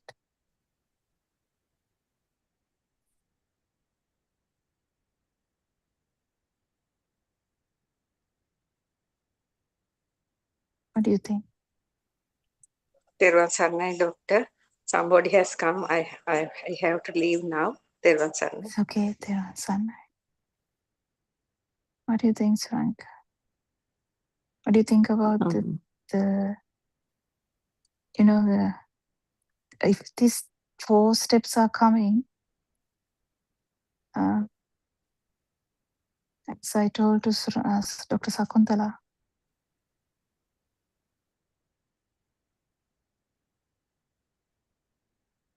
that part I don't think I heard properly. Dr. Kokila, 4 steps are coming? At that moment, you mean? Yeah. There's no 4 steps coming at any moment at that time. No, everything is happening. Did you mean that incident or any other incident where there is non-vibration? No, in that moment.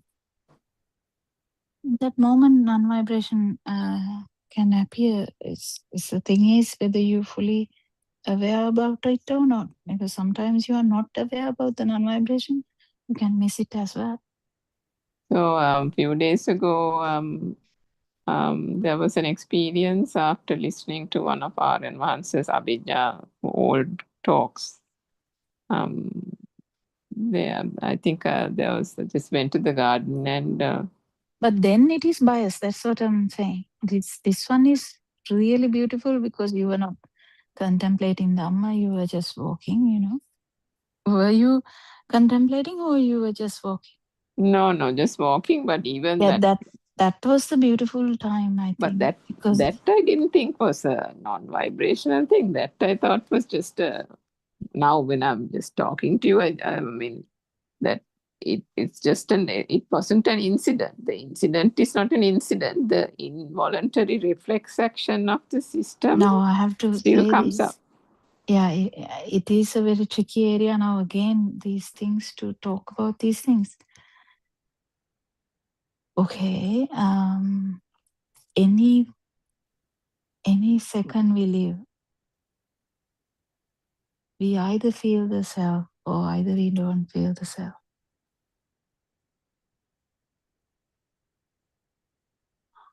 Feel side. This is completely in the feel side. Doesn't matter what we think about or whatever. Feel side.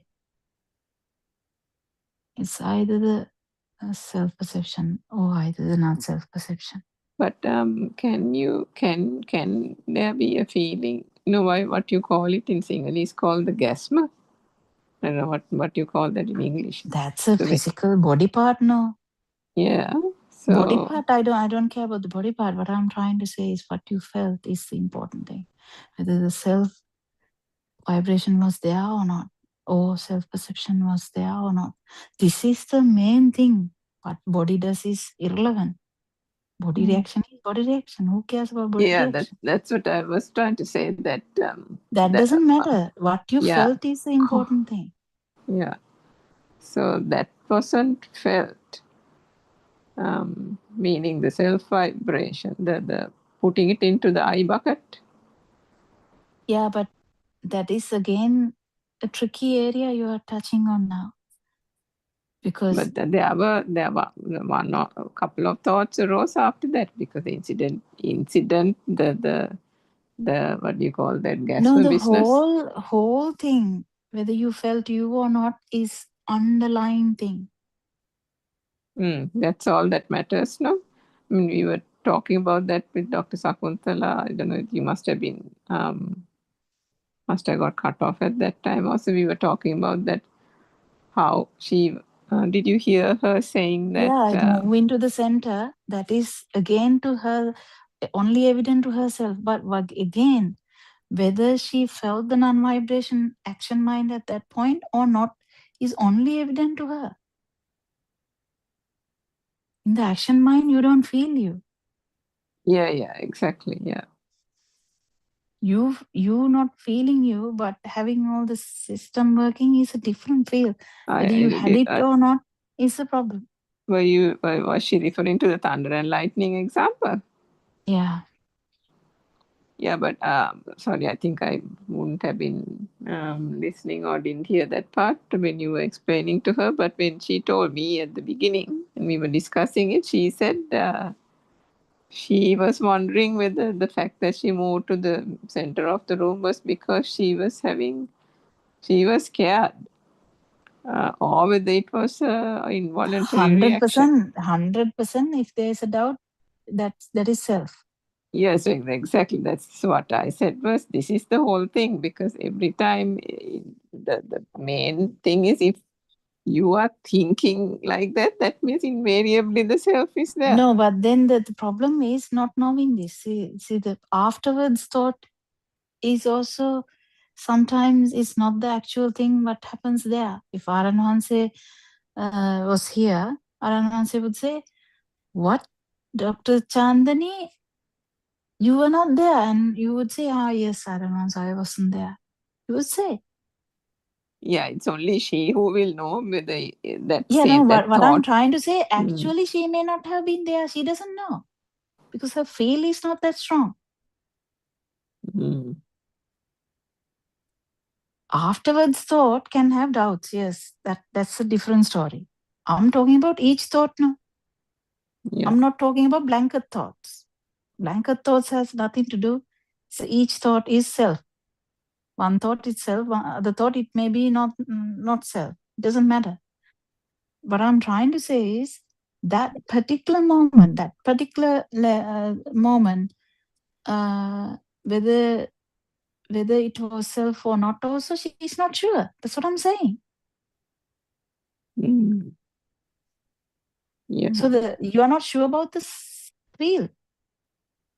So that there is this problem now, Yeah. which brings up again and again and again. Do you know your vibration? Yeah. That of course has to be known, definitely. Or do you know your non-vibration? Oh, not your non-vibration.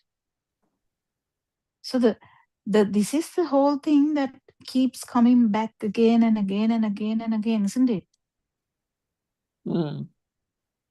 Whether it was non-vibration or vibration. Because Asakshanyani is there. Yeah. In a second thought, you can think, no, I wasn't there. It was just a reaction from the body. That's irrelevant. Body part is irrelevant. What you felt, whether it was self or not. Self is a feel. Atma is a feel. Atma has nothing to do with other things. Atma is a feel. Self is a feel. Non-self also is a feel.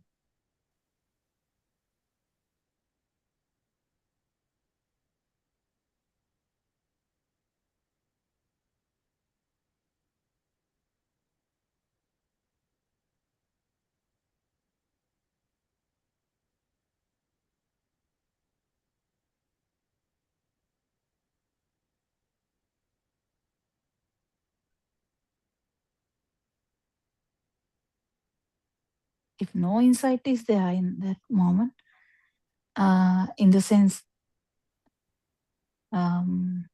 maybe just wasted. Yes, I don't know. We don't know. But what I'm trying to say is, what you're thinking is irrelevant. What your body does is anyway irrelevant. Body is anyway cut off from the beginning. Body, who cares about body? This is between the feel and the mind, the perception. So whether the feel is stronger or the perceptions are still catching up. Yeah, it's a bit tricky, these areas, but I think I'm actually trying hard to actually bring it up so that you all are fully can jump to the pool, kind of let it feel, feel is the most important thing. If you're tuned into the feel, you don't tune into the anything else.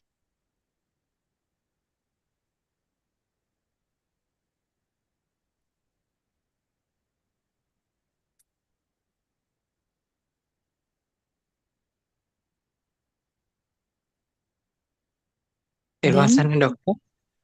Yes, I heard you telling that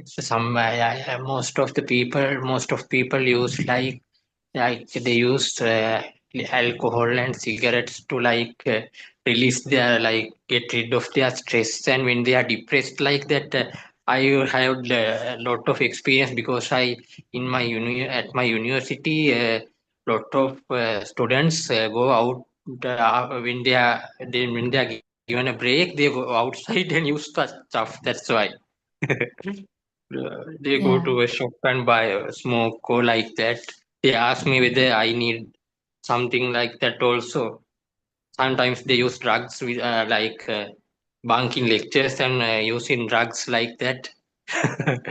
Yeah, they think they are enjoying life, but I don't think so. Yeah. Yeah, actually, it Yeah. is kind of initially it is for recreation purposes. They Yeah. feel like that. Yeah. But then actually it can become a habit as well. It can ruin. Yeah. They get addicted to that, no? They get addicted to that. Yeah. Yeah, and actually, what they are trying to suppress is the defilements that they feel that the depression, anxiety, Yeah. or anything is actually related to the self, because Yeah. the non-self is there is no problems like that, but self perception is there, self vibration is there, self view is there. Yeah. The anxiety is about your future. Depression is usually Yeah. about your past. So to I suppress heard any that of these thoughts, you can yeah. do anything. Yeah, to get rid of anxiety also people use drugs like and also alcohol. I heard that a lot. Yes, Yeah. yes, But it it all is. because of the use of that it increases. I heard like that. Yeah, Depression and anxiety increases. Yeah. it And stress also. Yeah. yeah it increases in different ways. It Yeah. increases because his capacity to do stuff also go away, and then problems Yeah. anyway multiply. And other Yeah. way around, apart from the actual problems in life, the numb feeling, initially even one glass will numb the feeling, but then Yeah. this It's tolerance, temporary, no? Temporary, no. there's Yeah. there's a feature called tolerance where one Yeah. glass will not work, and then you need about 2 glasses, then 3 glasses, then 4 glasses to get the Yeah. same effect. Yeah, it is a Yeah. problem. Mhm. Yes, there are the things that can actually, it can be a hindrance because the thoughts are actually mass. Yeah. The Yeah. self vibration is also mass, so you can't actually pierce one thought with insight meditation if you are using anything. Mhm. So Mhm. it is a hindrance. It's really a really bad hindrance to Dhamma anyway. Mhm. But even normal life, it is very detrimental to even the normal life. Yeah. Yeah. Like they asked me whether I can buy them a cigarette because there are deadlines for assignments, no? So they are stressed. That's why I think, yeah, the deadlines are given for assignments, no? Yeah. Yeah. So you have Is to that do. before becoming Yeah. uh, During my university life. yeah, before becoming. Okay. Yeah. Mm. Yes, yes. Hmm. Do you have any questions about Dhamma, Venerable? I'll ask tomorrow. I forgot to I'll ask tomorrow if I Yes, have. it's I okay. have some. I think I have some. I can't remember at the moment. I'll ask you tomorrow. It's Oh, okay. okay. Right. Yeah. Right. Everyone Sunday. Everyone, sir,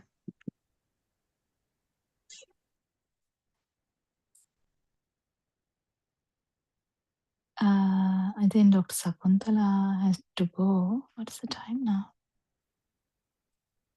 9:29. Oh, yeah, we have come to the end of the session, isn't it? Yeah, okay. So, Surangika, we will end the session, isn't it?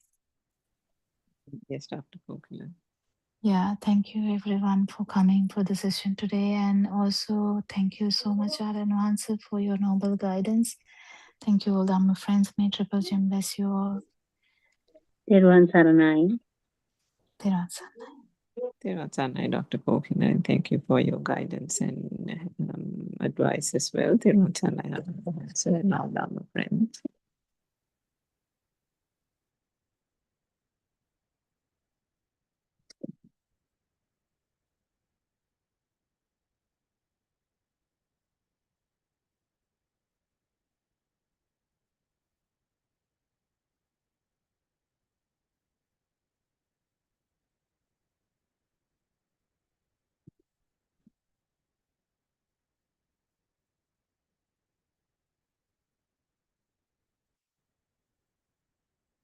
Everyone, Sanai Dhamma friends. So let's continue with the talk for the next 1 hour.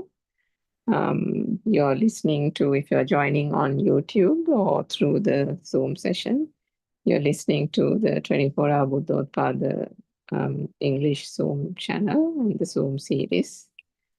So the series consists of various talks delivered by practitioners, as well as a discussion that takes place between 3 and 5 p.m. Sri Lanka time on a daily basis. And that is what we just concluded. So if we just talk about these various aspects of the Buddhist philosophy, which is the fundamental thing that has to be well understood in order to progress on the path to Nirvana. If we talk about even the 10 fetters to that the obstacles that prevent or the things that have to be circumvented or the things that have to be what shall I say, overcome in order to achieve or realize the non-vibrational state. The 3 foremost and the very first 3 fundamental tenets or fetters that have to be overcome is self-view, the wrong self-view, skeptical doubt, and this tying down to rites and rituals because of the misconception. And the Buddha has said that the first 3 fetters can be broken, and when those 3 are broken, only one enters. The one becomes the first stream enterer or the stream enterer, which will then there is no going back from that point onwards. And that puts an end to the to going down into the lower realms or becoming or being in the lower realms, which is that significant. The fact that those first 3 fetters can be overcome. And the Buddha, when he explained the 10 fetters, he said that those first 3 fetters are overcome only by listening and understanding this true Dhamma philosophy.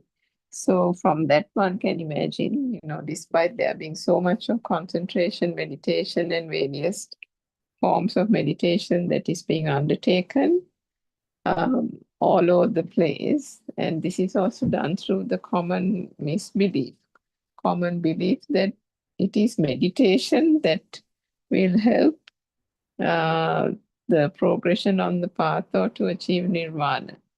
But what the Buddha said was there is some kind of meditation, and that is the vidarshana meditation, which is actually a penetrative insight and inner reflection that has to be done. True, but the first 3 fetters, which is the crucial elements, can only be eradicated or overcome by fully understanding this Buddhist philosophy. So how do you understand? You have to listen, isn't it? Listen and then grasp the concepts, grasp the principles, grasp the fundamental tenets of this Buddhist philosophy before applying them in one's day-to-day life. And then that is how the defilements can be eradicated. So in Buddhism, in order to achieve or reach the nirvanic state or the Buddhahood or non-vibration, the understanding of the 10 fetters is important. But most of all, this Buddhist philosophy, how this mind works and how is this suffering coming about? What is suffering? What was it that the Buddha called suffering? How does it arise? The cessation of suffering, and what is the path to end that suffering? Was the 4 noble truths that the Buddha realized and preached to mankind after he himself realized the state of non-vibration. So in terms of thinking about suffering, there can be different connotations about suffering. So some people can just take it at a very superficial level thinking that it is only the death of a person, the loss of a loved one, the parting of a loved one or family member, that type of thing, the loss of property, the loss of wealth. These kind of mundane world, materialistic losses and things like that have been considered to be what is meant by suffering. But the Buddha actually gave a more profound, deeper meaning to what suffering is, and what kind of suffering was keeping mankind in this samsaric cycle of birth and death. So in that search for the truth, when the Buddha undertook that search so many thousand years ago, the Buddha realized that the core thing to understand is actually the understanding of the mind, the mechanics of the mind, how the mind consciousness actually worked. Because the Buddha realized that the defilements that was like clinging, aversion, and so on, were the things that actually kept this notion of, or the attachment, the clinging is the thing that kept this so-called entity tied down to this samsaric cycle. But even understanding that wasn't enough, because the main journey, the main research was to actually contemplate how the mind works and how this for suffering to occur, there must be something. And that is where this whole world, the conventional world, has been stuck on, isn't it? Because the conventional world thinks this whole world, full of worldly objects, things, people, to be very much true, isn't it? Very much there, very much existing around them. And they also believe that they are very much part of that same world, that they are, that yes, they are very much part of that world, and this is the world they were born into, and this is the world they've lived from their childhood days. And more than that, they also think that it's the same, that that self-identity has become very strong. They don't even question the existence, the fact that they were born. They'll say, I was born on such and such a day, or such a year, so many years ago. And I went to that school. I learned under that teacher. I lived in this area, this community. My parents were such and such well-regarded people in society. I had my higher education in such a school, such a university. I did this job, got married. These are my kids now. They are, all grown up, and they are holding important jobs, so on and so forth. So when you take a typical life story of a person, they would each have a big tale to say, isn't it? About all kinds of achievements, where they grew up, where they were born in, who they are, and so on.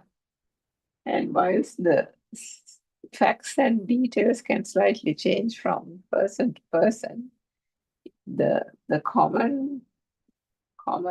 commonality across everything is that they have all taken this world to be true.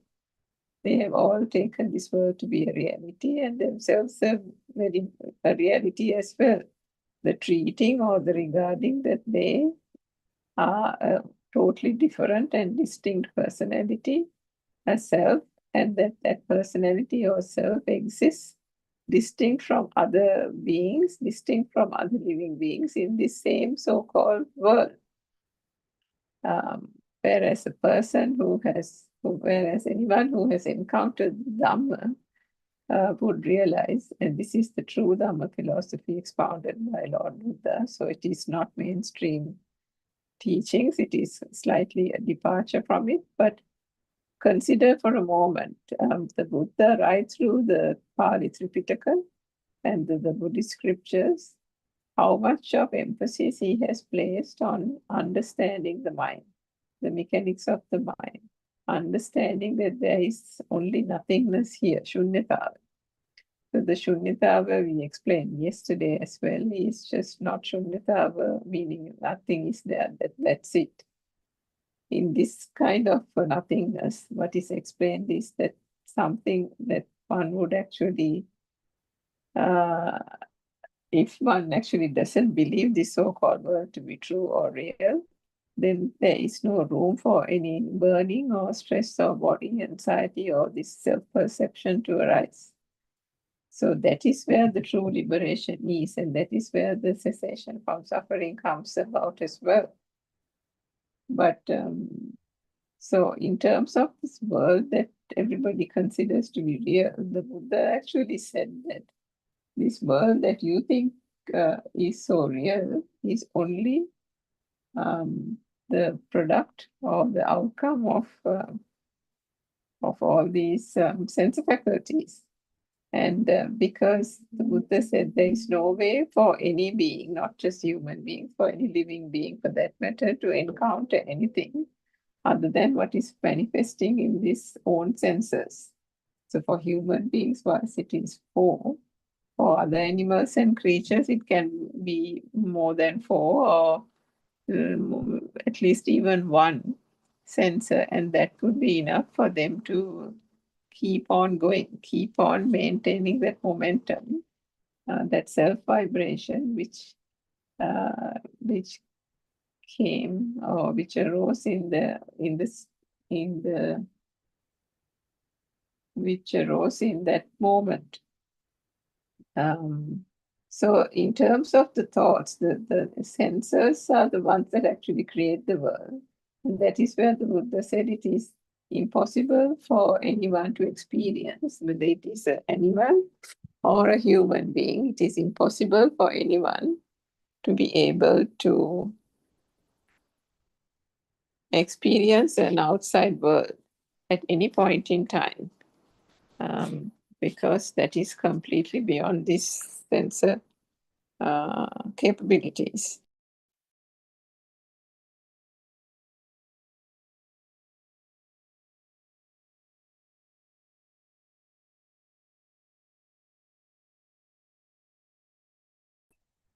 And yet, this is exactly what, unfortunately, people are harboring the belief on. And because of that very reason, the world that gets manifested to the senses are then taken to be true. What is getting manifested to the eye consciousness is just light. This is all happening from one vibration, but it is manifesting depending on the sense faculty in different forms. From the ears, the perception that arises is sound. From the tongue, it is taste. From the nose, it is smell. And from the body consciousness, it is these bodily tactile sensations of heat and cold and solidity and so on. And what happens with these coming together? The coming together of these things is where the mind consciousness gets activated. And when the Buddha actually talks about the five aggregates, why he says aggregates, or why it is called skandha, skandha means aggregates in English, is that there is always a coming together of vibrations. What was manifested at the beginning from one vibration, this vibration is happening at speed in the body. And at each of the sensors are vibrating. And because of the vibration, if it telepathizes with a similar frequency vibration outside, then the light occurs, or the light manifests itself in the eye consciousness. Now, yesterday or day before, when our noble teacher explained this to us, he also keeps challenging us in terms of finding out how this light gets formed, how this sound gets formed.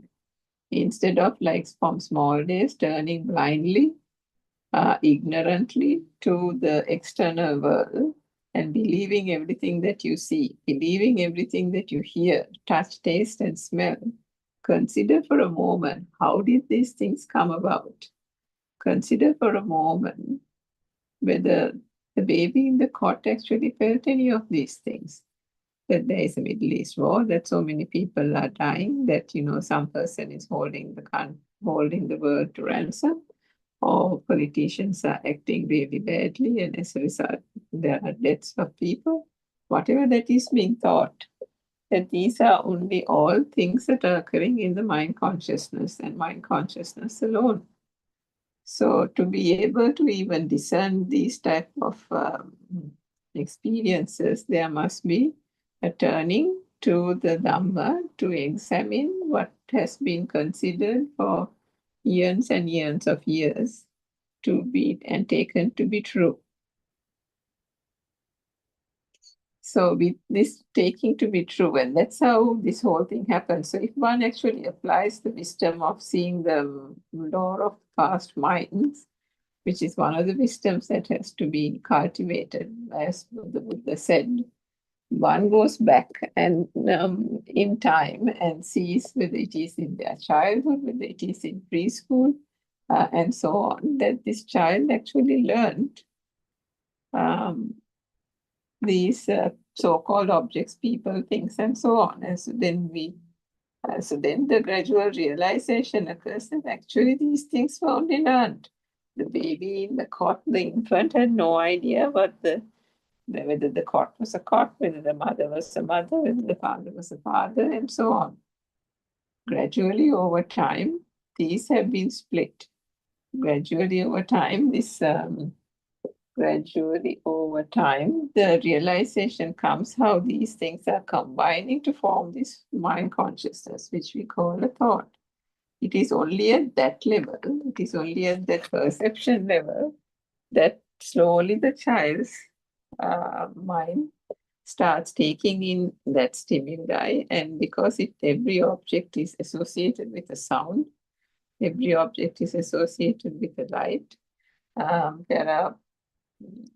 this is the easiest way to actually find, to actually analyze and do a research for oneself as to how this light is formed, how the various systems are also formed, how is the sound formed, and so on. But in being able to do that, one can actually shed more light on this Dhamma, because these aspects, whether it is theoretical or not, can be explained. And with that explanation comes an understanding. And with that understanding comes, as we said, an explanation. And then with that explanation, and then with that explanation, one actually understands how this thought is formed. So the thought is actually nothing but perceptions, which is a combination of the light, sound, touch, taste, and smell. These things come together in varying mannerisms. And but understanding the mind and how the process works is actually quite important in this day and age, because that is the thing that would hold the key to end this suffering. Because each time we think, actually you can't even say we here, although the word we has been used, let's remember that it is just a colloquial reference to just to show how this whole construct happens. But actually one realizes through this whole process how artificially the mind is scrambling to give names to people, objects, things, and so on. That is where the necessary cleansing has to be done, because each system is arising from different internal audit mechanisms, and that won't.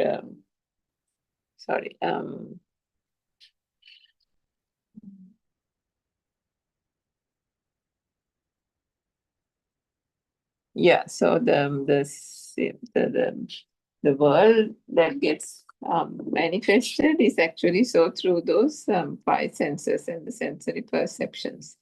And the mind consciousness, which then kicks into gear, is a different vibration altogether. And that is the perception of a mother, the perception of a father, the perception of an orange or an apple. And these come about only through a gradual learning process. So if we think about consider the milestone, then we can say, for example, we take the milestone about childhood, and then we see how did these things become real? When were these actually taught? And the point that it became real becomes quite crystal clear that it was only at that point of it being taught. Even it doesn't even have to have words. Predominantly it will use words, but the checking to see how these perceptions work should be well understood by putting it into daily practice in one's home, when going for a walk, and so on. How these perceptions occur, that penetrative insight and reflection has to be done at some point in order to transcend the mind or transcend the thought. Now, coming back to the skandha and the aggregates, why the Buddhas talked about the aggregates is that due to the sheer speed of vibration, whilst we said that the vibration is helping and supporting the self vibration is supporting this whole propagation, the perpetuation of self is coming as a result of that. But in understanding the mind, this whole mechanism is well understood. How the five sensory perceptions arise due to the speed of vibration, but how the five sensory perceptions then get combined to form the mind object, the stimuli or the mental object. The fact that these objects and persons and people, once it's given a name to, they become very real to that person. And I mean, if you consider a child during maybe 2-3 years of age or 5-6 years of age, even if they are attending kindergarten, there would still be almost kind of dependency on the mother, isn't it? That is also coming from the feel. The feel that, having touched the mother, having seen the mother, having having heard the mother's voice. These are instances where this can be, where this is actually the perception of these things become thickened and thickened, and the value attached to that also increases in value. So in order to be able to understand the mind and how it works, the senses, the functioning of the senses, if the senses were not there, then there won't be light. Then in that case, if this light is so artificial, because Arun explained even yesterday or day before, if the light was actually outside, if the sunlight was actually outside, then, we can, if we get exposed, we can die out of sunburn. And then if there was light outside, there would be, light that is there for every nook and cranny in the world, isn't it? One can't say that there would be darkness anywhere if the sun is always out. So how did that happen? And so these are things that have to be contemplated and reflected upon. And then one actually realizes that this mind consciousness is nothing but just a construct. And it is happening because of the speed of vibration and not for any other reason. The speed of vibration is then giving rise to the wanting to actually give rise to the thought. And then when these objects become real, and then there is not only the object in the world, the feeling that the object is there also arises. And when the feeling of you being there arises, what is this feel that we are talking about? The feel is the non-vibration. So ultimately, the aim in the nirvanic state is to achieve non-vibration, one can't actually even use the word achieve because this Dhamma doesn't have anyone achieving anything, and there is also nothing to achieve in it as well.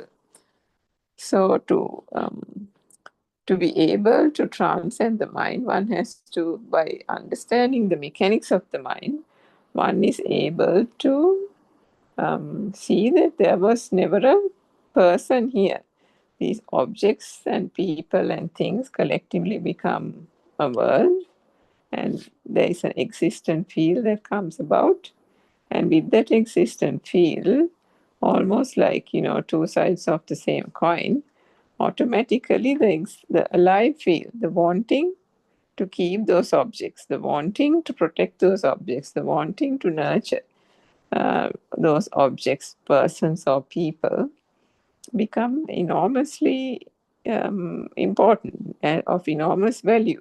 And that is where, if it is working properly, and if it is a positive experience, there is clinging, there is desire. And if it is a negative experience, then there is aversion. And then there is conflict. If one wants to get it done somehow and has really magnified that perception, if something goes wrong and that thing is not done on that day, they kind of go completely, they get completely upset. So what is it there that is so much subject to desire, so much subject to value being given to it? And how can you give value to a thing which has no substance?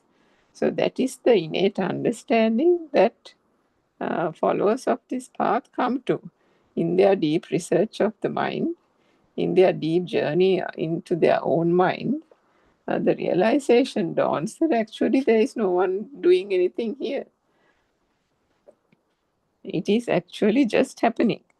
And that just the happening, the function of activities occur as the thoughts arise. The functioning of the activities still occur. But for that person, for that system that understands the Dhamma, the notion that there is a self here, experiencing that world, feeling that world doesn't arise. And that is the fading of the defilements. That is where the self-view starts to dissipate as well. The stream enterer position is achieved at that point. Just wanted to mention that as well there. But so finally, with the mind consciousness being understood for the illusion that it is, because it is only always creating an illusion, nothing else. Even if we touch something, now for example, I'm here at the dining table and I touch something. All I feel is solidity. And yet, what is the mind saying? The mind is saying this is a chair. And again, if I touch something, the feel against my fingers is solidity. But it is the mind that gives a label that it is a table. Right? So how did the mind say it's a table? And the feel is only hardness. How did the hardness translate itself to a table? How did the hardness translate itself to the chair? For in both those instances, it was only the chair. It was only the sensations and the vibrations that were coming together, the basic vibrations, the heaviness, the light, the sound, the touch, the taste, and the smell. So these come together to form that submission, to come together to form the thought perception or the self, and then the self perception automatically comes about at that point. So when one actually believes, when a person actually has no access to the Dhamma, what happens? There is clinging and suffering everywhere, isn't it? Clinging and suffering happens when the object is taken to be true. that it exists outside, because another trick that the mind does is it does a projection outside. And when it does the projection outside, that is another thing that caters to the deception that there is the belief is that the world exists outside. And then from that, the duality occurs. Where there is no duality, duality occurs that there is a world outside and there is a person or me experiencing it here. But once the Dhamma is known and this part is really understood, then one turns from the outside world. The outside world no longer becomes true. And the practitioner then turns to the mind. When the practitioner turns to the mind, so if the world is not true, it is the mind that is saying it's the crow. It's the mind that is saying it's the mother, the father, the job, the husband, the children, everything is the mind that is saying. So the mind is labeling, the mind is coining terms. So then what happens there? That is the thing that becomes the identification is with the object, makes the self-view prominent. Without the object, there is no self-view or the self-perception. So to keep on understanding this, there must be a frank discussion with the noble teacher. The noble teacher would then be able to say at what kind of stage the person is in, the practitioner is in. If the practitioner is going down a wrong path, then they can be reversed. That they can be kind of guided in the correct way. So in that manner, that can be done. And that's the way the mind manifests itself and the world gets created and the suffering occurs. But when the outside world doesn't become true, the turning to the mind is a crucial point. At that point, one has already become the stream enterer. But when one actually understands that there is nothing even in the mind itself is a combination of body, mind, combination of body, mind, and soul, or body and mind, then it becomes crystal clear that there is no such thing called these objects, even if it is something. Even if it is something to do with, so in whatever form that it comes, it is always an illusion. And when one actually practices it and turns to the mind, the first point of contemplation is that there is no such thing as the outside world. It is only a creation of the mind. And when one actually understands that fully, the stage of stream enterer is actually reached. And from that point onwards, the next stage is the practitioner turns towards the mind. So then on examining the mind or the thought that occurs in this moment, the realization is that how does this thought occur? The thought is only nothing other than the combination of the 5 basic perceptions. And if that is the case, is there anything of substance there? There isn't. So then the whole object, the mind object, which was the mother, the father, the so valuable, so important objects, persons, people, and things, which has been held on to for years and years, whether it is through clinging, whether it is through aversion, then start gradually fading in importance. Because crucially, the mind and the mind object and the truth behind the mind object is gradually realized through access to the Dhamma, through discussion, through the guidance of the noble teacher. Through all these means, the thought, the process behind it, the natural phenomena of the mind, the illusion of how this whole facade happens, all this is gradually understood. And then there is the practical application of it as well. Once the Dhamma philosophy is well understood, and even whilst progressing in and continuing to understand the philosophy, there is a portion of practical application, which is what we refer to as the Vidarshana Bhavana, Vidarshana meditation at the outset. So this is not concentration meditation where one sits in one posture cross-legged for hours and hours, reflecting on or focusing on one point of concentration or one point of focus. That is not the Vidarshana meditation path. That is not the true Dhamma philosophy that the Buddha expounded. Because in concentration meditation, one takes some object, one takes some focal point, whether it is a candlelight, whether it is something or the other, and focuses on that. And then with that concentration comes a samadhi, comes a kind of a meditative state. And that meditative state is also very calm, very tranquil. And there are instances where there are other ascetic teachers, even in Hinduism and in India and various other places, where they have advanced themselves to such an extent that they are living in those calm, tranquil states, in those high jhanic states. But because it is always having a focus, a fixated object that they are focusing on, the object becomes true, and the person who is fixated on that object also becomes true, because fundamentally, without the true Dhamma, they haven't accessed, they haven't examined the philosophy behind these notions of self and object and thought. Whether there is anything in the object. Now, the Buddha philosophy is that there is nothing in any object.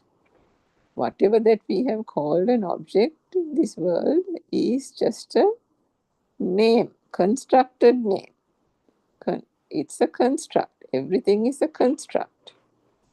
So is the construct real? No. And if the construct is not real, how can there be a person here feeling or experiencing that object, person or thing?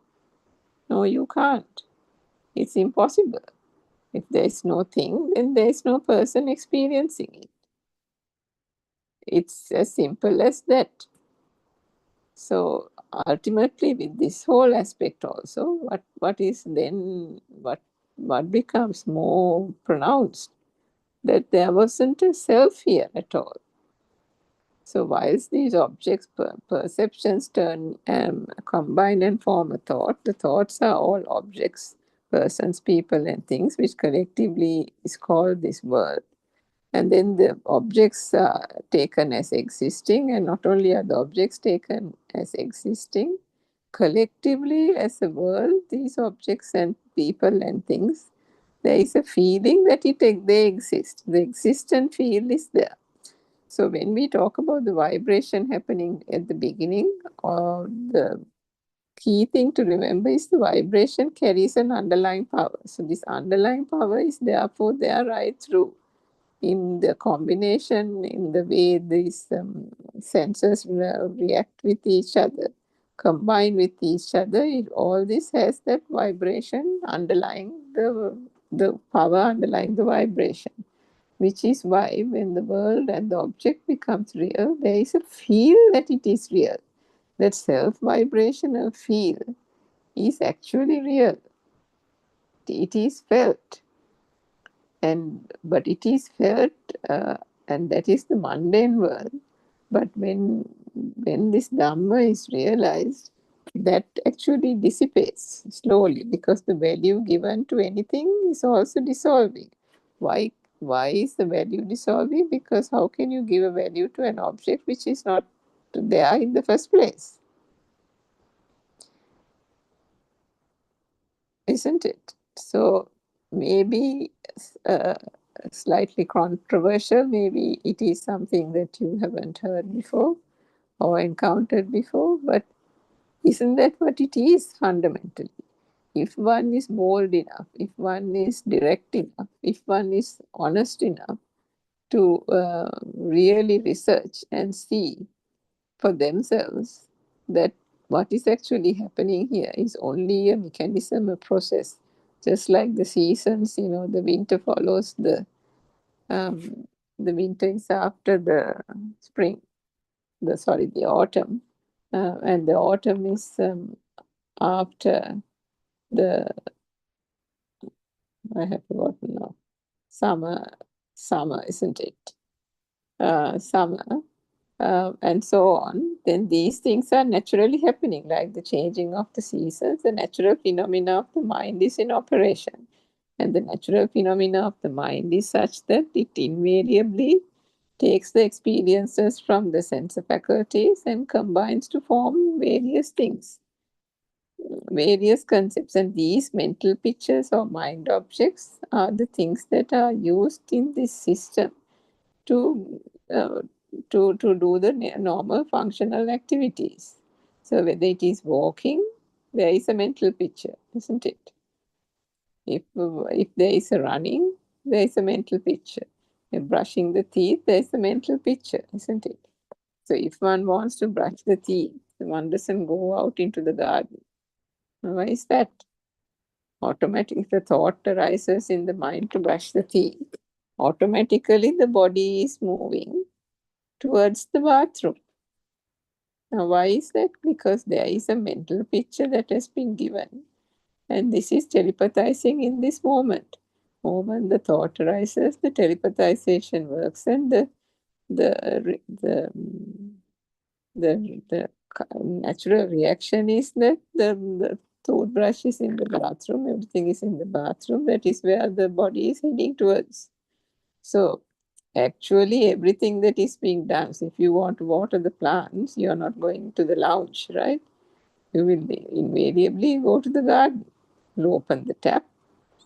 So the tap is opened, the thought will arise to open the tap. Then one proceeds. The body is moving towards the tap. The eyes will see the tap. Eyes will see something, and the mind will recognize it's the tap. Then a thought will arise to open the tap. The hand will reach out and open the tap. Then the water is felt, something cold is felt in the hand, and it is the mind then that will say that it is water trickling out from the tap. So this way, when every thought that is arising and fading, arising, giving rise to another thought and another thought and another thought, each of these thoughts should be able to be discerned very carefully from one to the other. But after all, one thing to remember is that there is only one thought occurring in this moment. So the attention, the awareness to be put on to that one thought is also quite crucial for practitioners. Initially at the beginning, but nevertheless even at a middle stage. Also, it is helpful if one is getting confused. It is helpful to be able to unravel it in that manner and to practice it in that manner. So, in these Metmalaranas right through Sri Lanka, there are designated days where these people get together to listen to these talks, to practice this Dhamma philosophy. And in that practical application of it, the first point of contemplation was what we said was that the outside world is not true. Then the second point of contemplation is that the mind is not true, that the thought is just a substance, name and form. And there was nothing much that we could actually take away apart from a few other encounters that other mothers explained. There are certain elements that are common to every practitioner and should be really adopted after giving it due consideration. So, coming back to this point, this is how the mind works, and then the defilements start fading when it is not important anymore. With the third point of contemplation, when the second point has also been realized that the mind, there's nothing in the mind as well, it is name and form, Then the third point of contemplation is that the realization comes that there is only a functional mind here, an action mind. There's no doer or self or anything doing anything. So if that is the case, then this whole, when we think about that existent world, the existent world becomes an alive, gives the notion of being alive. Now, to give the notion of being alive, what is that? It's the doer. The doer means the self-view, and with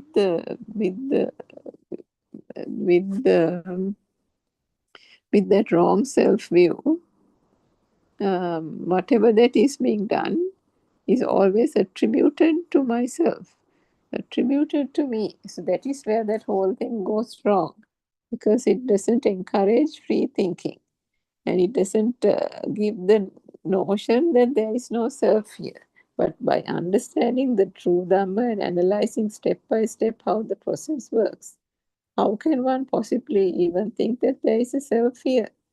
There is only the doubt about the self. So the wrong view, the self view, then in a fraction of a moment, this is transcended. And then that is over. But with that comes a lot of clarity in the mind, clarity, and then feel. Also, there's an awakening to the feel, which then gives rise to that inner transformation and inner awakening. So one can actually be out in a monastery and live a secluded life, or do a practical program and maybe do it for 7 days and practice various points of contemplation, which helps understanding and realizing the Dhamma.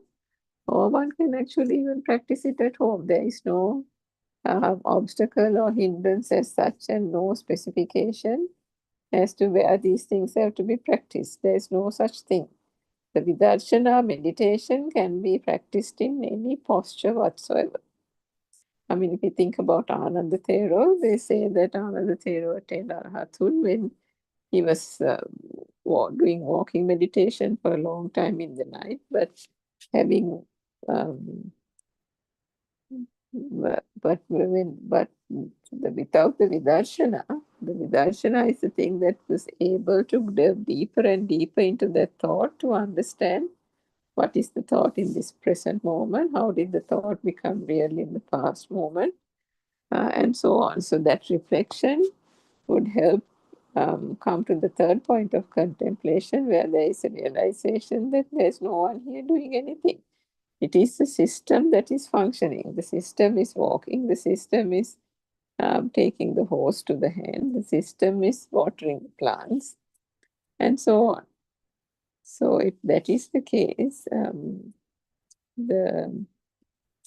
that those are the ways the mind can be transcended, and that inner transformation can gradually happen. So what is actually being dissipated? The defilements, the clinging, the aversion, the skeptical doubt, the ill will, and so on.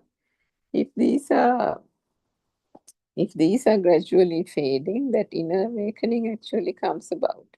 And things and objects and people that you have been having a greater clinging to, a desire and attachment, starts gradually fading away.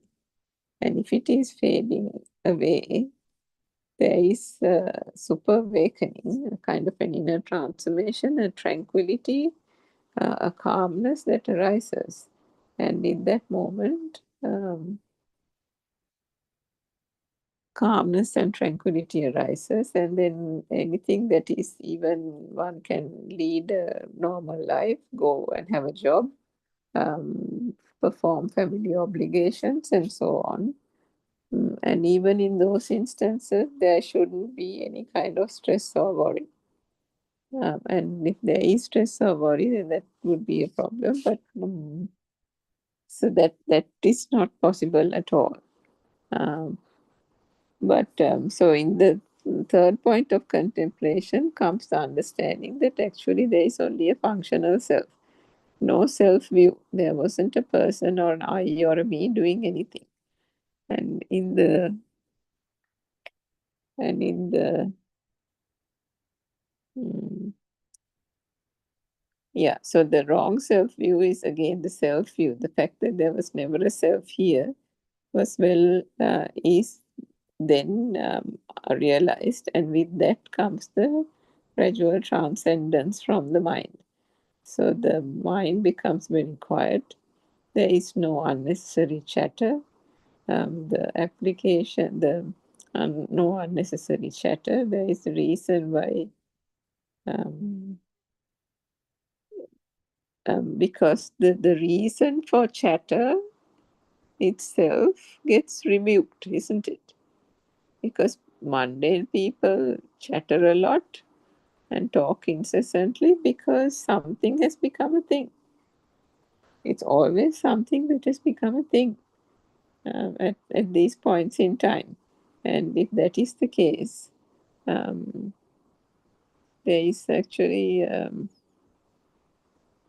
so the fourth point of contemplation then arises. So if the third point shows that actually there is no person doing anything here, it's the function, then the next realization point is that there is no I or self view here. Because if it is no one thinking, no one doing, the action mind is arising and activities are happening according to the action mind, then where is the self? Where's the I? So this is a crucial place where our noble teacher also explains, saying, if the mind is not you and the body is also not you. Now, for the mind not to be you, I mean, if you think about anything that you can stop thinking about, you can't. It always keeps coming back to you. In the reverse way, if there is something that absolutely needs to be obtained, then the next round of marketing, that object is brought. For example, so when that fourth point of contemplation is considered, after the functional mind is discovered, then the realization occurs that there was nothing here in the first place. What was there was not a self-view, but the misconception of a self-view. And that is all.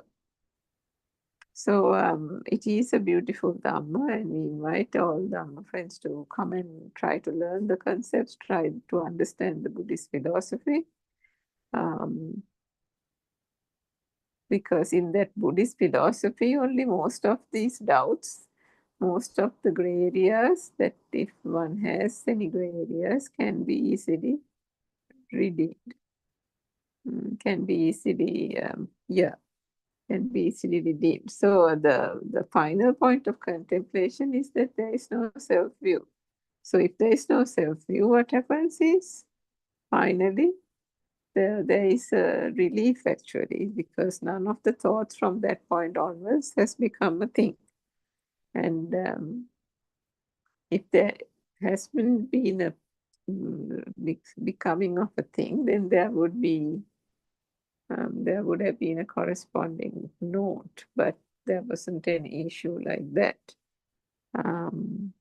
In these points of contemplation, in that final point, is also very crucial. The fact that one realizes that there wasn't an I here, or a me here, or a my here. And if that is not there, where is the suffering?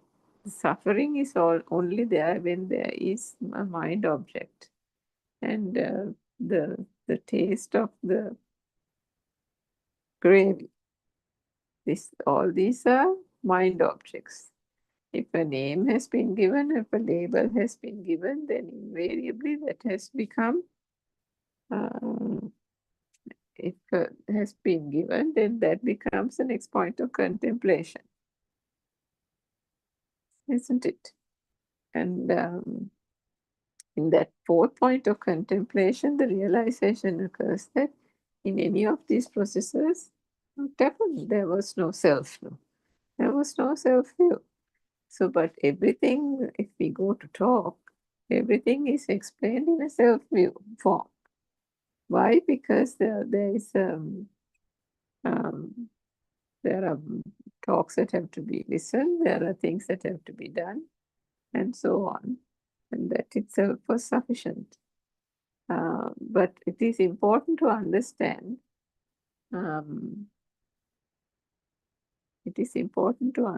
how this thing is forming, how this thing has formed. And as a result,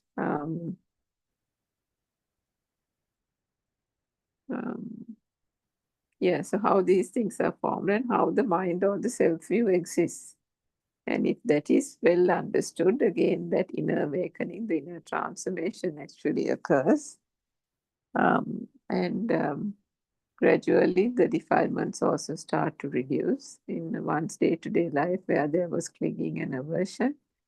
There comes a realization to the system that actually this is no longer a problem for me. This is no longer a bother, nothing to worry. The things that got the system agitated is no longer agitating the system.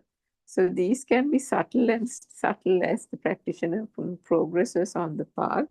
And this is where the benefit of the noble teacher also comes, where the subtle points are explained, and one is guided through those potholes or before those pitfalls become any problem. The gradual guidance through those obstacles is done. And so in that sense also there is huge benefit in the Zoom sessions that are being held daily. And this one also for anyone who is really serious or who is serious in wanting to understand the Dhamma philosophy, it is very important to take part in the discussion or with the noble teacher who generally joins the Zoom in the night one at 7 p.m. and then the 7 o'clock one as well.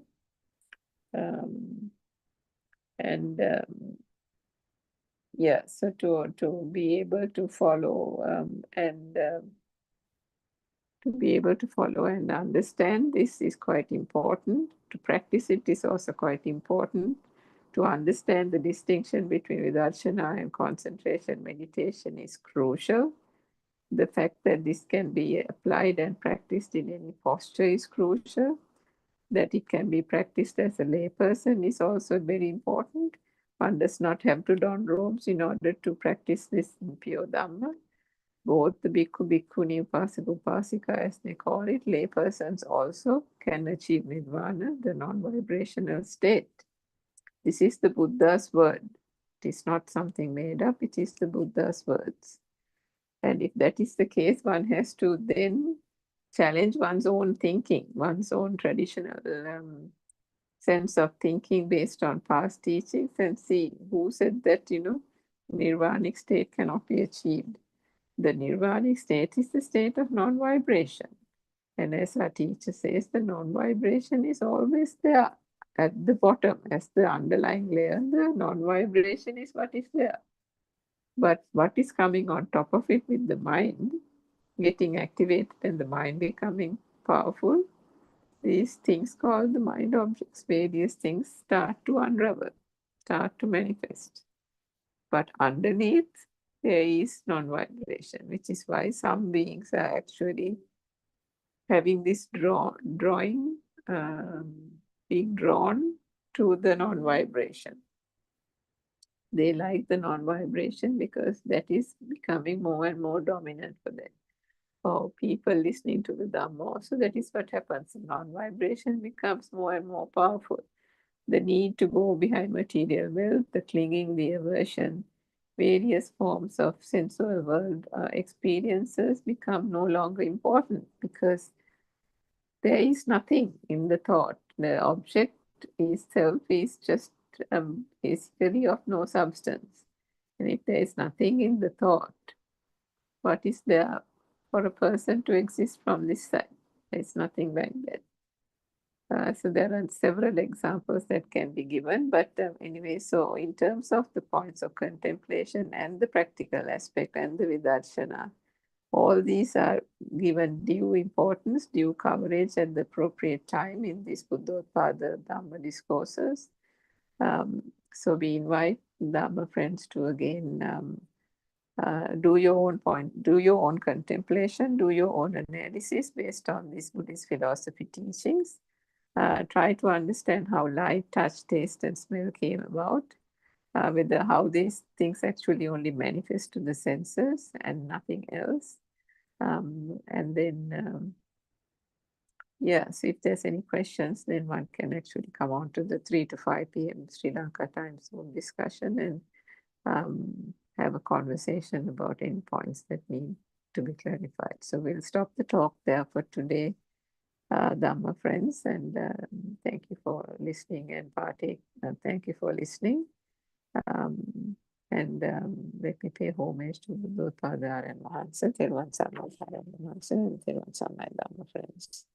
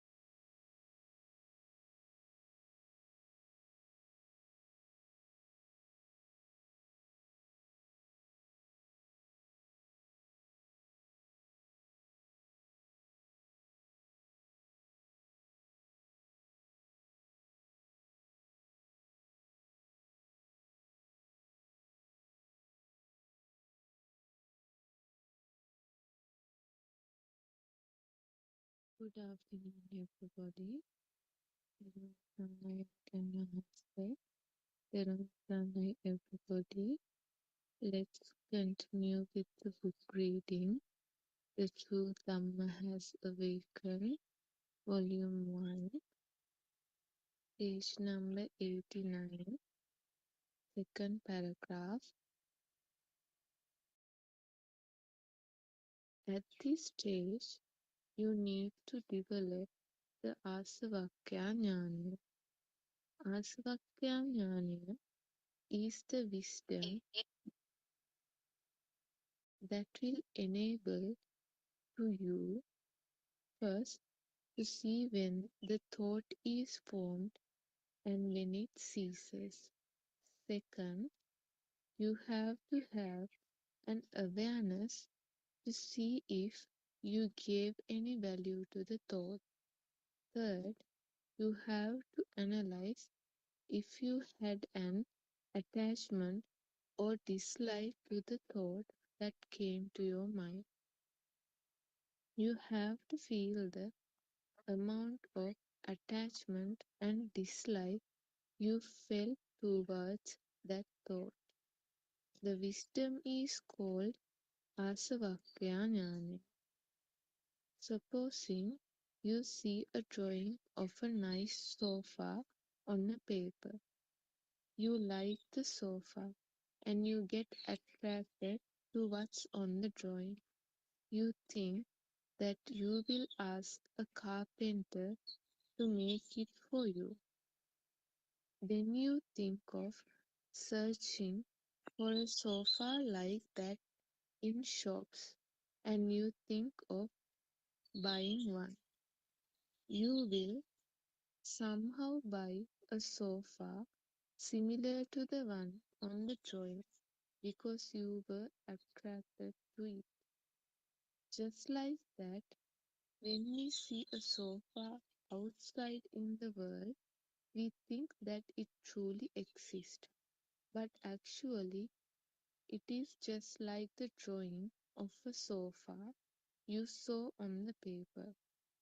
It is not there. It is very difficult to make you understand this. This is like trying to tell you how salt tastes. Until you taste it yourself, you would not know what it really tastes like. But when you develop the wisdom, the Asavakya Jnana, you yourself will realize that the attachments, your desire for things, tend to dissolve when you see things outside with Yathabhuta Jnana.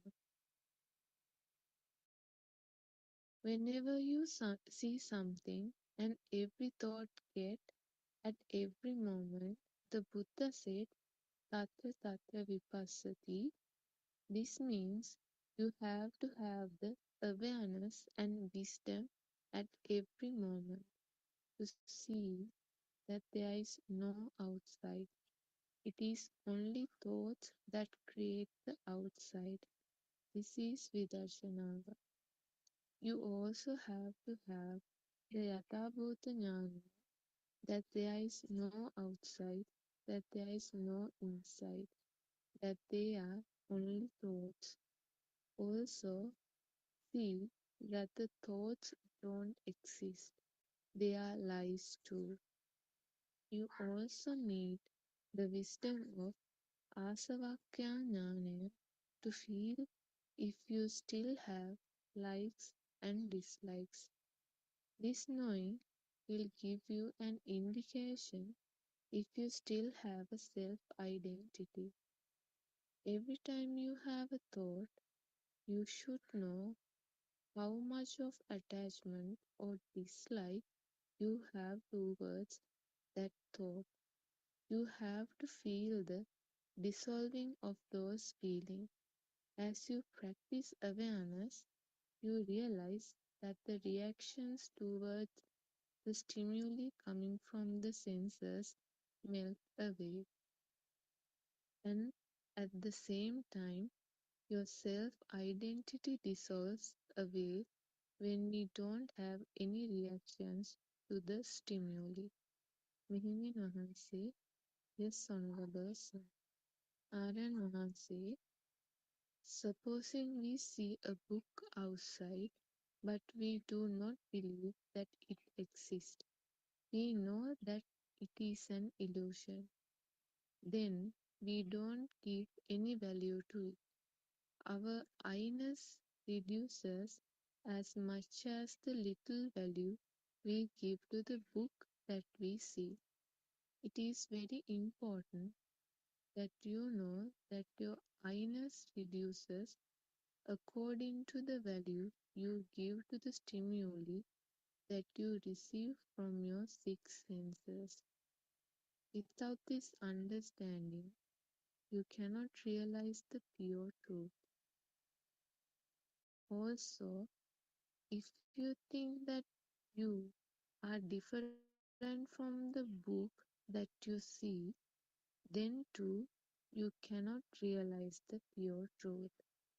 Meaning Mahase, Honorable Sir, most of the time I listen to the Buddothpado Sutra, the Buddha's teaching. I feel that the more I listen to it, I understand it better. Anand Mahase, that is very good. Each person has to identify some teachings of Buddha that resonates more with them. Then they can repeat listening to it until the teaching becomes very clear to them. Coming back to our discussion, if you clearly understand the path and apply it very well, you will have a feeling of lightness. Meaning Mahase, yes, Honorable Sir. Aryan Mahase, then you would feel that you won't find a self-identity in that moment. You would be awake to every moment without the self-identity. This awakening gives a blissful feeling. Nihimi Mahase, yes, Honorable Sir. Aryan Mahase, you have to have a very good understanding of the path. You have to have an awareness and wisdom to go on the path. Contemplate on all that we discussed today. Every time you taste food, don't own the taste as yours. When you have food, when you look around, when you feel a nice smell, see if you are there in that thought. Then contemplate on how to experience that feeling without the self-identity. You cannot experience anything without the self-identity. Then contemplate on how to look at that experience and find you in it. Meaning Namaste, Teruvan Saranai Namaste, Naren Namaste, Teruvan Saranai. May the blessings of the Noble Triple Gem be upon you. Teruvan Saranai, everybody.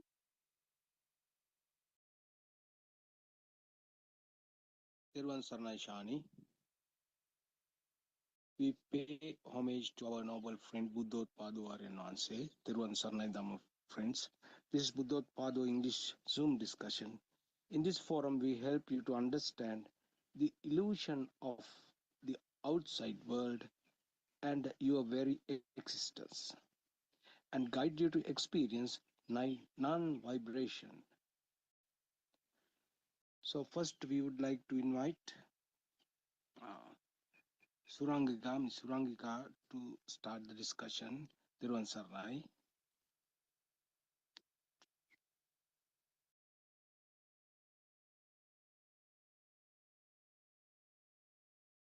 Thirvan Sarnai Sudharma, are you there?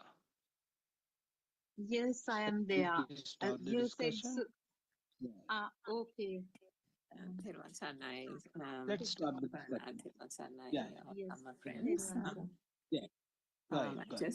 I just joined now, Mr. Berner. So Dharma, if you don't mind, Yeah. Yeah. can you just Okay. summarize what Shani Okay. mentioned? Yeah. Okay. Sudharma. All right. All Yes, right. sir. Teruvan Saranai, Mr. Bernard.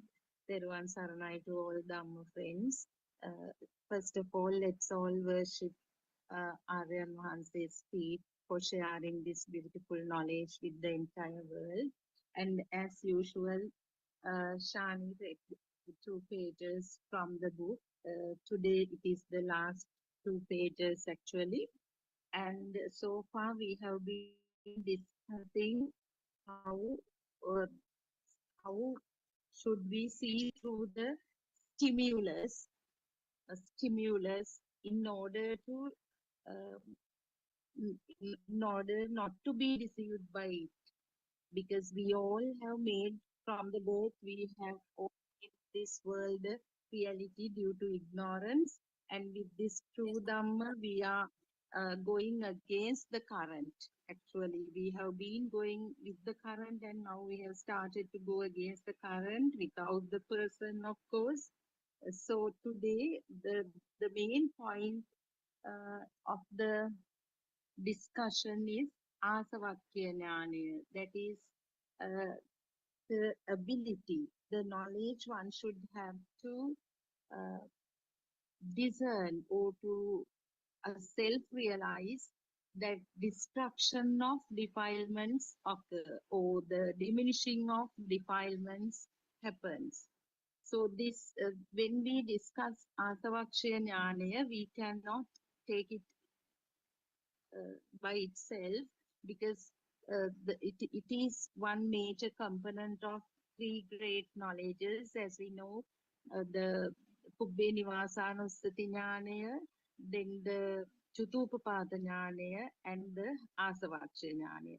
So if we discuss it in relation to the stimulus or a thought, so as we know, due to the automatic functioning of the sensory organs, certain manifestations happen, and at once this name and form combination, we naturally, not we, as a natural process due to prior perceptions or the prior knowledge we had with that type of formations, naturally a name comes, and this name and form combination happens, and that is the formation of a thought according to Dhamma. So this Kubbe Nivasanussati Jnanaya, Aryan Hanse has explained very well. It is also called as seeing the Perasit Kandapillivela, or actually if we try to translate, it is to go back to the moment of first exposure to that particular stimulus in one's life. That to say, the first time that if we take the example of mother, let's say it's a perception or the thought is the mother that occurred right now. So going back to, according to this Kubbe Nivasanussati Jnanaya, we should have that knowledge to understand this is not a real entity, but uh, one day, once in our life, at some point, somebody introduces this particular shape along with the label, and from there onwards, that thought as a perception came to our life, or was there kind of ignorantly we believe that the existence of that perception. So what happens is, so this effort, all these efforts are to understand that this world is not a real entity. So due to this lack of awareness of Dhamma, we used to believe whatever the entities, people and the objects and all other entities, maybe places, everything existed in our life. So with this Kubbe Nivasanussati Jnanaya, or the knowledge of going back to the very first thought, and through wisdom see the reality that it was non-existent until someone at some point, like introduce this shape along with the label, and then onwards, we ignorantly believed the existence of that. And that is the Pubbe Nivasanussati Jnanaya. So when to talk about Asavakshya Jnanaya, we need to have that aspect also, that awareness, that knowledge also. Then the Chutupapata Jnanaya is the knowledge to see the truth in the stimulus that occurs at that very moment. That is a big, for that one should have the proper mindfulness or the awareness that has been highlighted in these sermons over and over again by Aryan Vasi. One should have that awareness. If you are not if you are not able to see that it is a stimulus that occurs right now, it is not something that is perceived by an existing sensory organ or existing person, but it is an instantaneous manifestation that happens due to these similar vibrations coming together. So that knowledge one must have, because this is actually we are discussing the volume 1. So these are the basics of this Dhamma, this doctrine of Buddhism, and the effort is to enable a beginner to gain the skill, gain the knowledge to see the reality in the thought formation. So, and then with this knowledge, when one actually gets the thorough knowledge of this, how the first thought occurred in the life, and how and also the skill to see the rising of each and every thought, I mean consciously, because as beginners we have to do it consciously. Later it will come spontaneously. So one experiences the diminishing of the defilements. So here in this description, it was very well explained. Aryan Hase explains how can one understand the diminishing of defilements. How actually when we talk about defilements in relation to a certain object, we have to think about all aspects like attachment. You may be attached to that, or maybe there may be aversion, or equanimity, upeksha. Sometimes you may not be attached to it, you may not have any aversion to it, but that upeksha, equanimity is also a point. So with this wisdom, you should be able to see the level of what happened actually, because ignorantly we never paid attention to any of the thoughts that occurred in our, I mean, day-to-day life, unless and until we got this need to understand through Dhamma. And gradually now we have come to a certain level that we feel that our defilements are fading away gradually. But it is a process again. It is very important to mention that it is a process. It is a process. It is not like, it does not happen in one go at once, so just the moment. But still, that also depends on the skillfulness of the disciple, uh, because Aryan Hansi himself says certain people, Uddatitanna people, then and there realize everything, but still others will actually elaborate on this. So Ms. Surangika and Dr. Sakuntala is also there. So the discussion today is going to be basically about Asavakshya Jnana, in this section, Shani explained 4 aspects. If I repeat it, first thing, to see when the thought is formed and when it ceases. I would like to add a few more thoughts about this because I questioned Aryan Mohanse about this very recently, to see when the thought is formed and when it ceases. So what Aryan Mohanse also mentioned is you can never see the thought ceasing. It is through wisdom only you know that thought arises, the previous thought has ceased. It is also through wisdom one has to see.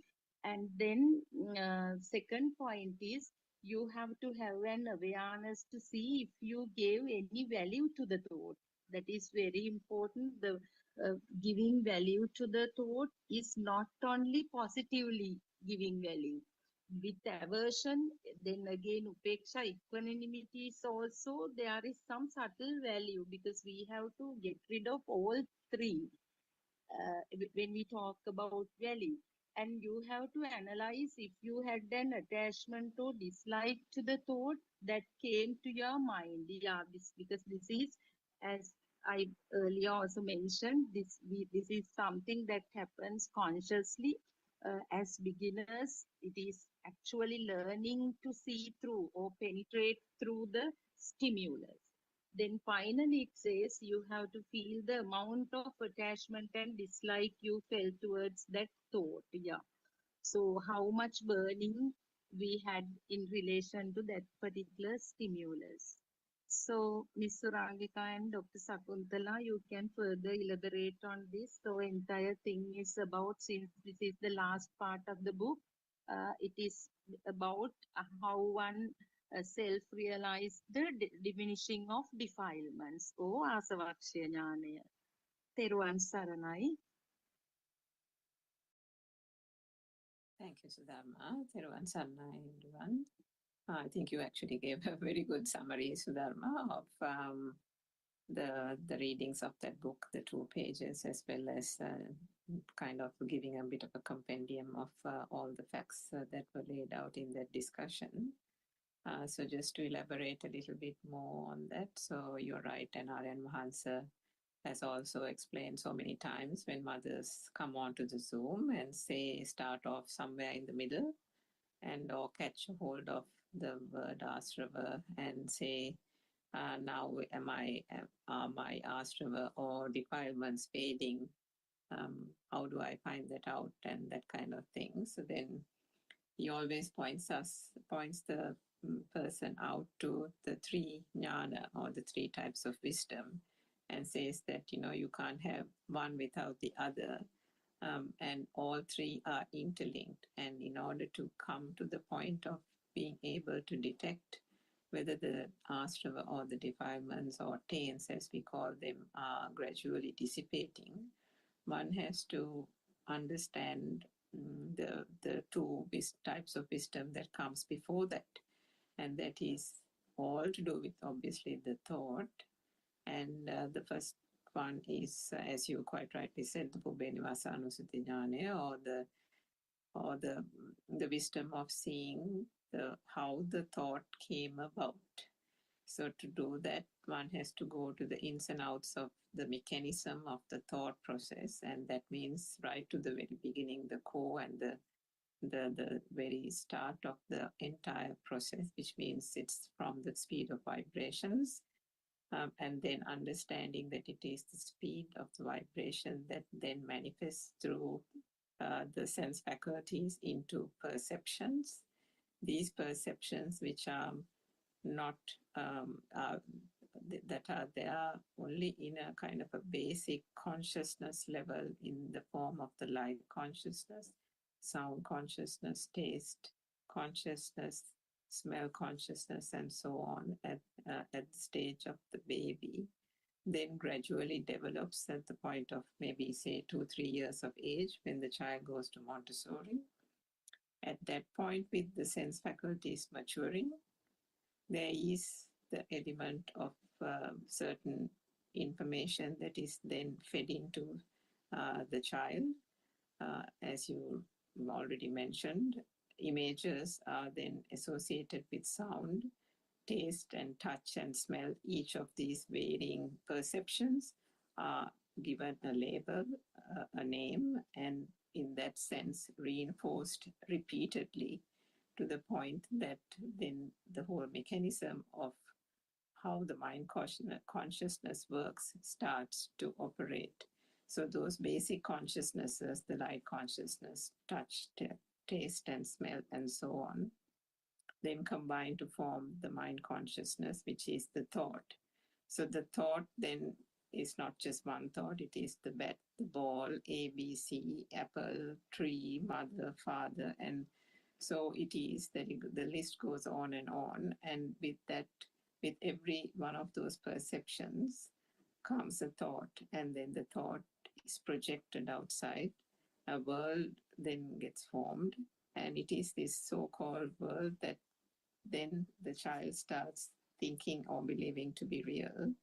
And it is these objects, animate or inanimate, that basically courses through the mind, which, not understanding that due to pure ignorance, the existent feel comes about, the sense of aliveness comes about, and the whole self-perception, the I, the ego, then starts to emanate and arise and emerge, which then creates the duality. And so the whole mind trick and that entire process comes about. So, I mean, all this none of us understood before accessing the Dhamma. We had bits and pieces of knowledge that had been gained through the Tripitaka or through different other Dhamma teachings, but to piece this together one by one and ensure that how we know from beginning to end how this whole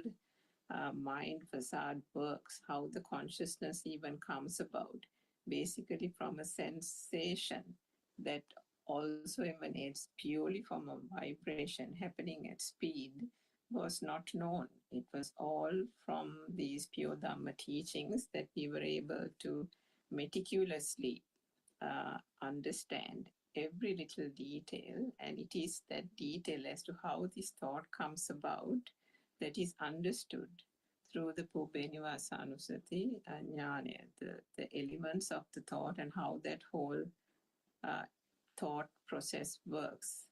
So once that is understood, then we come to the Chutupapada Jnana, which is the understanding of the thought or the stimuli that is occurring at this very moment. So we understand also that, this so-called memory that we call in the conventional term is just merely perceptions telepathizing at this very moment. Past perceptions, we call it that way, just from a practical aspect, past perceptions and new perceptions. But it is, if there is a vibration that is happening at this very moment via a particular stimuli occurring in this moment, then to that extent, if there is a similar vibration or an equal vibration, then that telepathizes in this very moment. And it is that experience that is then understood or experienced in this moment. So if one does not know the mechanics of that whole process, one will then believe that stimulus to be true. And it is not just known as a thought, is it? It is put out into that real world, and they consider it a real world. They consider it an object of attachment, as you said, an object of craving, an object of desire, or it can be an object of ill will or hatred. So if one, for example, thinks about, watching something on TV, like a cricket match, for example, or some really nice film. So then sometimes you can, we've all come across this situation where people, sometimes your mother or father or your husband might come and say, no, and talk to you behind the sofa where you're sitting and watching the TV, but you don't even hear them. You don't even know that they're standing next to you because you're so engrossed in the film. So what happens there, you have completely identified yourself with the watching. That whole thing has become so real to you that you are immersed in it, which means that that is where the becoming is. That is where the bhava is. And that's what is mentioned by upadana, or identification with stimuli, because of ignorantly not knowing that the object is not real, one has then become the object because of the attachment or the craving. If we take another example, for instance, and this is something that we have come across, like, if there is for example, a dead serpent on the road, you will find the people gathering just out of curiosity to look at it, and then you are passing by, and then you wonder what's the big crowd about, and then you go and peep through the crowd and see what's this whole thing that they're staring about, to see it's some dead serpent, and it's probably stinking, isn't it? On the road, and it's not a pretty sight. I mean, how can a dead serpent be a pleasant sight? And yet people get drawn to it. It's aversion, it's distasteful, and yet there is a kind of a attraction to even the most unpleasant of things. There are so many other instances where we have seen that things that are not nice, things that are not pretty, still people want to see it, still people want to comment on it, still people want to go there and make a comment and say that they were disgusted about it, and so on. So this attachment doesn't mean attachment through craving or attachment through desire. It can be, the attachment is what we call the binding power. The binding power either through ill will, hatred, detesting something, or through the point of actually wanting something, or even the upeksha, the moha aspect of it, the equanimity aspect of it, of being non-committal about it. I mean, sometimes you can have a policy in a country where people feel strongly about, another group of people can feel, some people might like it, another group of people might not like it, and then you sit here and you'll say, I don't know why those people don't like it and these people like it. I, of course, I'm fine either way. And, you can express a feeling or a statement like that. But then what happens? Even to the point of being, having that sense of equanimity, there is still that thing that one feels non-committal about. And then there is that thing where there is a person here feeling non-committal about a particular object. So in all those three instances, there is that identity with the object. The stimuli is real, the duality is still present, and the I and the ego, the self-perception, is still here, happily existing. So the understanding of the Pupenivasānussati leads one to exercise prajna, or penetrative wisdom. And when that stimuli occurs in this very moment, there is no betrayal, there is no misunderstanding, there is no getting caught or trapped with that stimuli and getting carried away with that thought through attachment in the form of raga, desha, moha, in whatever form it comes, because one has understood that how the thought process works. And with those two jnana comes the gradual dissipation of the defilements. So we spoke about raga, desha, moha, the defilements and the taints which originates through the zygote level at the shashava, or the taints, the self-vibration, and that is the thing that projects itself through asrava. And by understanding how the thought and the elements of the thought come together, and then understanding this stimuli that occurs in this moment, one will find that by continuing to understand this true Dhamma or Satya Jnana, the things that you have in your life been attached to or suffered from or got worried about or stressed about, one would experience gradually. You can't put a time on it. You can't really put your finger and say when it happened, isn't it? But gradually, whilst listening to the Dhamma, 2-3 months go by, 6 months go by, 1 year, 1.5 years. And then you turn around and think, actually, something that I had really got upset about 6 months ago, it doesn't really faze me so much now. I mean, and then something that really worried you when somebody calls, or your son calls or something, now it's just an incident. Or it doesn't matter whether he doesn't call every day, or it doesn't matter whether he doesn't come to see me once a month, or things like that. So how did that happen? So that happening is because the thought, that is the thing that has kept us bound to the samsaric cycle, which we didn't understand. We thought it was the son, we thought it was the mother, we thought it was our job or career or something else. But ultimately, through the Dhamma, we understand it is the seeing is a thought, the hearing is a thought. All the so-called perceptions or experiences that we have gained was only just a thought. And when one understands that, comes that gradual realization, the gradual awakening, and the dissipation of those defilements slowly and slowly. And to the point that you mentioned, Sudharma, about the beginner stage, how do we put this into practice? I mean, through Dhamma, one listens to it, one does the penetrative reflections about it, but then together in parallel, one has to be practical.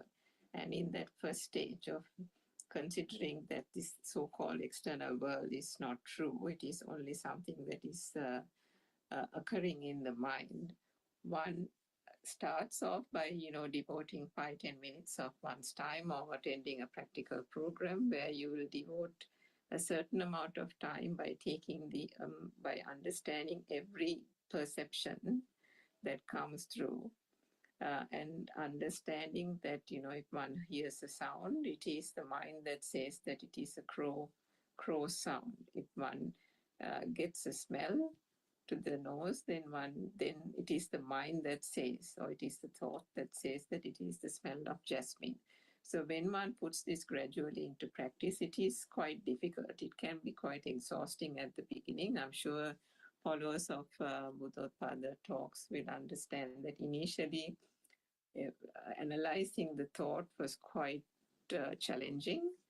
But if one does that for initially 5 minutes, 10 minutes, half an hour, gradually that thing starts to become easier, and then one is able to, through the Satyajnana as well, invariably be able to gain that kind of practice and ingrain that into one's daily activities. And that happens slowly, but it really does. It starts gradually becoming part and parcel of one's day-to-day activities, that then you don't have to actually pay too much of effort separately, and you will be able to make that whole practice a part of your day-to-day activities, and gradually those objects and the worry and the attachment and the desire that is attached to those objects through thoughts and the thought process starts dissipating,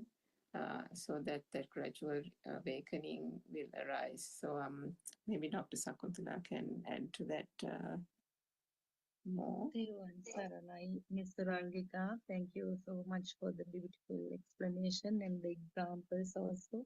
And Dr. Kokila is also here now. Thiruvan Saranai, Dr. Kokila, the main topic today is Asavaksha Jnanaya.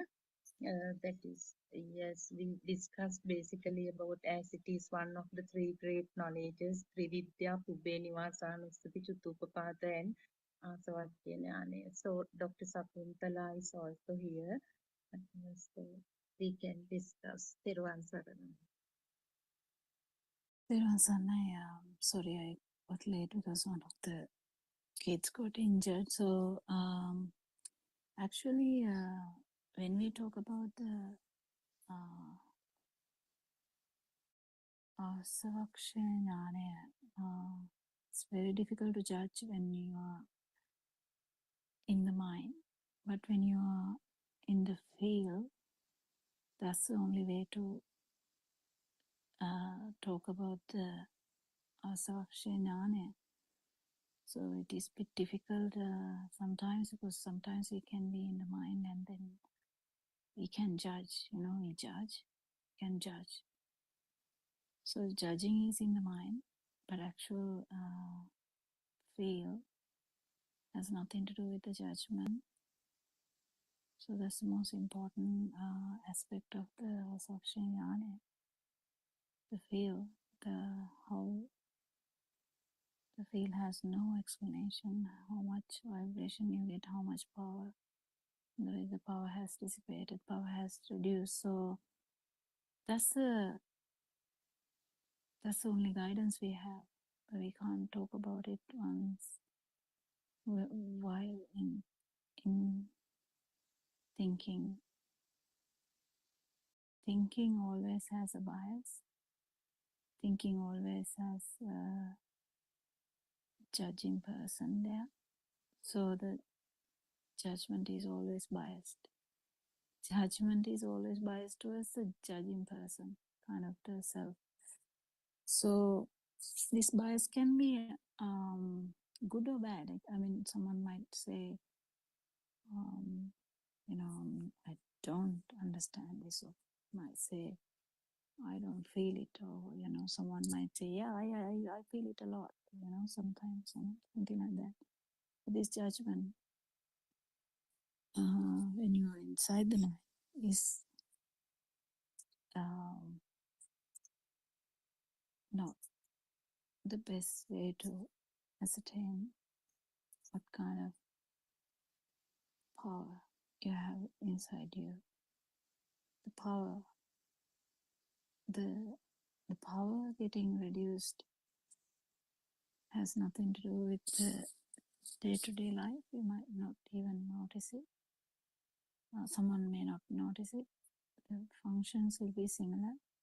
Even the talking sometimes maybe actually maybe shouting also.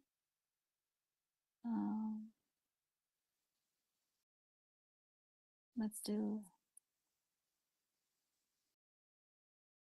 that's only to oneself that will be obvious, unless it's another person who is closer to non-vibration, or who is non-vibration. Yeah, I think Dr. Sakutala can add something to Tiruvasannai. Tiruvasannai, all Brahma friends. I think Surangika and Sudharma gave a very detailed description about the three wisdoms that that was read from the book. I remember Aranahase mentioning that the term wisdom is not the exact word for this one, because for the jnanas, jnana is the Pali term, and also in Sinhala also we use the same term, but it doesn't actually interpret what is meant by jnana, because it is something that it's not a knowledge, it's not a book, something that you can study and achieve, but it's something that blooms from within the system. So as you all mentioned, the asavakkhya or the feel that the defilements are sort of less or getting faded. It's not something that you can achieve as a thought. It's something that the system will feel with time, and especially when the same stimulus occurs, same kind of situation is faced with, the system will feel that the fire which used to erupt at those instances is less. So in other words, the word, we use the word fire, but actually it's the defilements, or in other words, it's a self-perception, the self-feeling all are sort of used to describe the same thing, the current which comes up. This is actually part of the system, initially starting as sensor function, and then uh, automatically in the older child, these sensor functions will merge together and the thought is formed. And it happens within such a sort of fast rate, fast speed. Older child or the adult will automatically experience the thought. So this thought is the one that we take as real because of the ignorance. Now everything is a thought basically. What we do, what we think, what we talk, everything are thoughts. So when you sort of open it up or stretch it and see, it's the cumulated effect of the sensor functions, where there are forms of shapes, forms of sound, then forms of smell, taste, and the skin feeling. So these are the components of the thought.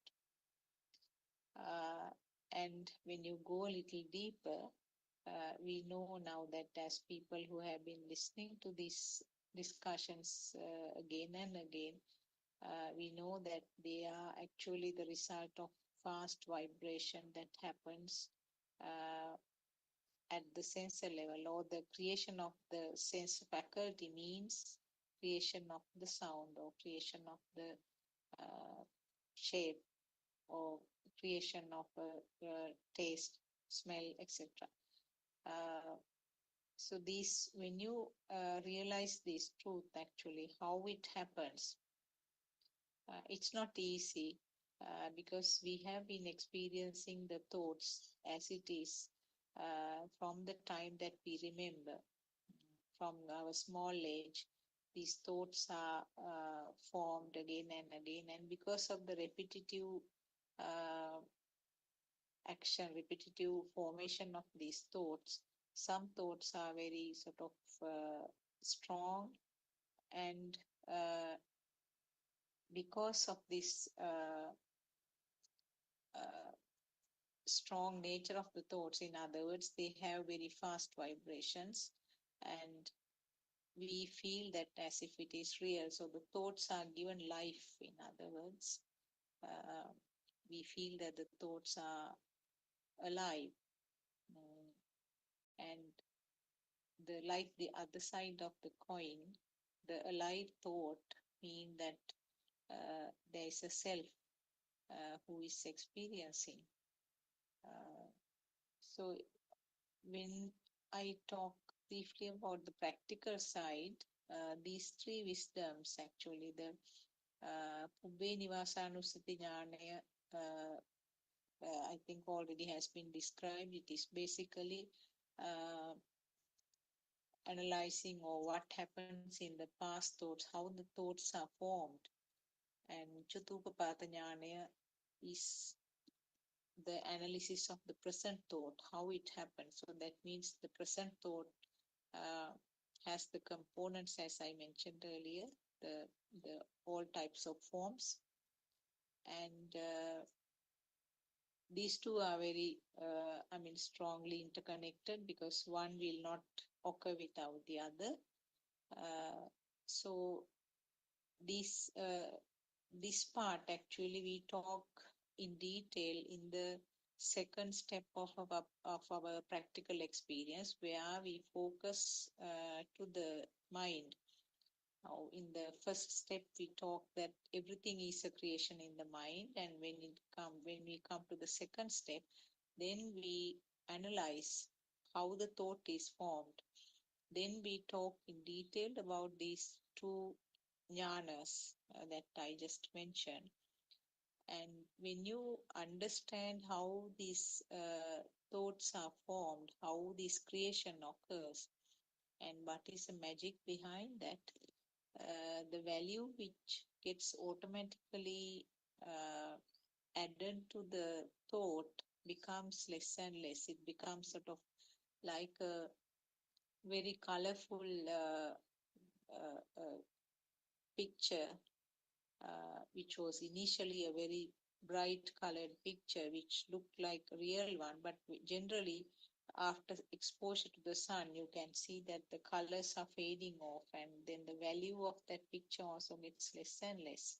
So something like that, the value which the thought received earlier becomes less and less. So that is where you can apply the other jnana that we already sort of mentioned, asavakya jnana. That means when you realize that there is nothing valuable, nothing to be taken seriously in these thoughts, the thought itself becomes weaker, and the value becomes less and less, and that is where you can explain that the current which occurred in this process gets less and less. If any of you can add anything or any corrections are needed, please go ahead. Terwa Saranai.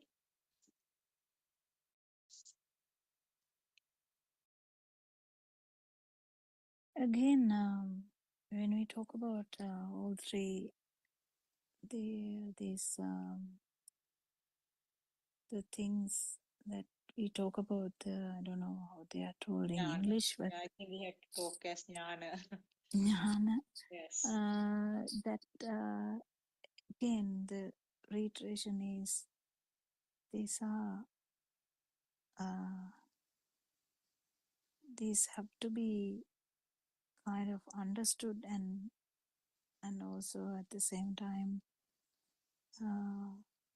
felt. So understanding part is done with the help of the mind, and we have, as humans, we have the best ability to understand how these vibrations work, and yes, and let it be. And that let it be part is the most important part here, because with the help of these things, when you know, with the help of the mind, when you know all these things, first we let go, and then only you will actually feel it. So that's the catching part here. Is it's not about the knowing this. It's not difficult. Everyone can know this. The catching part is actually know it and then actually let go, and then feel these things. Even the knowing about the past, how these things happen, you have to kind of feel it, how it telepathizes, like specifically how this happens, and how this particular moment, and how we can relate to the kind of the power, which is again in the feel part. So everything is, the catchy part is, or difficult part is, not actually understanding this, because a lot of people can understand this, but to actually practically feel it. And the pitfalls are trying to carry this knowledge very heavily is not going to work. But also if you take it very lightly also, that then you won't understand it. So such a balance we need in this part. So I think that is the important thing to remember. Yeah, anyone else? Thiruvan Saranai, Dr. Kofila, anyway, at the, basic level, if we say this analysis of the thought is important, isn't it? As you say, the knowledge is very important. Otherwise, we never know such a thing. This is an illusion, even we don't know. And I have experience, and as you said, Dr. Kofila, now only I actually figured out very recently the difference between this knowledge and feeling.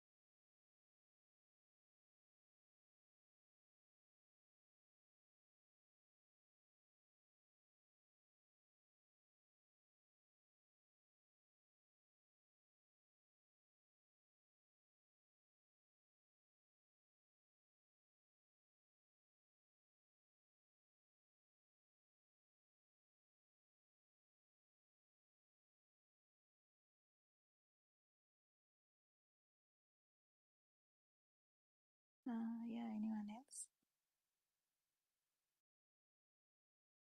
Thiruvan Saranai, Dr. Kokila. Anyway, at the, basic level, if we say this analysis of the thought is important, isn't it? As you say, the knowledge is very important. Otherwise, we never know such a thing.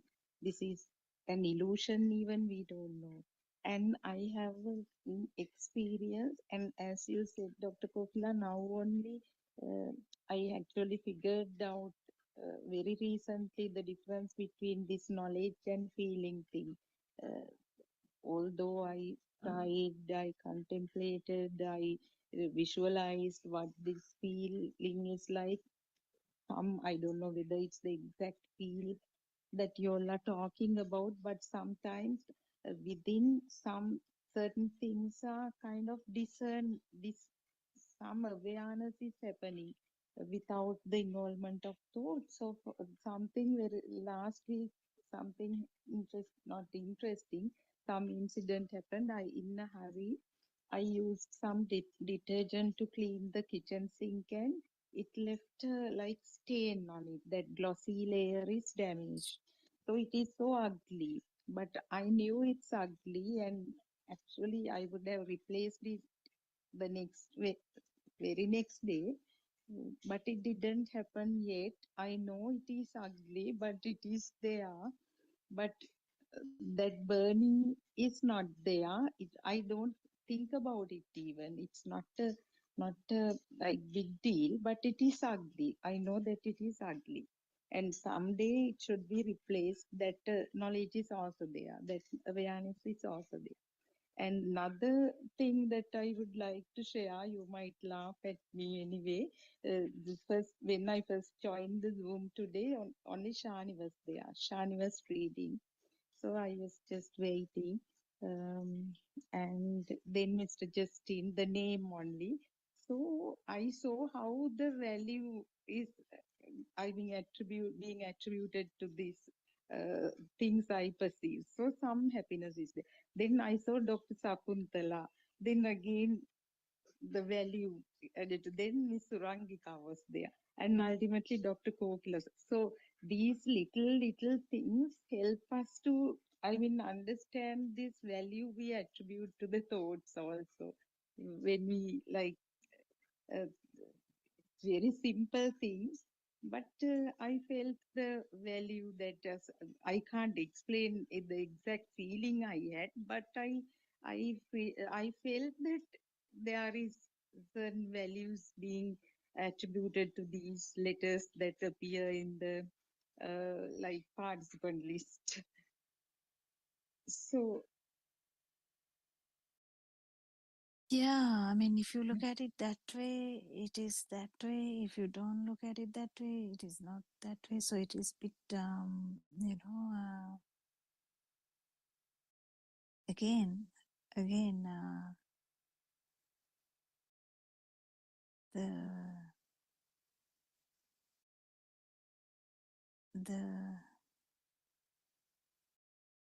the second, the one we talk about, like perception not being true.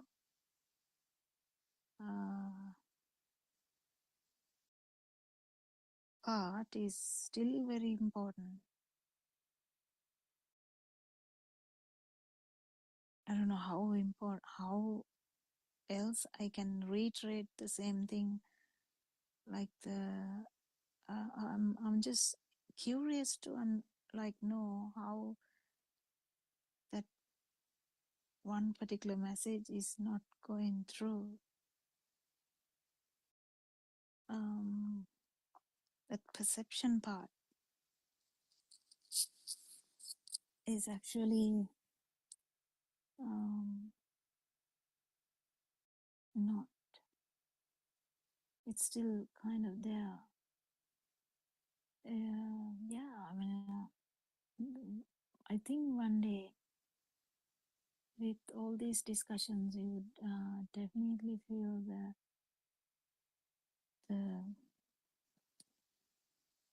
the the value of the perception also would not be there. It is a very subtle thing. It's not the actual value as before, but mind consciousness being true. What Mind consciousness. Yeah. Yes, Dr. Kokila, what I am telling is that your absence mattered in some way, to be No, honest. I'm talking about the previous one, not the phone one. Okay, okay. The stain. Yeah, the stain. Still, the stain is there. That's not light. I don't know how to say that even, because these are very confusing words that we put out. I don't think it is fair even, because it's very difficult to say. I think what you're trying to say is, Dharma, you're saying that it didn't become a thing, but unconsciously there is a noting of the fact that there is a stain in the sink. The perception of a stain is there as a perception, isn't it, Dr. Kokila? Yeah, but the problem is an arahant will know that too. So it is so subtle, it's so subtle to even I don't know how to even say this anymore, because for a beginner I can keep telling this, but if someone is actually, that's why we value actually Arananse's word, because I still feel that there should be a difference. There should be a different experience, but I don't know how to put that into words even. Because I'll give an example. Sudharma, you can relate to this. All of us can. Even during that International Meditation Center opening ceremony, and Mahansa was saying the day before night, he had thought of having that fresh flower bouquet or something in front of the Buddha statue. And that was, it came to him as a thought. And then he called various people, Asana Flora and all these people, and arranged that in the dead of the night and said, this is the way it should happen, this is the pattern, and this is the way it should be decorated, so on and so forth. Went into an elaborate plan and organized it and did everything. And stuck to that plan and got it done. So now can you say that he was fixated by the idea that it was a thing for him? No. And yet that whole thing was done. So even with an arahat, as Dr. Kokila says, if that stain in the sink was there, there will be a thought that it will have to be repaired at some point, that there is a stain, that it needs to be repaired. And at some point, they will call a person and get it repaired. Isn't it, Dr. Kokila? But then the perception and how the perception has become real for one person and not for the arahat is the finer point, isn't it? Finer point, and it is what matters is only the feel. So but the feel has no description, and so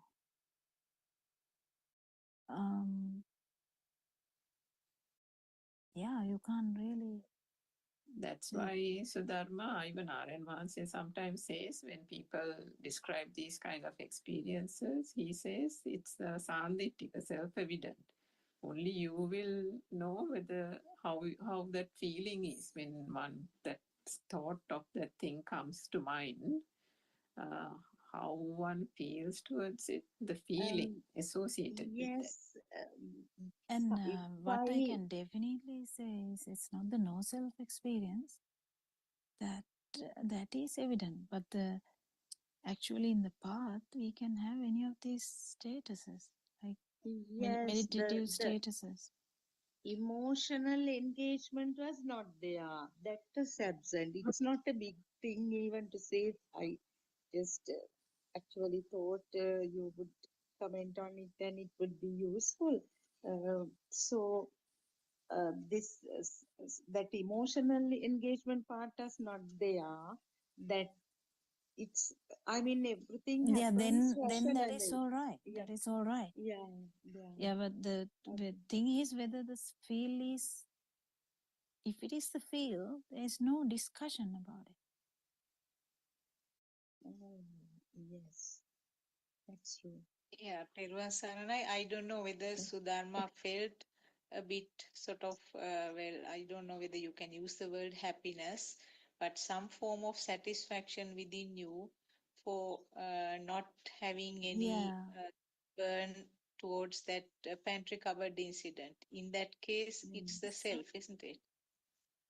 I mean, if you felt in a fine way, happy about not uh, Not being getting, I mean, upset about it. No, Dr. yeah, Kokila, that's nothing right. like that. It was so neutral and kind of, that's why I told no, I didn't Yeah, feel but any still, emotion. Yeah. what I would try Mm. to say is the feel Yeah. has no description. Mm-hmm. Yes. So this is so difficult to even explain now. It has come to a level that it is very difficult to say because feel has no description, and if there is a description, the descriptor or the subjective objective phenomena is there.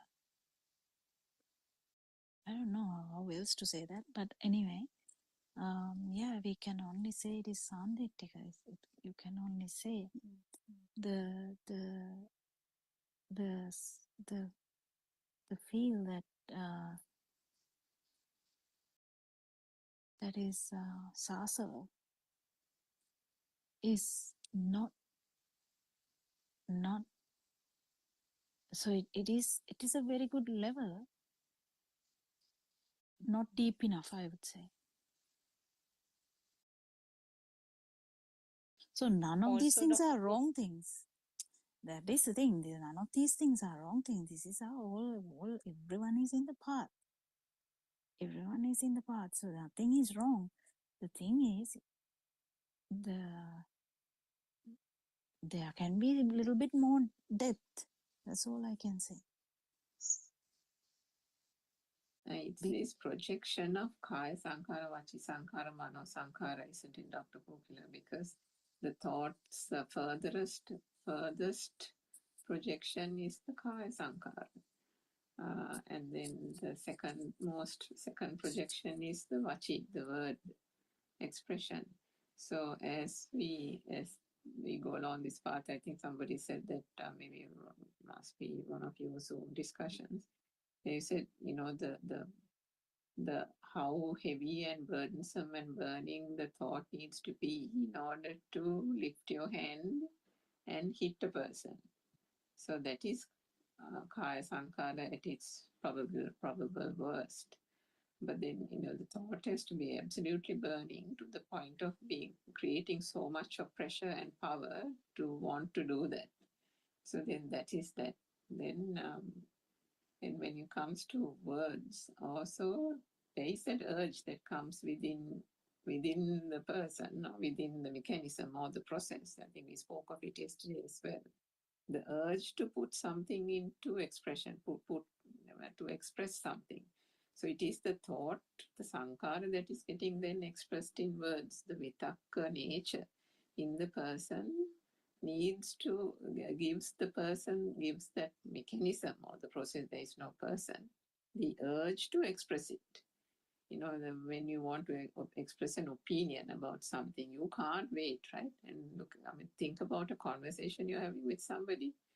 Before that other person finishes, you are thinking of what is the response you are going to make to what he or she is saying. So much that you are not even listening to what that person is saying. You are thinking about your reply to that. Yeah, but in the second example, Sudharma actually did justice to that because Sudharma said how she felt the difference. That is so beautiful. That is actually the the knowing that how actually it affected, names in the sub discussion, how it affected. So that is very normal, natural thing that happened, yes. But And again, gradually, to your point, Dr. Kokila, you said like sometimes you don't even want to say it. So that is that mano sankara. That is gradually the need to express something in words dies down because there is no value. there is The always value a catch, Surangika, here everywhere, because Yeah. an arahant might actually express it also. So only when there is someone is or even the bird is going to be killed, then the arahant didn't utter a word. But then also I can remember another story where arahant said, small monk who was an arahant said, "Oh yeah, you all can kill me." So he spoke. No, I'm not speaking about the speech by itself, Dr. Kokila. I'm talking about the urge. The urge comes from I think that's Astra thing, isn't it? The vibration is the thing that causes the urge to. The problem is yeah. the Elovinat Midila, Melovinat Midila. So like someone has, someone has, I don't know how to say that in English, but this world as well as the Sasa world, if the both are managed, Arahant is kind of a free bird, like doesn't necessarily mean anything. So he might talk to whatever the level he would feel. It's all going to be the feel after. So it's so difficult to say anything after that level, because if you remember, if someone has passed the level of non-returner, there's nothing whatsoever can be done. It's just dwindling of the the self vibration, and it's a feel only, and by the feel only that the person will know whether it has happened or not. So it's I know when it comes to the finer points, it's a bit complicated, because one has to actually feel the that the my like arrow going through the mind, like liberation of mind, to actually feel the. So that is the difficult part, the liberation of the mind. Liberation of mind experience is different, and I can only reiterate that the liberation of the mind experience is different, and then the non-vibration experience is a rare thing. So yeah, we have pitfalls here when we try to discuss something, because it's only some other subtle things we can say that whether someone has felt it or not. Very subtle, actually, very subtle. So I don't think we do a very good judgment here. We can't actually judge here. I don't think we will ever be able to in that case, unless we have like a feel again.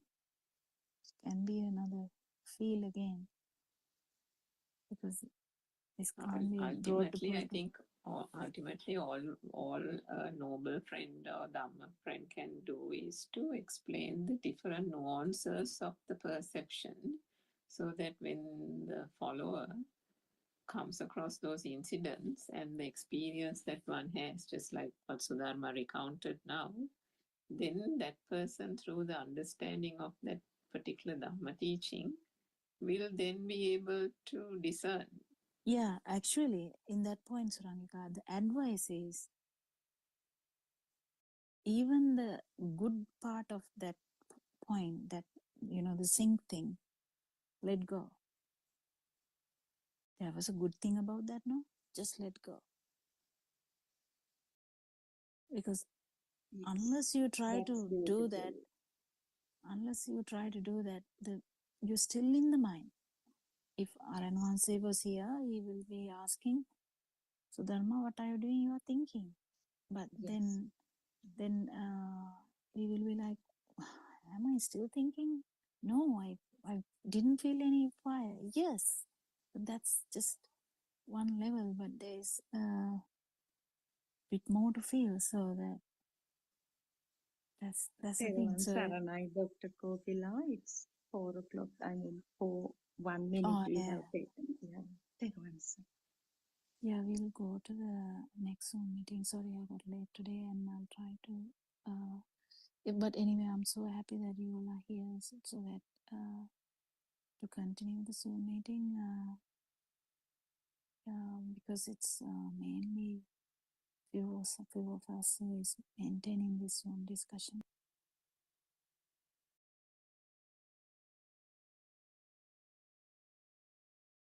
27. We do see images outside. We hear the sounds. We see the color. We see them moving. And let us say that we draw a picture of a cat, a tree, and a chair on a page. Is a chair physically there in a picture? Meaning Mahansi, no, it is only a drawing. Aryan Mahansi, do you have fly cats in a picture? Do you have trees swaying to the wind in a picture? This world is all in a picture. The world we see is also like a picture. Now, do you realize how deep and complex this realization is? You cannot explain this realization in words. You need to feel it, like how you need to taste the salt. You need to taste the salt to know what the salt tastes like. No matter how much explanation one could give us, we need to taste it ourselves. What we are trying to say here is that once we realize the pure truth, we don't give any values to things that we interact with. Seeing the pure truth is the awakening. You wake up from a dream. A newborn baby looks at the world without giving any values to things. His mind is pure. Meaning Mahatma, yes, the small child doesn't have any values for things. It is us who assign values to things. Aryan Mahanse, Mehini Mahanse, I am going to repeat what I said because from what you said just now, I feel that you did not understand what I am trying to say. Let us say that we draw a picture of a book on a sheet of paper. Then we also draw pictures of a chair, a cat, and a tree. What we see outside is similar to the drawings we see on this page. Just as there is no book, no chair, no cat, no a tree in this picture. The same way we see our images outside, but they are not real. We see a cat, We see a tree, but we know that there is no cat or a tree outside in the world. There is no chair nor a book outside in the world. What is this anger? Try to see it by contemplating on it.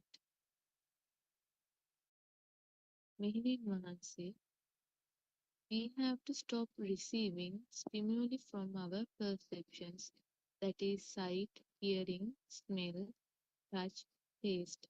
Aryan Mahanse, stimuli from perceptions will not stop. When you look at the drawings on the paper, you receive the stimuli of a cat, a chair. But there is no cat, no tree, no a chair that truly physically exists on the paper. But there is an image of a cat, like how a stimulus would come to our side. Do you understand? We should not give any values to them. When we don't give any values to anything, our desire to please our senses disappear. When we look at the drawing of a cat, we don't give any value to that drawing because we know that there is no cat in it. When we see a drawing, a chair in the paper, we don't give it any value compared to the value we would give to a chair that is physically in front of us. This realization, this wisdom of things not being real, is to eradicate our desire to get attached to our senses and does not allow us assign values to anything that we see or hear. Meaning Mahanse, yes, Honorable Sir. Aryan Mahanse, this realization is the awakening. It is when you don't have a desire for anything. At this point, your greed, hatred, and delusion continues to melt away. When you see a brick wall, you are aware that a thought about the brick wall was formed. This awareness is just like that knowing you had when you saw the drawing of a book on the page. When you see a book, you are aware that a thought about a book was formed. You will look at the book just like how you would see the drawing of a book on the paper, and you would not give any value to that book, just like you did not give any value to that drawing of a book on the paper. Terasana, everybody.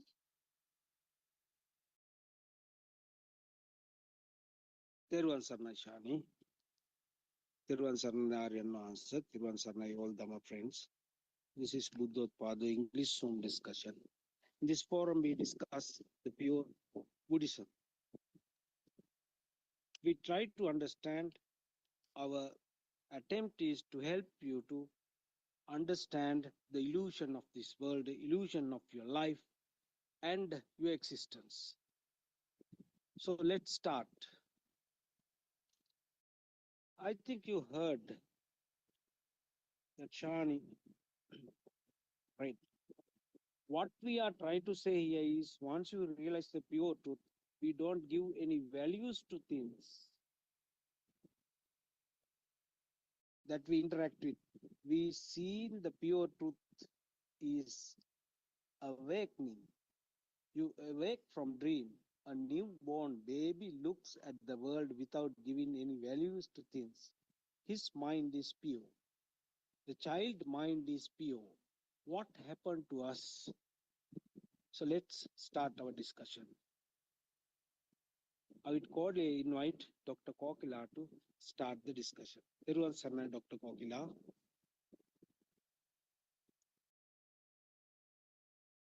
Tiruvansana.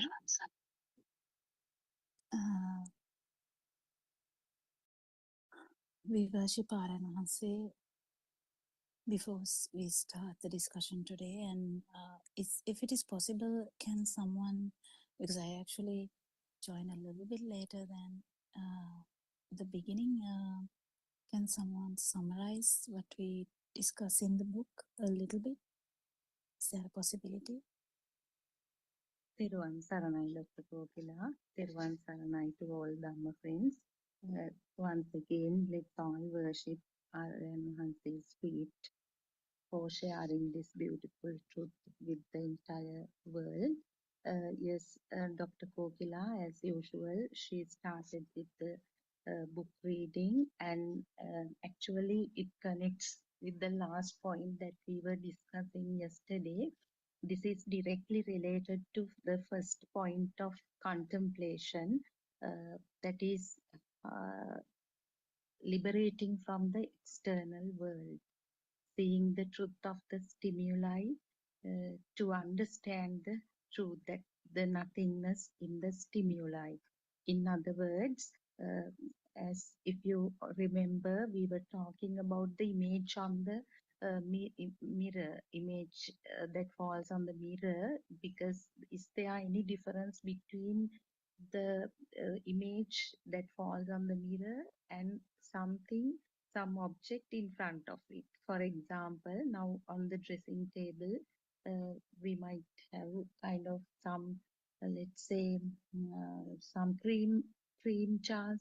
So the shadow or the reflection of it falls on the mirror. But when we look at these, the eye perceives the two objects in the sense the image and the so-called reality.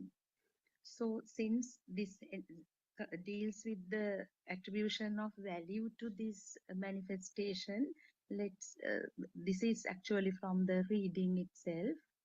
So what happens is, the image of the cream jar, when we see it, we doesn't assign any value. I mean, in the sense, not deliberately, but that image does not create any burning, any need to keep it there, even at subtle level.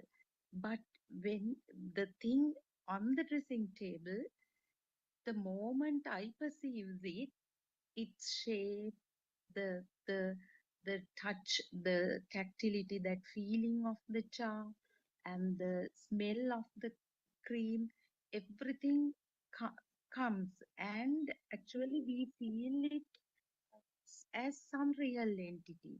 So what Aryan Hanse mentions here is, what's the difference? So when you ask what is this value, how can we understand this difference, Aryan Hanse says, assigning value to an entity, what you see or what you perceive through sensory faculty cannot be explained merely through words. As if when you taste salt only, you know the real taste of it. Although we try to explain this value, although Aryan says, even though we explain it with words, you might again get a different message. And then Aryan goes on to describe the difference between the cat in the picture and the cat in the real world. Is it the same, or what is the difference between? Do you believe if I say there is no difference? What you see, that real world, real as in the surrounding, is also nothing more than the colors on a picture.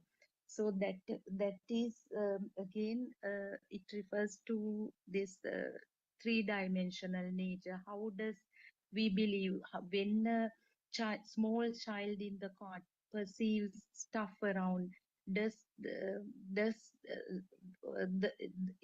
if there is an apple in front of the child, maybe, does the child see the round shape of the apple, or is it just like an apple in a picture?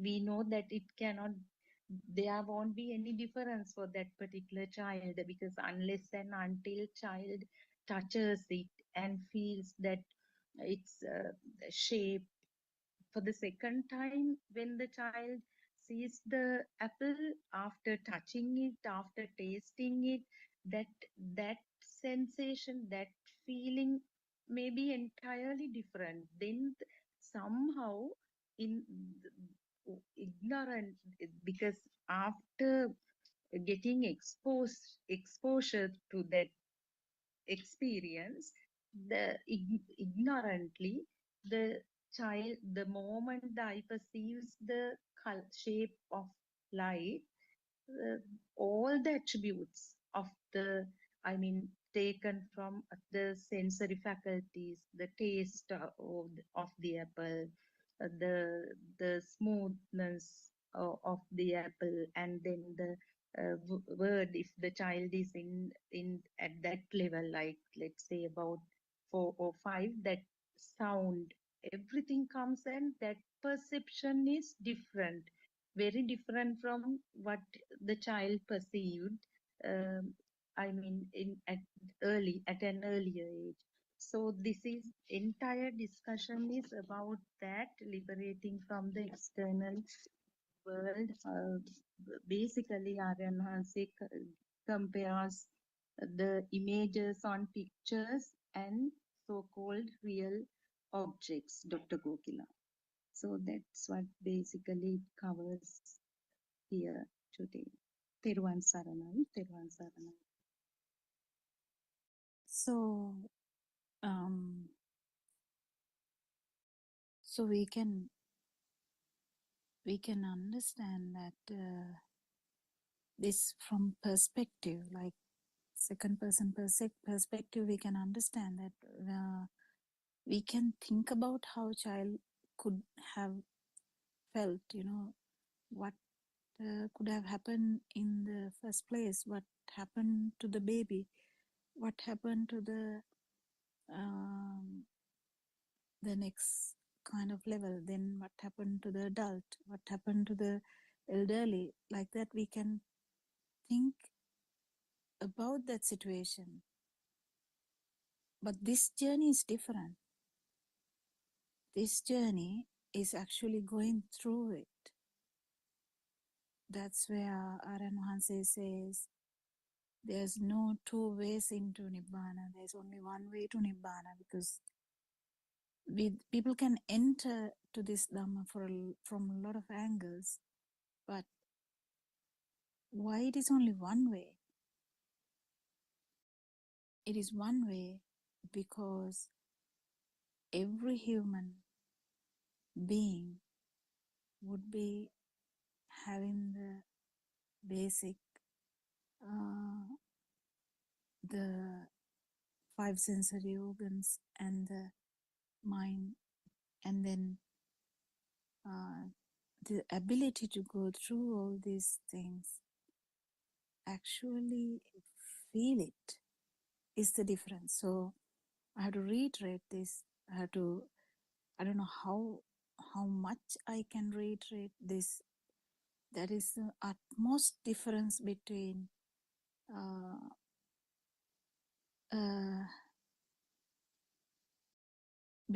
a person who would actually, the difference who is in the path or not in the path actually starts from that. Do you get the point? Surangika or Sudharma? Yes, Dr. Kokila, you were referring to this and the point of view, right?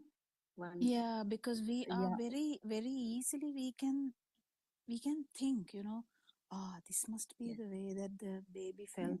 This must be the way the child could have become a child. Like that, we can, as in a perspective, we can look at it from our from our mind. Like we can look at it, but actual going back in a fraction of a second, going back to that level is the beauty of that. And actually with that, going towards non-vibration, which we have never touched before, is the most beautiful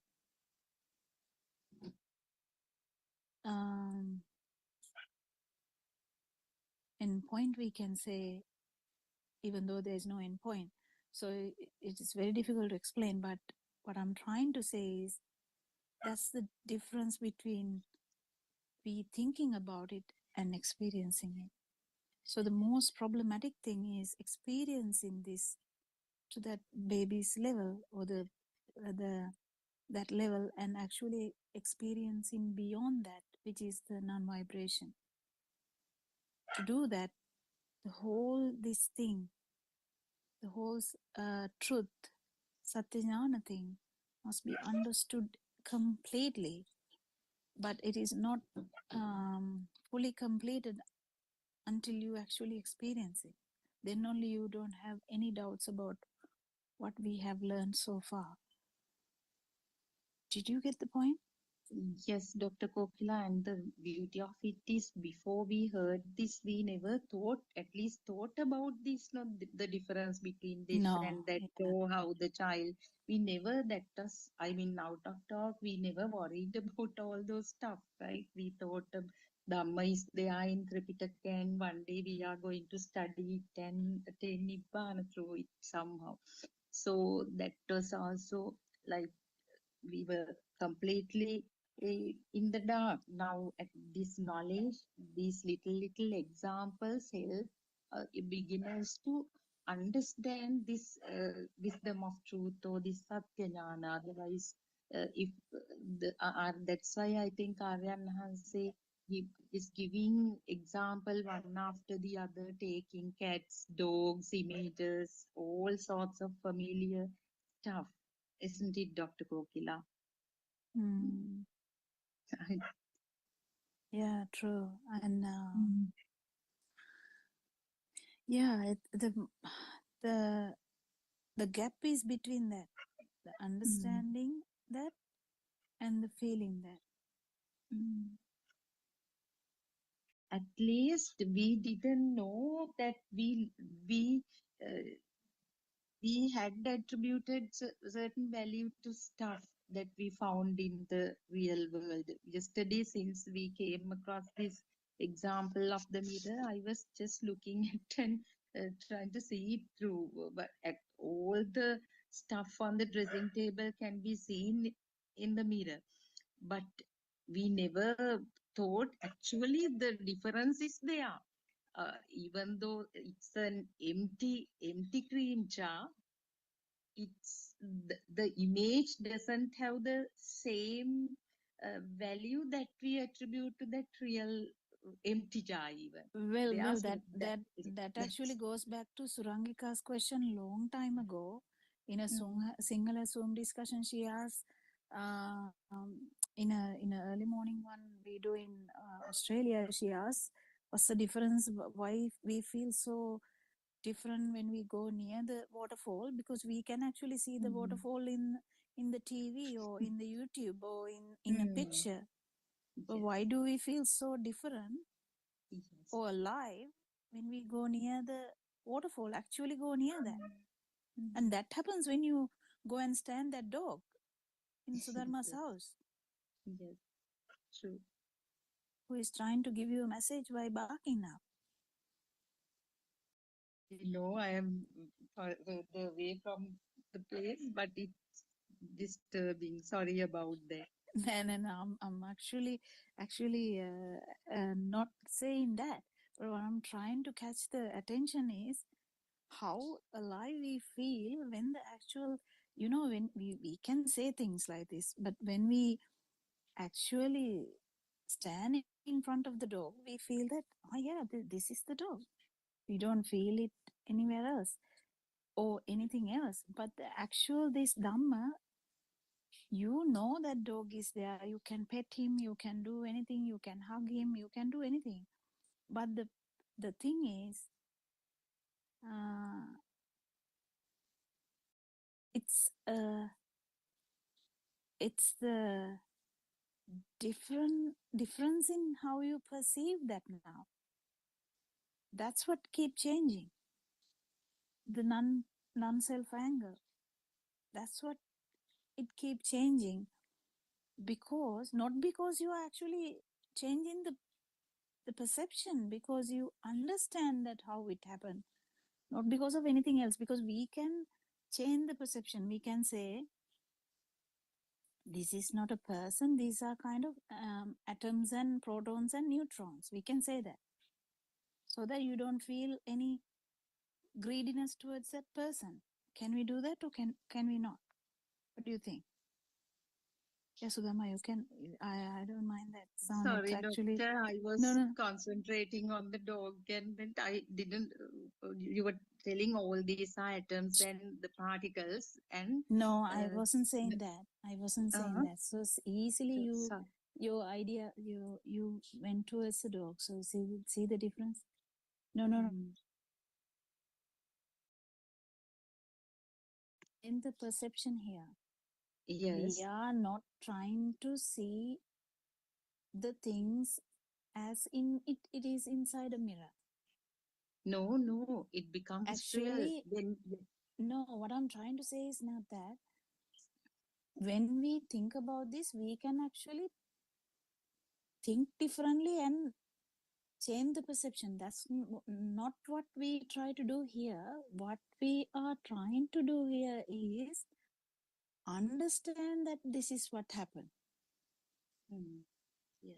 Because if you go in and stand in front of the mirror and try to understand that that's okay, and then look at something else. So imagine you're looking at the dog now and try to imagine the dog as if you are looking through a mirror. Still you are there, because you are trying to change the perception. No, that's not the way. That's not the way. But that what actually what we have to do is understand the concept. What is the concept? Concept is that we have we haven't experienced the dog outside. We haven't. That part is very difficult to understand. Today, We Dr. haven't. Kokila, yes, Yeah. something very interesting happened without any contemplation, no any thought of Dhamma or anything. But now, actually, when you said that dog is hurt, dog came real, and I was thinking even, oh my God, now it's disturbing, and so that it came alive. But No, I this is, actually tried to take it as an example. yes, I know. Uh, but I perceived it differently, doctor. So it came real. So, I mean, very serious No, incidents, we liberate it's from really, them unknowingly. These simple the things we get caught, doctor. So in the morning, yeah. at the meat shop, I just parked the car in front of the meat shop, just the edge of the road. There was some parking space was there, but they were occupied. So I went into the meat shop, and at once a traffic police guy came and he was shouting, "Whose car is this red one?" and so on. So I actually was not embarrassed even for breaking a rule. Even so, he shouted, "How can other vehicles pass? Can't you see they have provided you space and so on?" So I just bent my neck and said, "Sorry, okay, I will go." And very humble and polite way, I just removed the car and parked it out there, but he didn't find or do anything. But one of my junior colleagues was also there, and she came running home. Miss, see how they shout it. So she was making a big fuss, but I was like, doctor, honestly speaking, not burning or not embarrassed to. Even the meat shop guys were telling me, so he shouted like that, but I didn't feel it at all, doctor. And after reaching the home only, I realized that, oh my God, something like this happened. But that was like so normal. But this dog gave me a burning sensation. So this is like, as you say, there are pitfalls. No, Yeah. still, Yeah. okay. Now this, I have told this last time also. because you were talking about opening the door, seeing that the one shoe Yeah. was missing, and then going to find it, and then coming back home. And I told to be careful because the whole scenario was there actually. And you, I mean, for an arahant, the scenario would be there. Everyone will know that. But I'm trying to say from a different perspective for a beginner. But what I was trying to say is, if that happened to an arahant, just imagine, this is just an imagination now. If that happened to an arahant, even that would be like going to the toilet. Now, we don't talk about going to the toilet now in the morning. So we don't, Sudharma, I think your camera is on, so we can switch off the camera. Sudharma, can you hear? Yeah, okay. So, so what we can do is, we can, for a beginner, I'm telling this, but for an arahant, it would be just another incident. But for a beginner, now there was no burning at all. Everything happened in such a way, but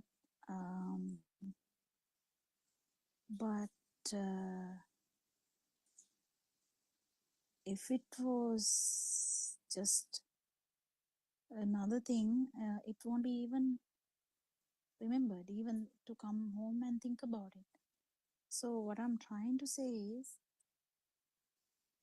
that's not the particular moment. The whole scenario is kind of a way that transiently you might, transiently or throughout, you might feel when you don't feel any interest in the outside. Yes. But sitting middeneka, the second thing, like kind of understanding that the perception is not true, hasn't actually happened there. So it is very difficult to explain also. I think it is incompetence from his side. But what I'm trying to say is,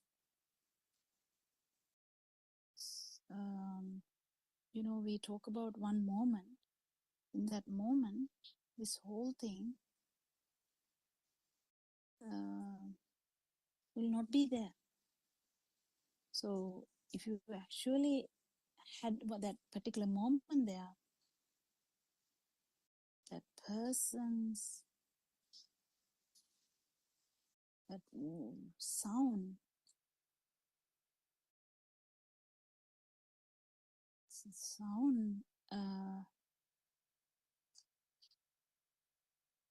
you will feel the sound, and you will understand that it is just the function of the ear, and feel the non-self perception. So you miss that part. But what I'm trying to say is, the status you explain is good, but it's not the, it's just one part of it. I don't know, I'm really flustered here when telling this. I don't think you understood anything. I don't think you understood anything, but because struggle to tell even what I'm trying to say. I'll try to explain also, just to contribute to what you were trying to explain. You can correct me if I'm wrong. So I think what we're trying to say, Sudharma, is so of course we know that, the first stage is understanding that the external reality is not true, and then we come down to, and that whatever we see here is just a thought. And then the second part of it is the perception that Dr. Kokila was trying to say. And then the perception, one can realize that the external world is not a reality, And then the importance, as you also said at the beginning, the value, the importance that we attach to various things, incidents, people, etc., will gradually cease to be of value and will cease to be of concern to us. But then that second stage, because the way that one understands is that the hearing is also a thought. So then we come down to the thought, isn't it? So that second stage is the perception, whilst there is that understanding of the external reality, not world being not true. The perception is still there. And then the perception is also another stage where one has to understand the Satyajnana or the true Dhamma through and through in order to be able to transcend the value attached to the perception. So now, if we take that example that you gave about the police incident, parking the car, so you may have practiced or reflected sufficiently to the point where that incident, despite the police officer regarding you quite loudly or whatever, it still didn't face you. It still didn't affect you. And you went through that almost, completely or almost completely unaffected. But then what happened? Either at that time or gradually, the thought of that whole incident gradually started kind of building momentum, which is why even you finished that whole thing calmly, you went and parked the car somewhere else, you got about you did your chore and you came back home, but then the thought started building up. Now, if you can remember, Sudharma, some time ago, Sonnamali mentioned in a Zoom session as well, this whole building up of the thoughts, and I think 2 days or 1 day ago also we spoke of it. When something happens, the example she gave, and you might be able to relate to it, the example she gave us when someone is in the jungle and a wolf is about to attack the person. There are instantaneously various reactions that happen in the human body and human system, because the human system has a natural instinct to survive. I mean, so do animals. So because of that natural instinct, whoever that person is, when being encountered by a wolf, will naturally turn to either run or hide or climb a tree or something to escape. So that's a natural survival instinct. And all that is fine, because that is how the senses work. The mind is trained to, the kicking in of the survival instinct automatically happens. It's not, nobody's doing. So that will happen. But then what happens? Once that whole danger is over and the wolf has gone away, and now this person he saw her way back to the village or town or gets back home and all, and now this whole thing that split second panic and everything has now calmed down. But now what happens? The thoughts go into overdrive.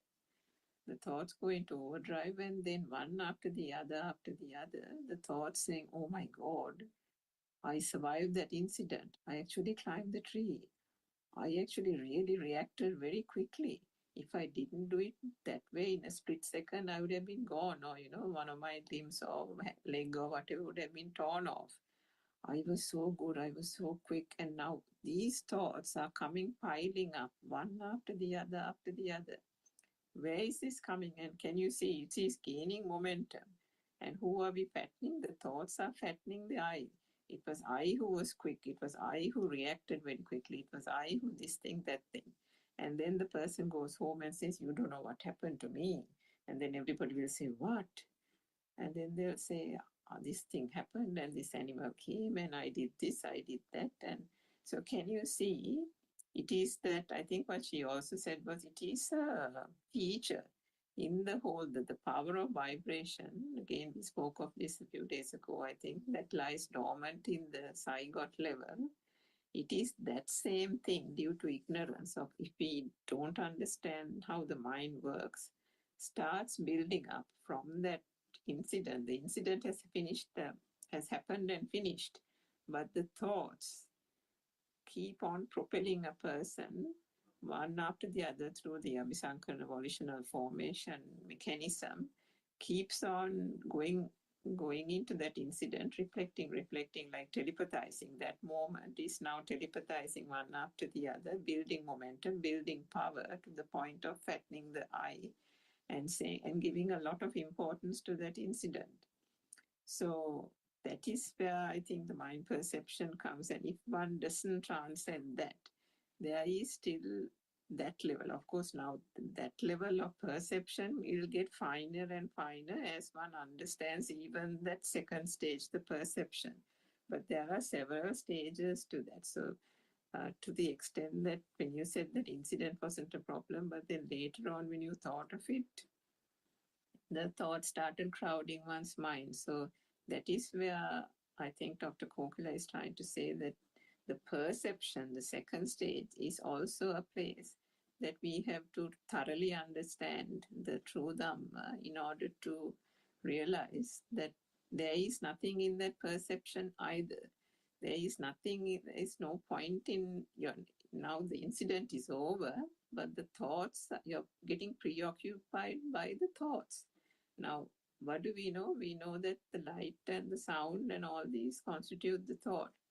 But then we also know that there's no such thing as light and there's no such thing as sound. If there's no such thing as light and sound, then there's no such thing as a thought either, or the thought is, of course, of no substance. But yet, the human condition is such that purely due to ignorance and ignorance alone, and of course that zygote level, and that is the thing that's pushing us, the pushing, giving that pushing mechanism of the power. What happens is that weight is still given to the perception, the weight is still given to the thought, and the more one attaches a value or a value to the thought, it starts building momentum. Now, I think Aaron Vanse recently also said it's the zygote, that initial self-vibration is the thing that gives the push. Always there has to be a push. That one vibration has an underlying power. And it is that power that pushes, that gives the momentum. And if one is in ignorance, one builds on that momentum, builds on the thought, and then one thought becomes the other thought and the other thought, and the binding power ultimately brings that whole self-existent field, the life field, and the self-perception. So that is And one part. also, of it. Surangika, the important part is, missing the moment. The moment we miss it every day. We miss it every day. Because if someone has to feel the sasava or the tense, has to go to that extent. So to go to that extent, if in that particular moment the police officer is there, the sound came from the police officer, it is still in the mind bubble. That is all you should know. That's okay. So, but one particular moment, when we say that about the moment, we talk about the moment that we are the experience and all that. The importance of that is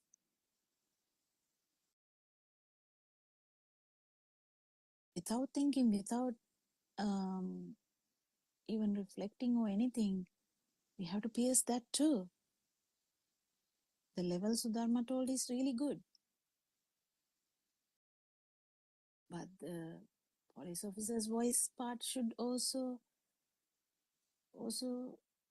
can't appear if you have to feel the self vibration. That's what I'm trying to say. I know it is confusing. Yeah, I think to that extent, it's first there is a big stage to pass, I think, before one comes to, I don't know whether I can say that that is correct to say it that way, but I think. No, it can be very simple for the 7-year-old though. Yes, that is true. Yeah, that is true. That's the big point we miss. It is easy for a mother in village. It is easy for a 7-year-old because that actual perception is not that big sometimes, you know, it's not thick sometimes.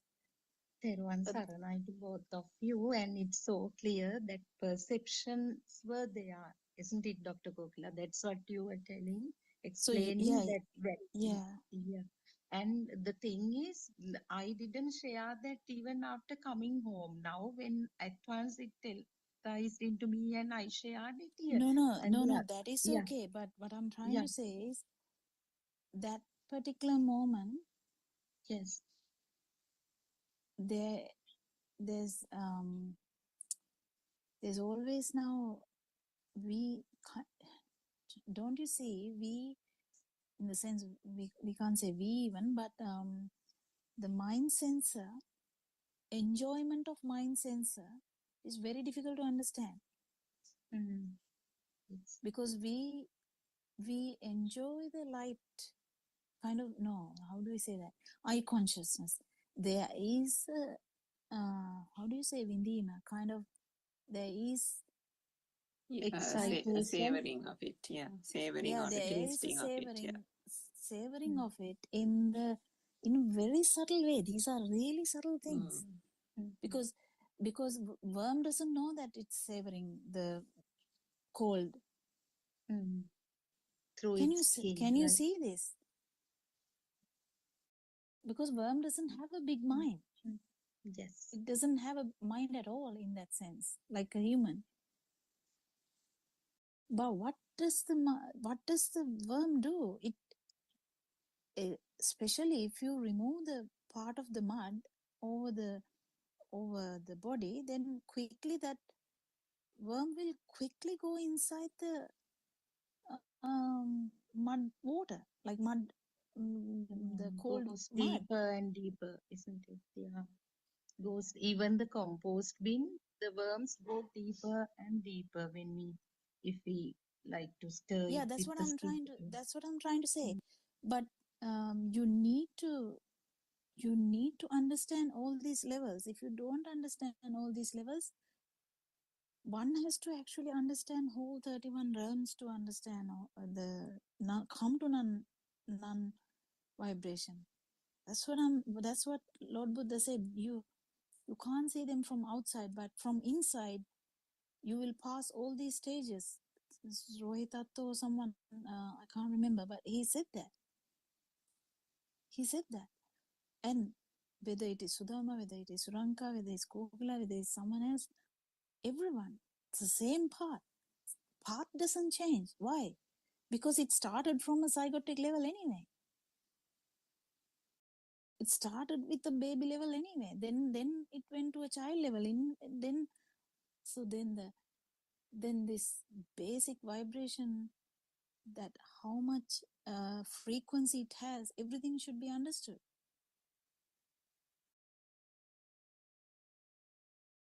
And then that vibration will be not there in an arahant. How will he know? He has to actually feel it in that one particular moment that it is not there. So what I'm trying to say is the experiences are so beautiful. I'm not trying to say it is not beautiful, because we all know all our mothers kind of has this now. All our mothers, one way or another, they all have now. They will go to the fair. They will be like, in the fair, people shout, people, and you won't be flustered at all. You will be like, you will be in like a trance. You will go buy things and come back. But then still, if there is if there is, the arahant will do the same. That's the problem. Now I can't really say this properly in that way, because the arahant will be going around the fair like the same way and come back. But if it's an arahant, but this is for the beginner. This talk is for the beginner. So when we talk about the beginner, if beginner will definitely feel that the outside is not bothering them anymore, but the perception level has not done fully. Because if it is done fully, whether it's you don't really care about what thoughts at all. Like it doesn't matter whether it's the policeman, whether it's your friend who came and told, Sudharma, you're so good today. You look really good. Or you did a really good task today. Can that happen? Yeah, that can happen.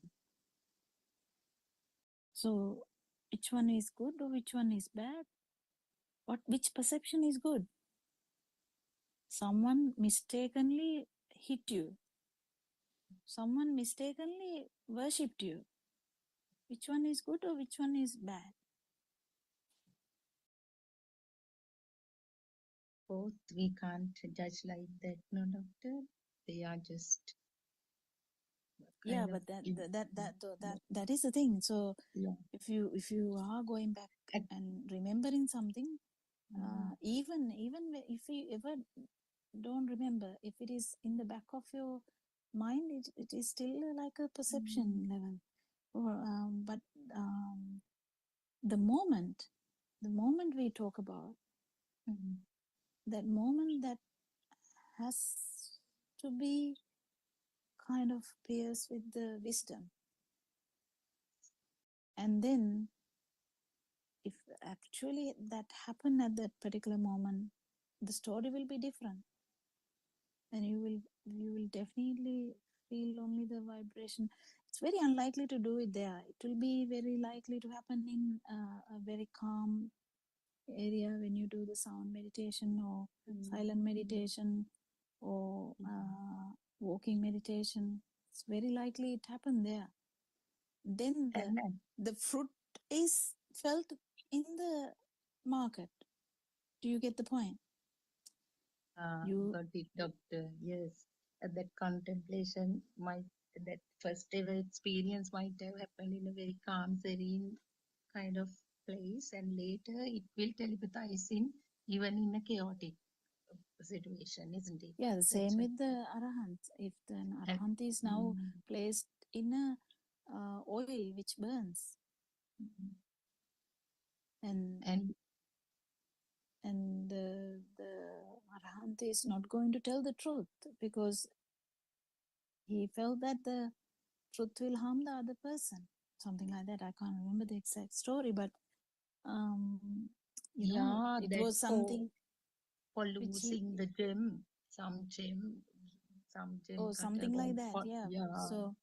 So the actual no, the story is also jungle up, so we might tell the wrong one. So sorry about that if we are telling the wrong thing.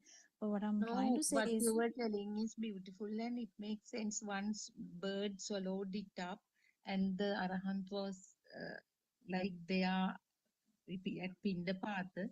That guy went inside then to bring something to offer the arahant, but in the meantime the bird swallowed it. But arahant didn't reveal it because the guy might kill the bird. So the guy, I think, killed No, I think that's a different story, isn't it? Is it? Let's not get, that's not the oil one. I think the oil one was something else. oil one was something about infidelity, something. I can't remember. Yeah, something about an infidelity of some king's wife having an affair with somebody and the Arhat trying to not reveal it or something. But on what you related, Sudharma, and what Dr. Popila was trying to say, so the other part of it is that, or what we explained actually is that the urge, the fact that one gets the urge to say it, I mean, it might have telepathized, but the urge to put it out, because if you recall, our noble teacher says that, when one puts things into words, that means there is vitakka there. I don't know what the word vitakka is in English, but it is the vitakka, the sense of,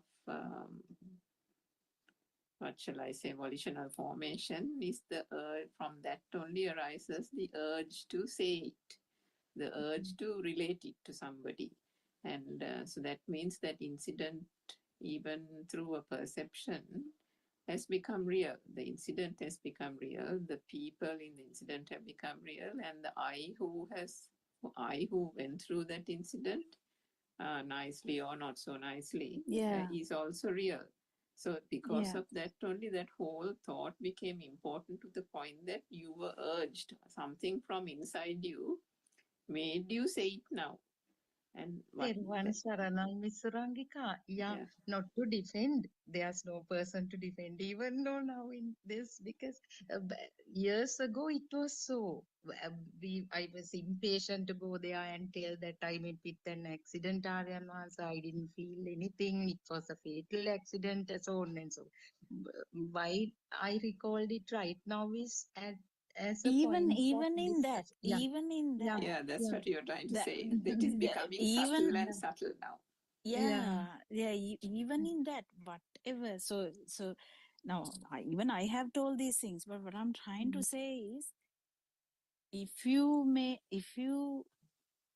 have faced with a fatal accident, and the same way that you were shouted by all that thing, that subtle, the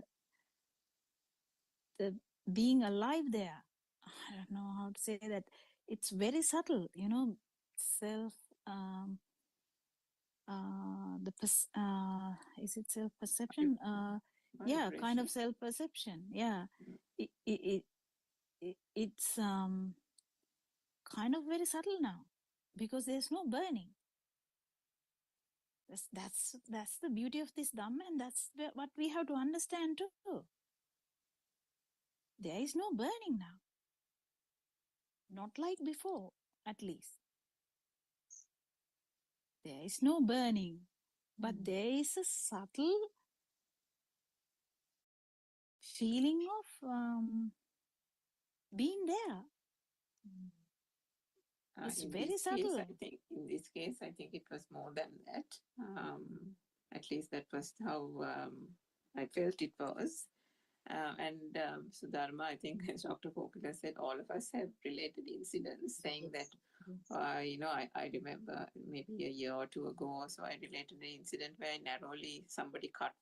I was driving and somebody cut from a by lane, and I landed myself with the vehicle in a hedge, but narrowly missed anybody. So, but didn't feel a thing at that point, but happily related the whole thing onto a Zoom. And Asanti told me, all that is Situvili ned. She said, aren't all those thoughts? And then I was thunderstruck, and then I realized actually that was the case. So, Yes. one goes through these stages, and then you come to a point where incidents like that happen, and then one comes to the stage where the thought then, we don't think about the incident.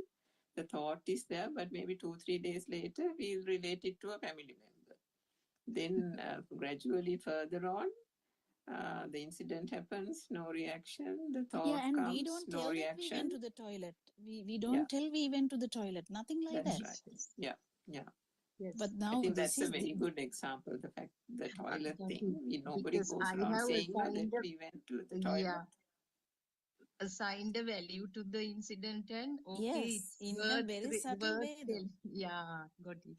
Worth telling it here, so they will discuss it, so that will others, it will be good for everyone. So that kind of value is assigned to the incident. Yes, No, Dr. Kokala is. the same thing happened with the other Dhamma. The concentration meditation. People are in like a trance, and that's undeniable.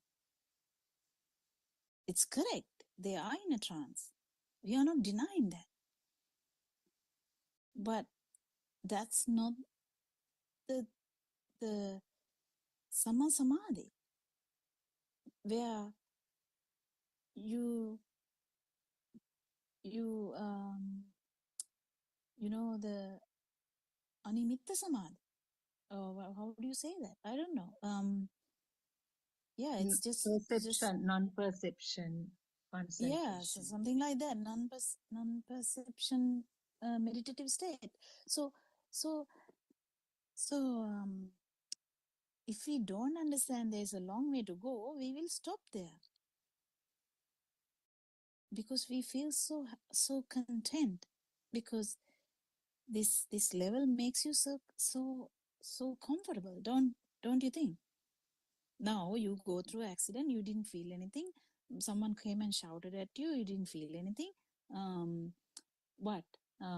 Somebody tried to kill you, you didn't feel anything, so you will be okay. But this is for a beginner. We can't tell this for the Arahant. Then because in a way, the same story is there for an Arahant. So, but what I'm trying to say is for a beginner who actually can't say I'm an Arahant, we are talking the initial stages. In those initial stages, what we understand is, yes, we feel so good. It's okay. But then perception level is a bit more. And then only you come to the sasava level, the tense level. And also, tense level, there's a bit more because there's none, yeah, like the absence of tense. That particular moment where there's absence of tense, isn't like going through and through several layers of a concrete or kind of like multiple layers through and through, gone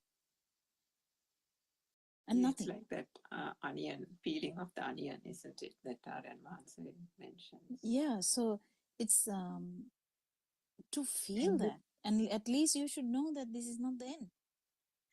yes, and as you both say, we can't feel it deliberately. It might like happen naturally, isn't it? All these No, layers. knowing Yeah, is the yeah, important thing. That yeah, it yeah. is there's another layer. If Mm, otherwise, if a noble friend mm, didn't tell you that there is another layer, you will be yeah. happily waiting. It's okay, but the problem is a system has to feel this no self vibration at least for a fraction of a second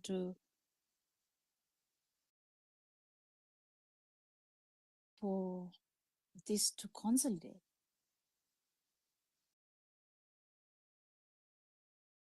And Aryan Mahansa said a very good thing today, Sudharma. That was actually, I think I listened to it several times. This probably, the more one listens to it, the more it probably goes in. He said about the, Dhanana Sabhave and what is this field? The field is that the book doesn't become a thing. The book is there, but the book doesn't become a thing is the feeling. But he said the problem is then you start thinking that the book is not a thing. The book is not a thing, and you're thinking about the book is not a thing. So he Yes. said, how can you allow the feel to come, to emerge? Like, what do you call ulpat in English? Whatever it is, for the pure water to, emerge. When a well is, Springs, water springs. Yeah. yeah, when say, in Sri Lanka, we dig wells, right? Sorry, we clean the well. And I remember this also from our childhood because we constantly used to do it, clean the well and take out all the water, and then you allow the ulpat brings the good water overnight. And I remember as a child, I used to always run and see whether the water was coming and thinking that, I can wait there to see the water level rising. But you can never do that because it seeps to the surface. The pure water seeps to the surface so slowly that one can't really see it to the naked eye. But then when one goes and looks at the well the following morning, here you see this grayish pure water that has come through the roots or wherever. So it's like that. That's what Aryan Mahansa is saying. That feel that has emerged through the proper understanding of the Dhamma is there. But then what do? You go and think. You go and think, and then you're covering it with the thoughts. He said, where is the room, the space, the opportunity for that feel to emerge further? So it really sank in today. I think, I can't remember which, maybe it was the 9:30 or the 5 a.m. Zoom. If you didn't listen to it, just listen to that again. That was a very good sermon, Sudharma. Thank you very much. And somebody said this today 5 o'clock one is also very beautiful. He showed something from a mountain, some beautiful. I am going to list. I missed everything today. I have some visitors also. Yeah, I think it Okay, might have bye. been the 5 o'clock one. Yes, I think you're Yeah, right. Must have been the 5 o'clock one. Really beautiful. And then actually, I remembered last night's Andolnatmaka Desana. Also, there was a lady who said, Aryanvansa, I go and do something, and then when I come home, or I go and like visit people, and then when I come home, my mind is chattering about it. So the mind chatter. And then again, he said, you might have listened to that talk, and he said the mind chatter is the Atman, mind chatter is the soul. It is trying to reinstate itself through the thoughts. And that is, I think, Dr. Kokila, maybe you can elaborate on that, is the perception, self-perception trying to ingratiate itself and think that whole incident was alive, I was there, all that is coming through the thoughts. So that is the mind chatter. So Aryan Marx said, understand that, and understand that that is self-perception trying to re-establish or establish itself, isn't it? Yeah, because there is always a state where we, um, you know, dolane, I don't know what's the word for that, like Oscillating, I think, yeah. Oscillating between status. Like you will sometimes feel like outside doesn't matter. But then if your dog dies, then you might be like feeling it. You never know. You never know. So, but this oscillation will not happen because as soon as I actually wanted to get both of yours, you know, there's no dog sound, no.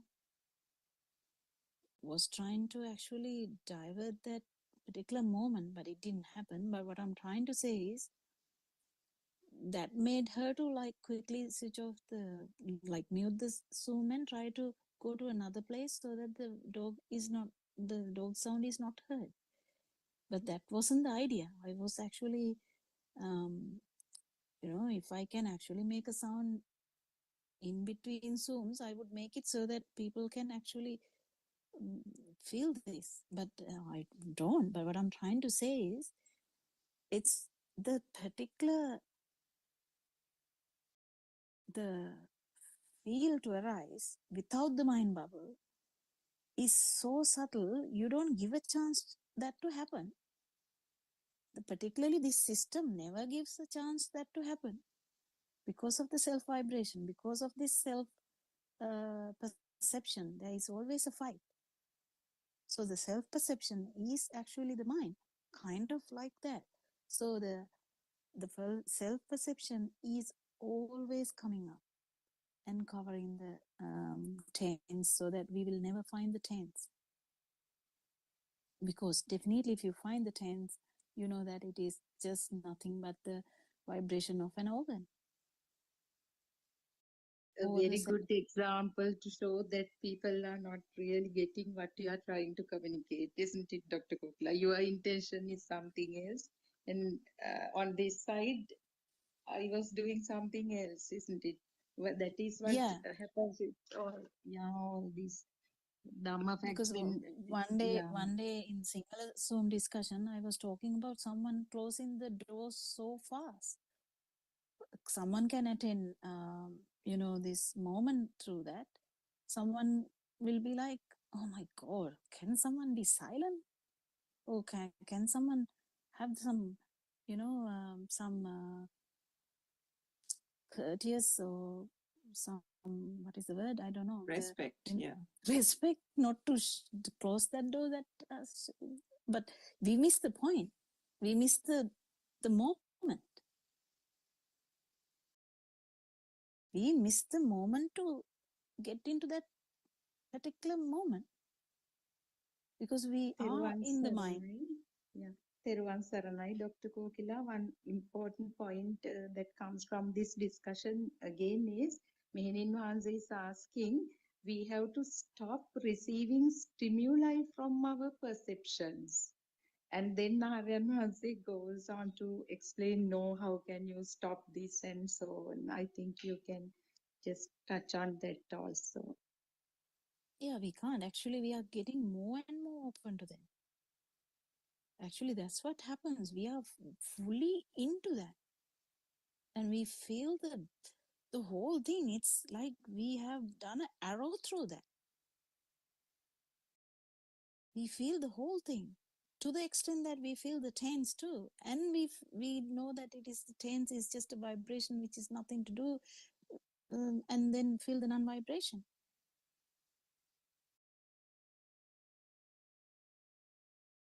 So we can't do that by doing meditative, the concentration meditation, because we are actually suppressing that. That's why Aranasi is so against the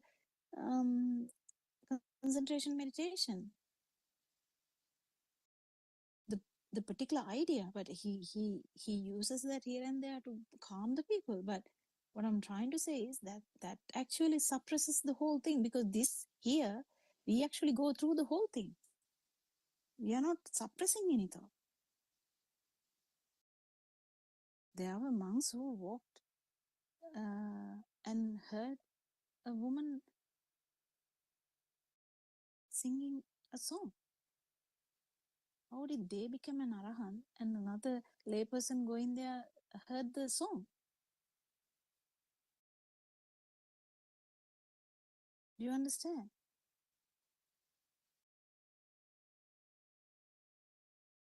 Yes, Surangika, you can add something. We have like a few minutes more.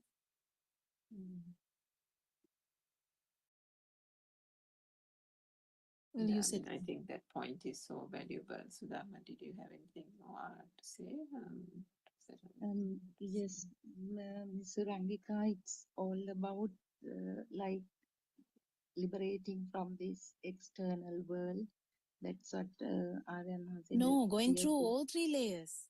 No, this liberation. Sorry. The outside not being valuable is a fruit.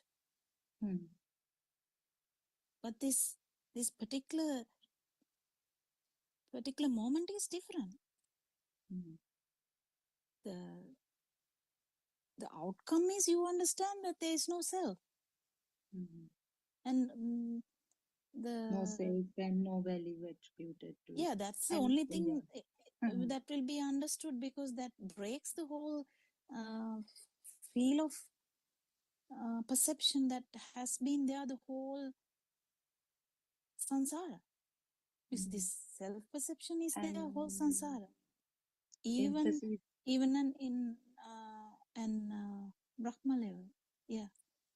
And Dr. Kokila, the importance of awareness and awakening is being highlighted. That is the only way to like understand this. There is no other way. You can't stop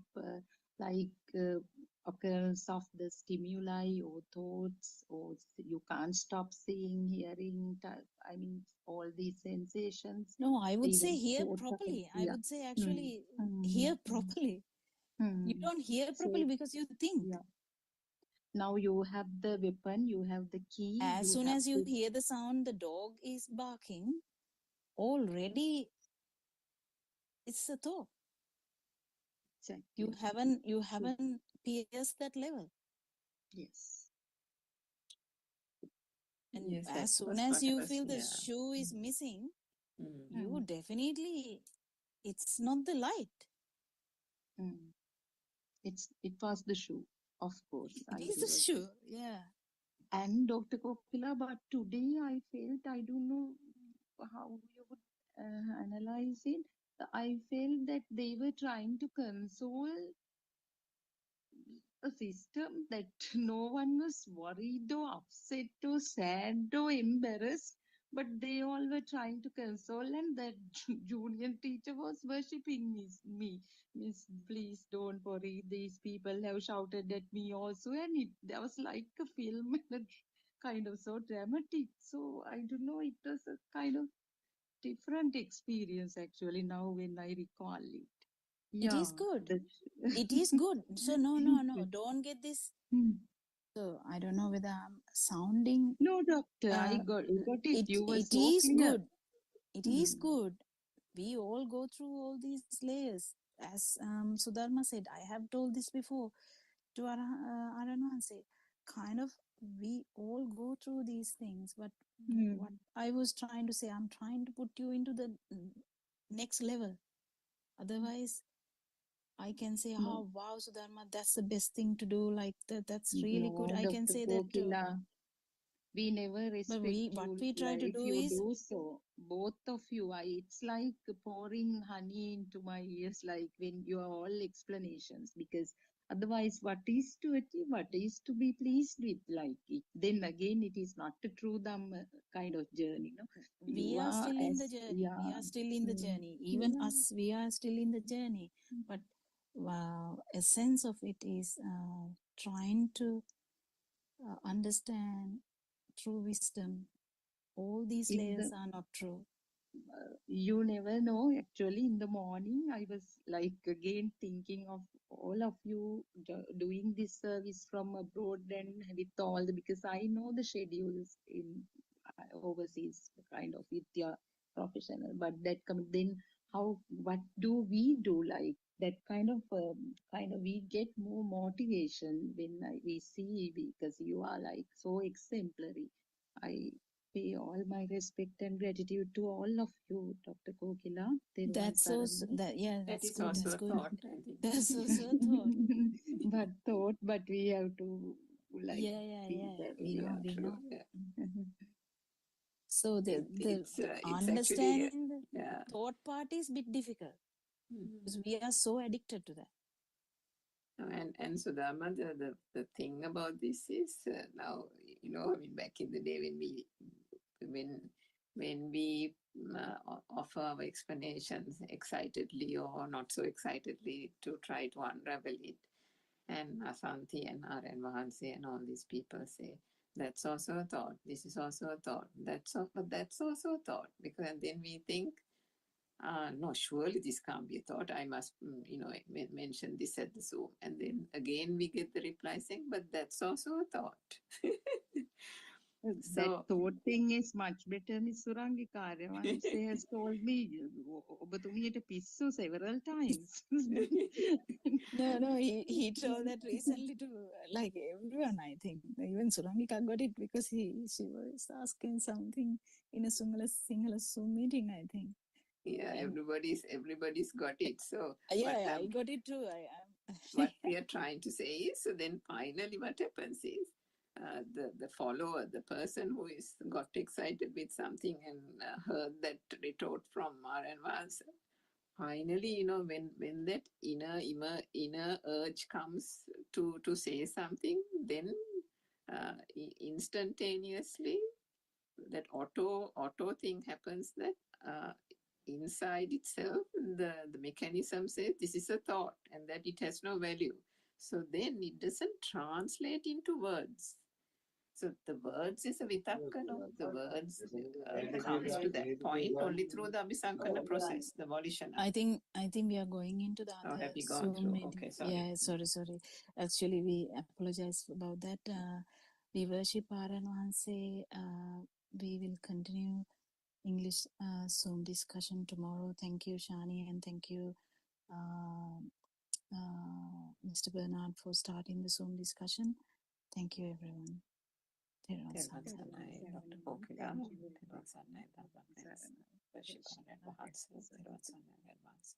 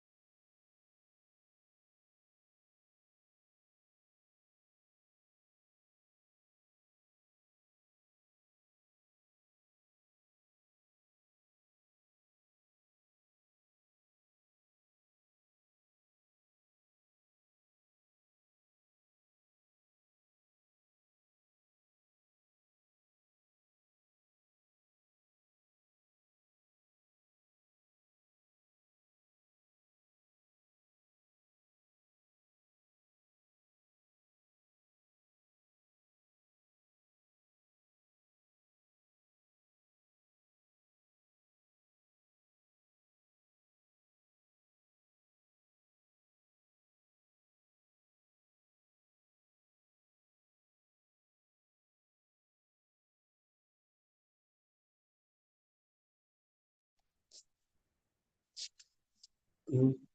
Good evening, uh, everyone. I warmly welcome you all to this today's Dhamma session. As usual, we begin this explanation at 9 p.m. in Sri Lankan time. So, um, uh,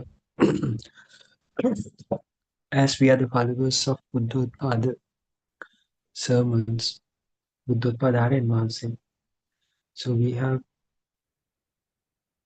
gained this kind of an opportunity to explain the world the way how we feel this Dhamma. Actually, what we are expressing here is not basically a theoretical knowledge. Uh, what we are expressing is what we experience by now. So, so you might be having certain kind of a doubt that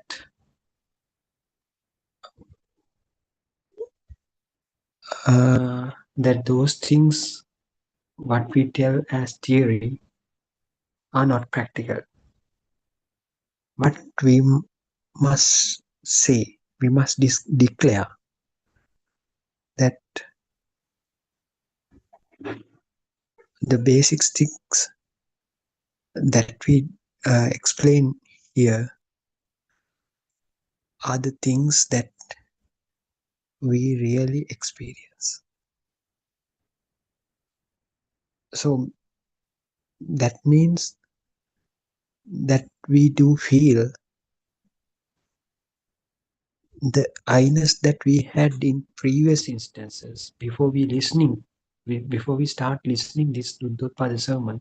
Now the degree, the amount we had earlier, now it is, when compared to that now it is very much less. So it is a kind of self-convincing thing. So even anybody who lives near me, near us, they don't even understand the stillness that we gain by realizing this Dhamma. But we don't need to say a lie to the world. What we really explain here is what we really experience. So that's why we usually tell these things with a certain confident way, because into that extent we are feeling these things, this Dhamma. That's why we can confidently declare that there is a certain feel which goes beyond the knowledge. So that knowledge even can't touch that feel. Of course, your knowledge is needed for the basic understanding. But after that, the rest of the Dhamma path has been fallen on the extent that you would experience. So that is the reason why this Dhamma is known as highly practical thing. It is not a dogma. This Dhamma is there for you to experience. Even you don't experience unless you experience these things, you can't really convey this message actually to someone else, because the doubt regarding this Dhamma should be fade away. So how these doubts will wash away? Through the only way is the real experience of the truth. So once you start to begin to experience, feel the truth, anybody in this world cannot deny it, because you are the one who is convincing. You are the one who is feeling that truth. So no one else can pinpoint you.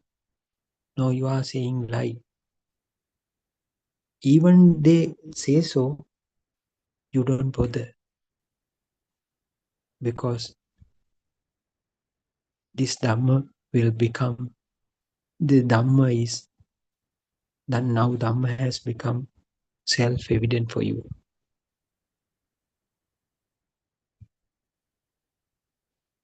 That's why we keep on telling this message to the entire world again and again, almost every day. Because if someone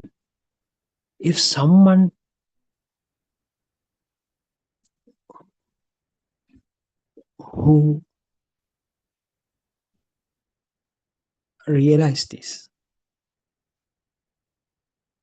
the suffering will be gone for that particular individual. That is guaranteed.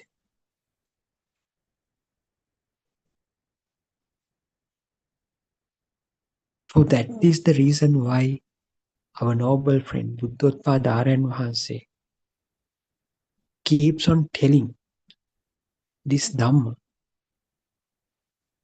again and again in almost in 4 channels, 24/7,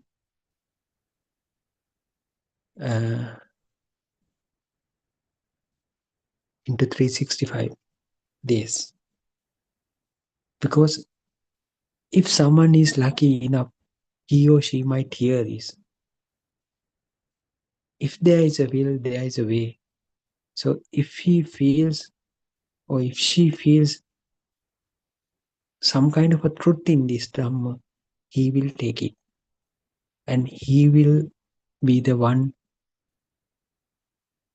who is attaining the supreme bliss of Nibbana. So we don't know who he is, but make it more available is the only thing that we can do. So you can hear this Buddothpado sermon in Sinhala language, in Tamil language, as well as in English language. So if it is possible, our spiritual leader Buddothpado Aryan Wahanse would translate into the other languages as well, because the Dhamma is not confined to only for the Buddhists. It is the truth. Truth is valid. The validity of this truth is universal. So from whichever the country you are coming from, whichever the country you are belongs to, whichever the culture that you belong to, or whatever the religion you believe, it doesn't matter. The truth would be and only one thing. So being a human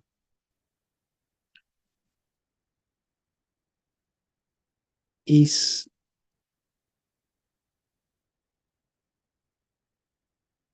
a fulfilling, can be taken as fulfilling the basic requirement which is needed to hear this Dhamma, to understand this Dhamma. So, if you are listening this Dhamma in this very moment, it means you are eligible to see the truth. You have been chosen by the nature, because this Dhamma, this Dhamma is very rare. And you are hearing this Dhamma after 2500 years. So it is a precious. This is so precious. Not everyone would be hearing this Dhamma in this world. Very limited set of people are listening to this Dhamma. So they have been selected by the nature to keep the full stop to their entire samsaric journey. So I invite all of you to keep listening to these Buddothpado sermons attentively. Try to understand what it really says. Then you will begin to feel this Dhamma within you. On that day, you will get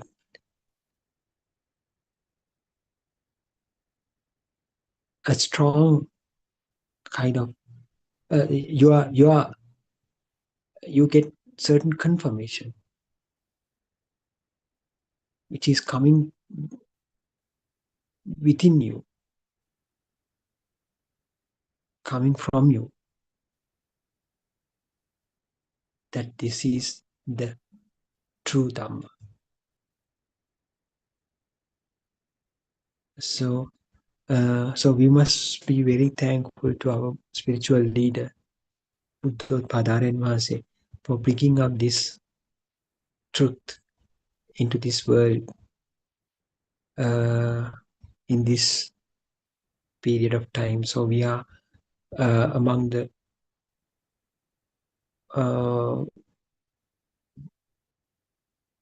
luckiest set of people, group of people that we hear this Dhamma. So don't miss this opportunity. You have a jewel in your hand.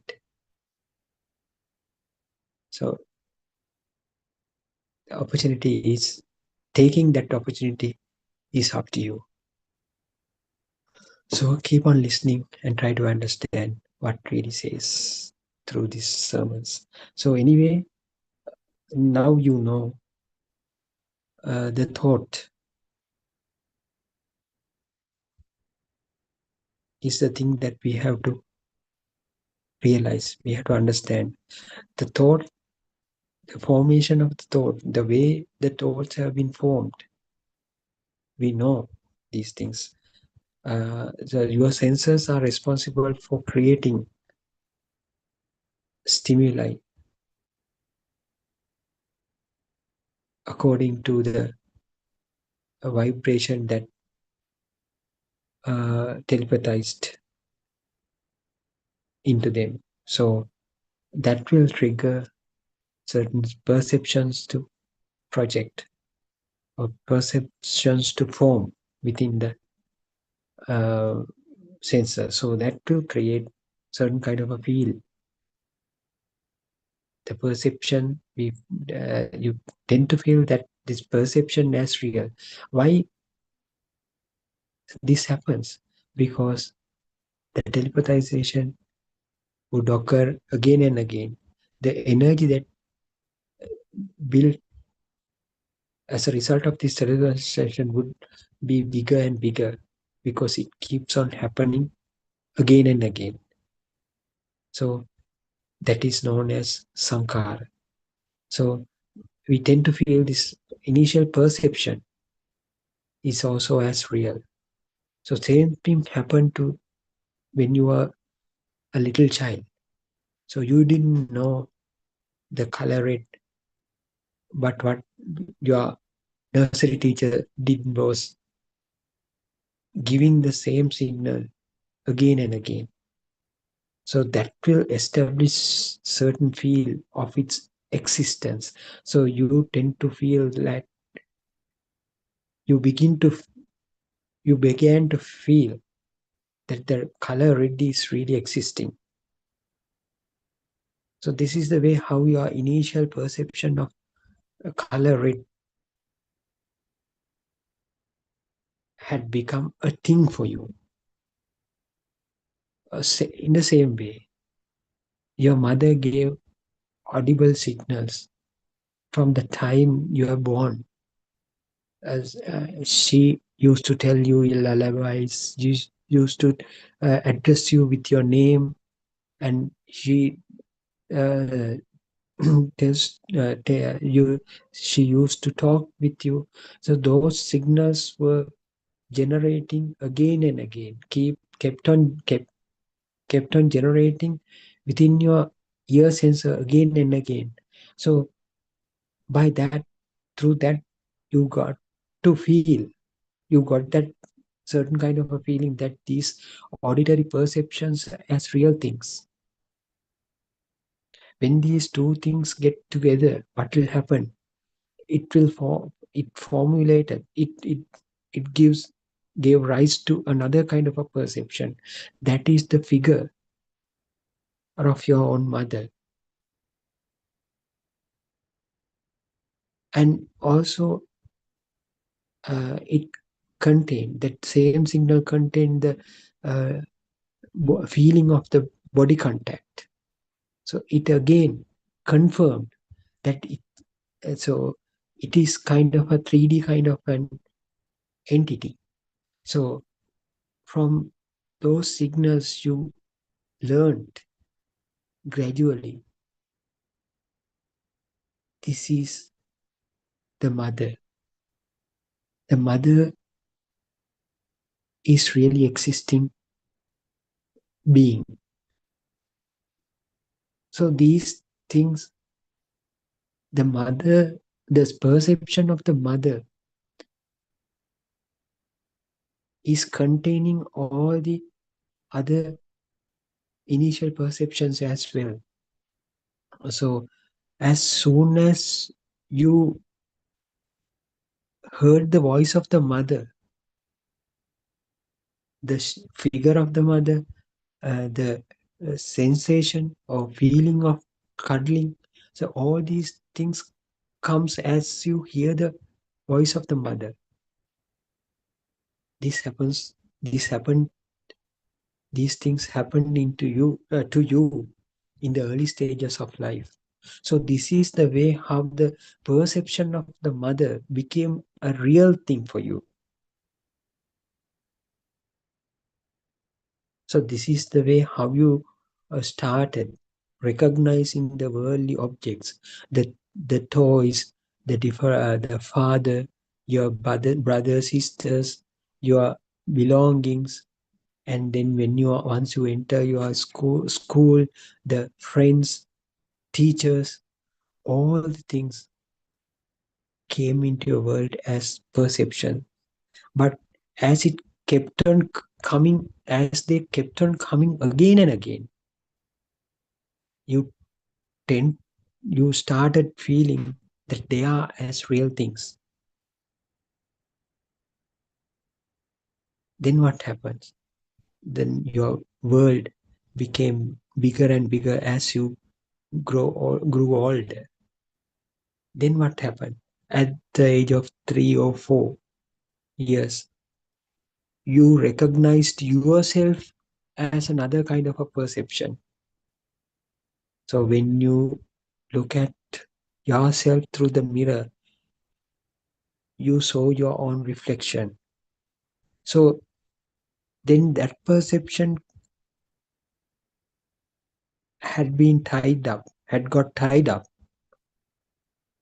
with the feeling of self. From that moment onwards,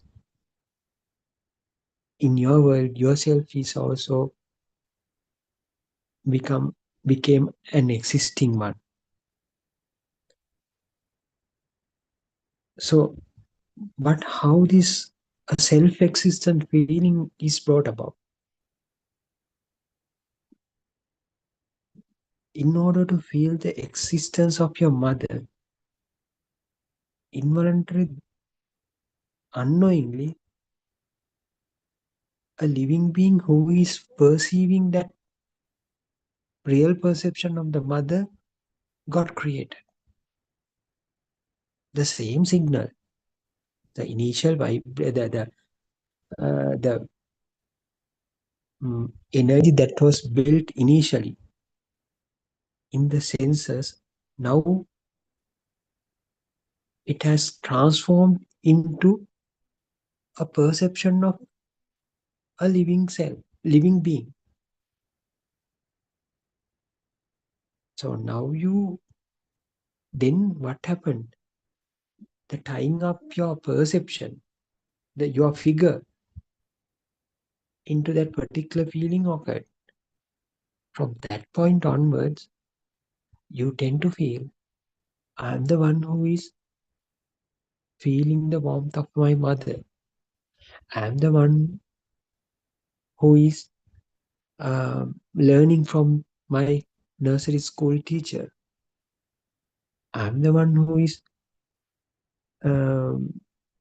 playing with the friends in the lower nursery. Likewise, unknowingly, you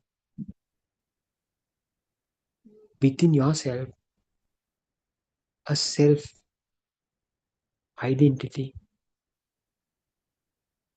had begun to develop within you. So this self has not been created by you, not by the other people as well. So that is the nature. That is the way how the nature works out. That is the way how nature executes. So creation of a self had happened spontaneously. So that's why Sela Terania once said in Buddha's era,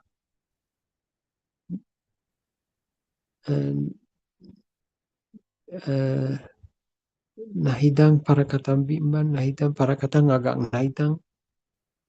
Oh, I can't just remember the Pali words. So what it says is, this image has not been created by you, not by the others as well. It has been automatically got created. Self, the feeling of self.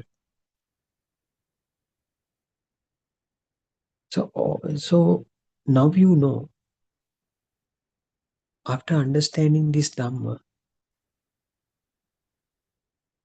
the notion of the self is also stored as a thought in your mind. So when you recall your childhood, you try to recall it through a thought. And if you want to plan for the future, so you use the thoughts. So what you are using, you are using the thoughts in this very moment. Even though you think about your future, even though you recall about your past memories, so all these things happen in this very moment through a thought. The mediator is the thought. So you have a false kind of a concept, false kind of an understanding that the mind is creating the thoughts. So you have earlier thoughts, it belongs to the past. Future thoughts, it belongs to the future. But again, I'm telling, even though you think about your past, even you think about of your uh, future, you are thinking in this moment, using a thought.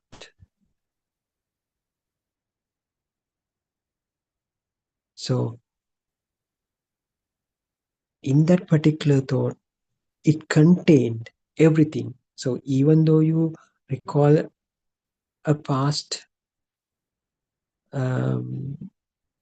encounter of a friend, maybe, so in that particular thought, you had a self feeling.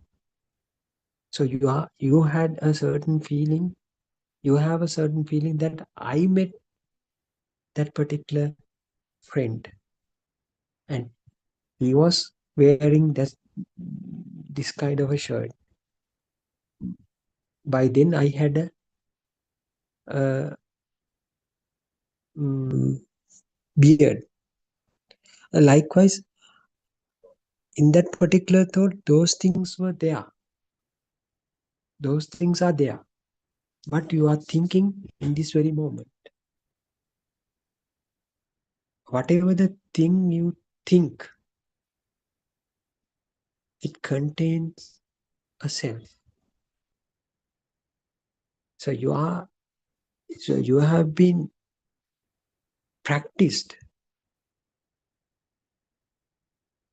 So you have been used to think with yourself. So you see the entire world as external things. So you are the only one who lives internally. So unknowingly you separately see these two ends. External, the world is external, me myself is internal. So I am the one who is perceiving this worldly perception. But you don't know, you yourself also becomes a part of the same external world. But if you realize, if you happen to understand the thought well, it is not impossible to understand, realize that you yourself is also belong to the external world. So why we say so? Just think. You think your figure, this kind of a figure, you have this kind of a figure. So from where you receive that perception? At what point? When you see your own reflection in the mirror, you got to know, I am having this kind of a figure. So it came as a perception from where it got captured from your senses. So it is very similar to the seeing the mother. So if you happen to see your own mother, the same perceptions will be captured from your senses. The same thing happens. So you yourself is also belong to the external world.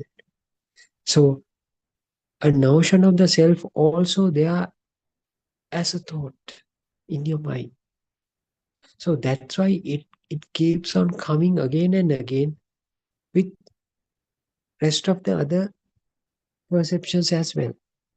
So I am the one who is talking right now. I am the one who is listening to this sermon. So I am sitting on a chair. So I am a doctor. I am an engineer. I am a lawyer. So I am a very respectable person in this society.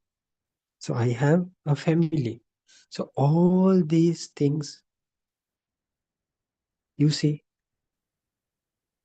all the worldly things have been built around you, yourself, because you got that particular perception of the self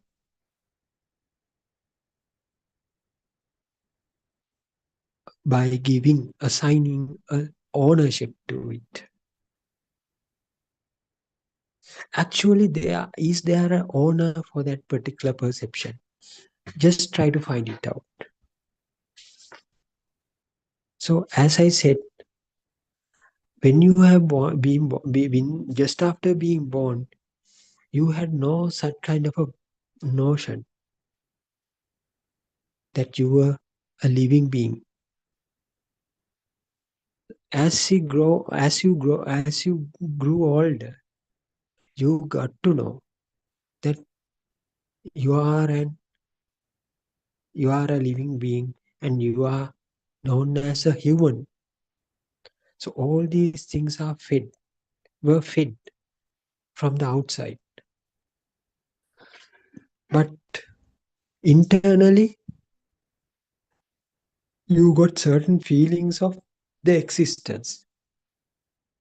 So that existence feel got tied up with the perception of the self.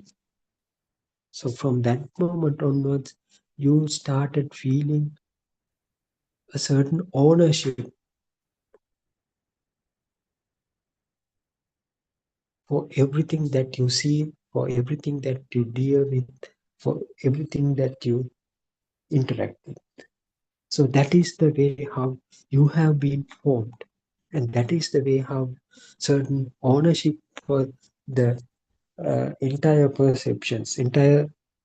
worldly perceptions had taken place. So these things have to be very clear.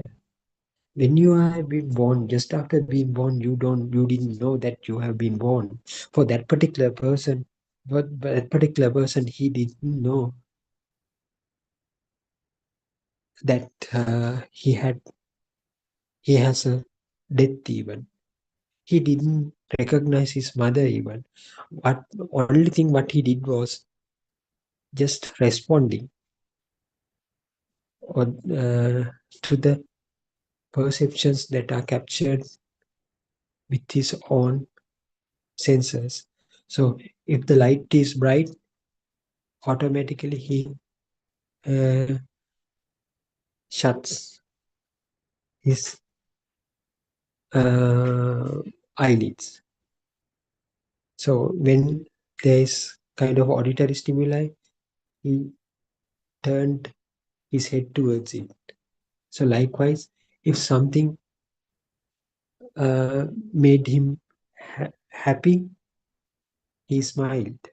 So just responding the stimuli that he received, just kept on responding to the stimuli that he received through his senses. That he had no such a developed mind. So for that kind of a mind, we tell a radiant mind. So just after being born, you had a radiant mind. But after living some time with interacting with the world perception, what has happened? The mind had got flooded with the thoughts. So you felt that the thoughts as real things. Why? Because these thoughts kept coming again and again. it happens into that according to a certain system. You so you felt as these thoughts are real because they kept coming again and again. So that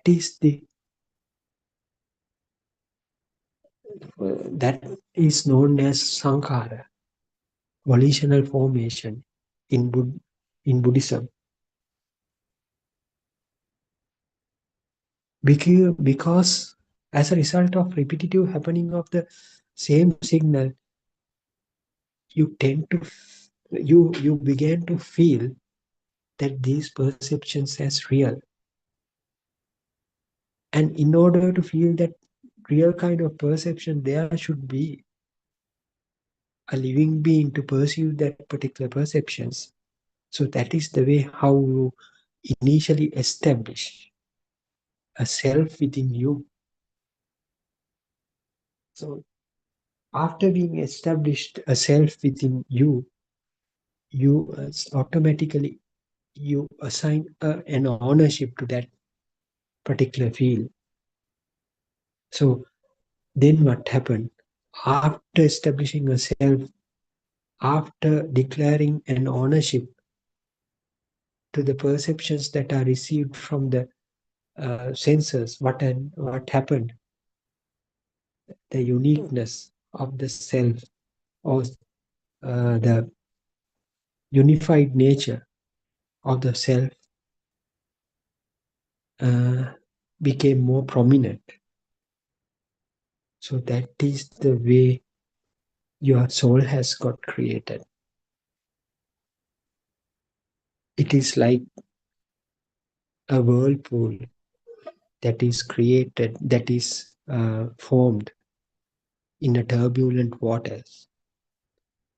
So as you know, once a whirlpool has got created, it will attract everything else surrounding, float surrounding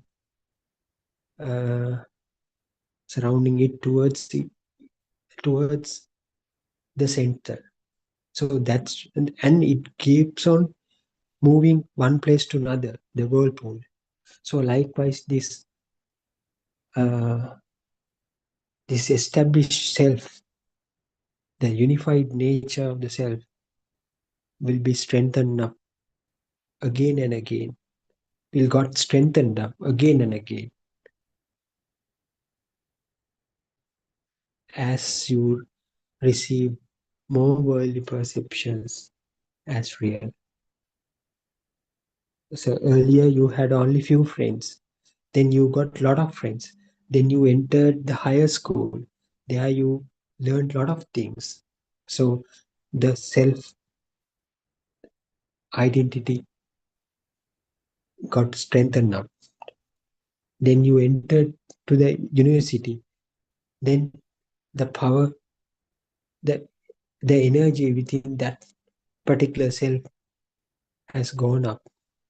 Then you got married, then you give birth to children, and those attachments also strengthened up or solidified the nature of the self identity. So now you have a bigger sense of, or higher, more powerful kind of a self within you. That is the way how your self has got created within you. But it is a certain kind of an energy, nothing else than that. Initially you had, when you were born, you hadn't such kind of a I-ness, but now you have a very big, very strong, very strengthened up a self identity. But all these things has got created, has got formed as a result of assigning a certain value for the perceptions that you receive through the senses.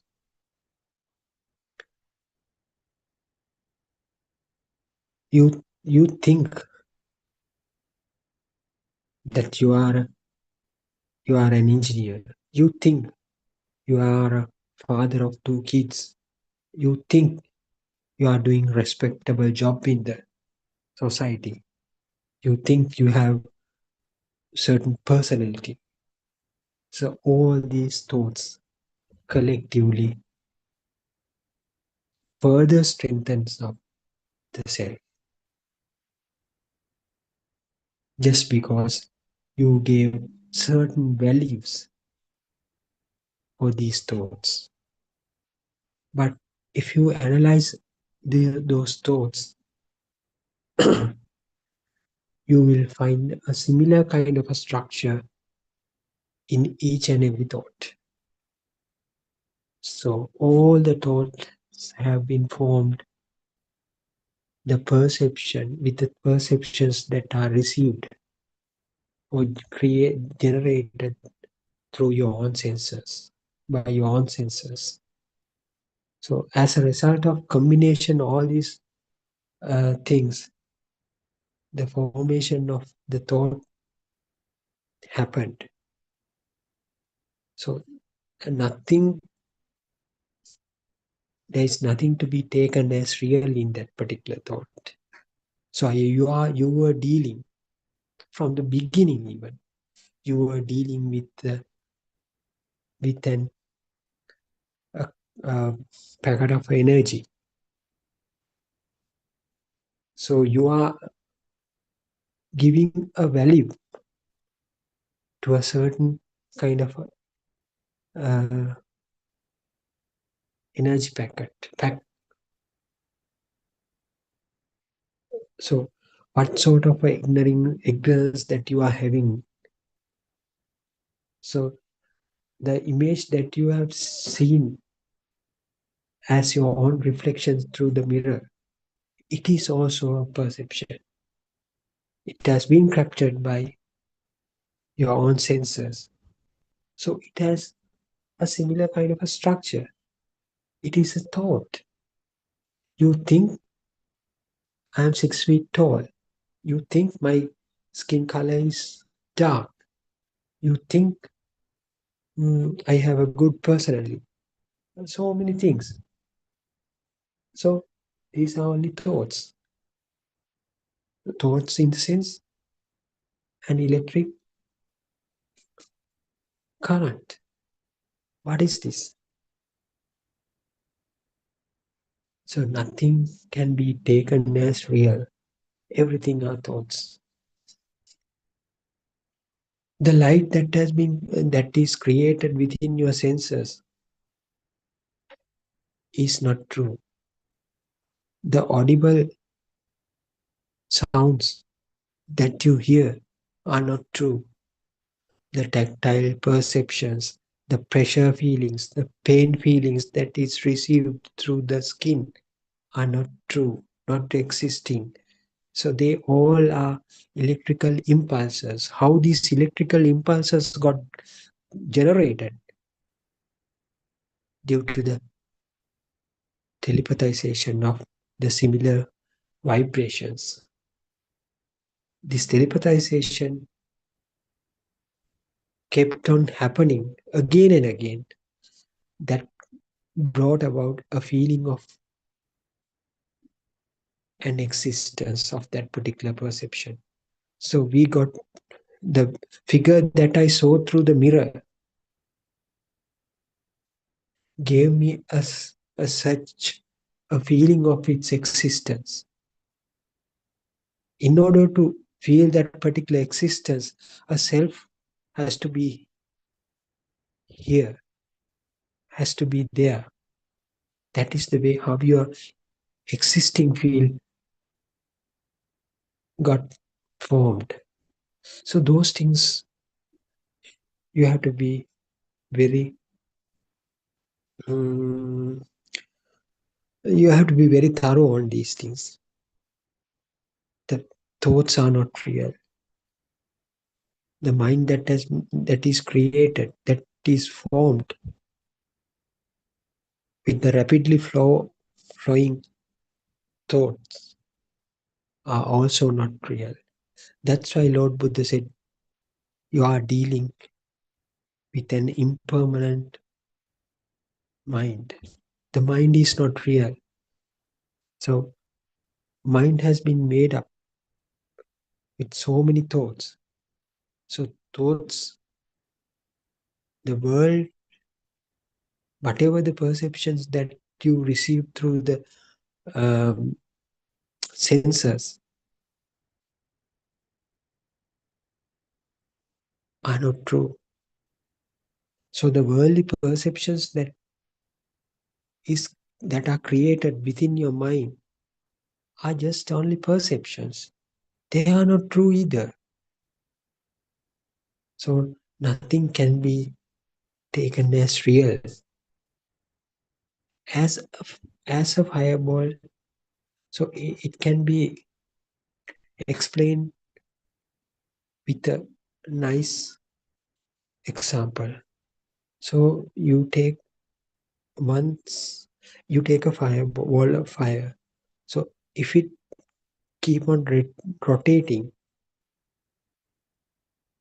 in circular manner, so you tend to see a ring of fire, not a ball of fire. But at any point, if you try to hold the fireball, you only see the fireball. The ring of fire will be not there. But at a glance, you see the ring of fire. But it is not true. Truth is the fireball only. Due to the speed of its rotating, you just see you happen to see a ring of fire. So likewise, as your thoughts, flow of the thoughts is very high, you don't feel like the formation and its diminishment of the thought. So you just feel like constant kind of a remaining kind of a mind. But it is not true.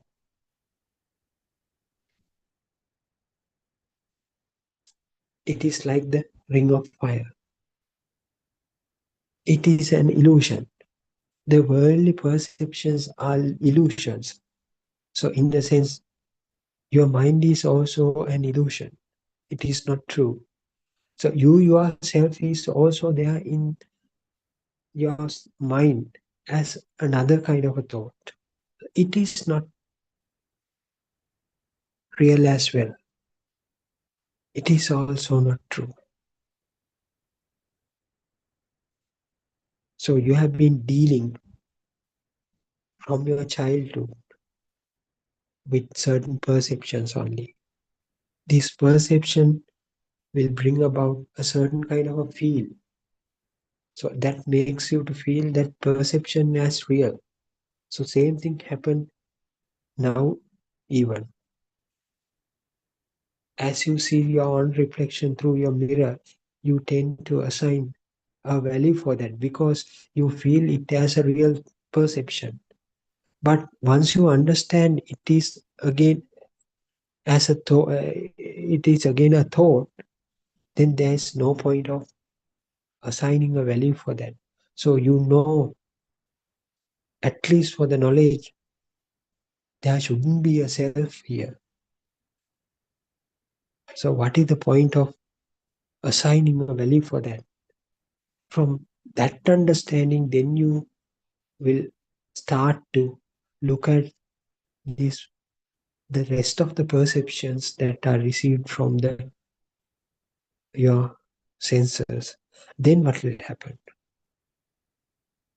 So in the absence of yourself, what is the point of assigning the value to the rest of the perceptions in the world?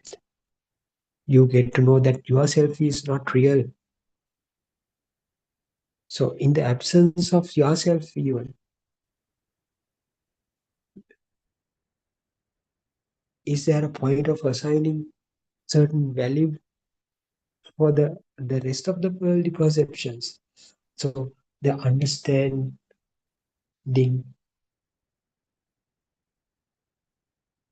the what is the renunciation will automatically happen. So you don't feel like keeping them towards you, attached towards you, because if it is no such a person called you, what is the purpose of keep holding other rest of the perceptions as mine? The automatic renunciation will be triggered. So it becomes a practice, day-to-day practice for you. That is the upadana sila. What is that? The renunciation. So the renunciation has to be happen with the understanding. The renunciation is not the arms giving that you see nowadays. It is not the actual renunciation. You have to see the impermanence nature of the mind first. Then you have to see, you have to understand there's no such a self here. Then the rest of the perception will be not assigned any value by you. So you don't feel like assigning an ownership for that. So automatically renunciation will happen.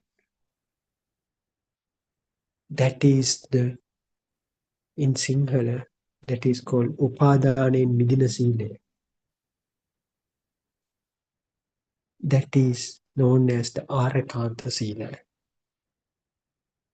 So it comes only through the understanding of this Dhamma.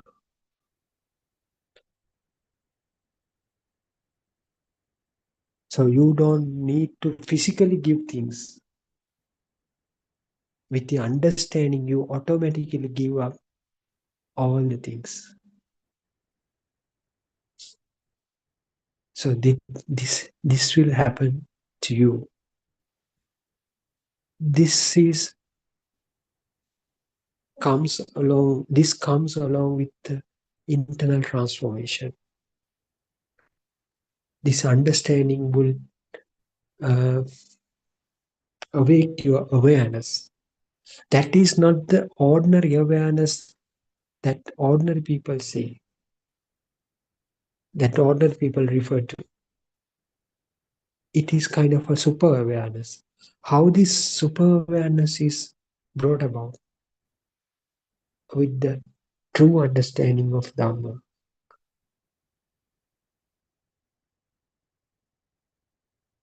As your mind keeps on working, it will generate more and more thoughts. It doesn't matter. It is the functionality of the mind, because it behaves as another sensor. That's why Lord Buddha said we have 6 sensors, not 5. As you know, the 5 senses are prominent: ear, nose, tongue, skin, and eyes.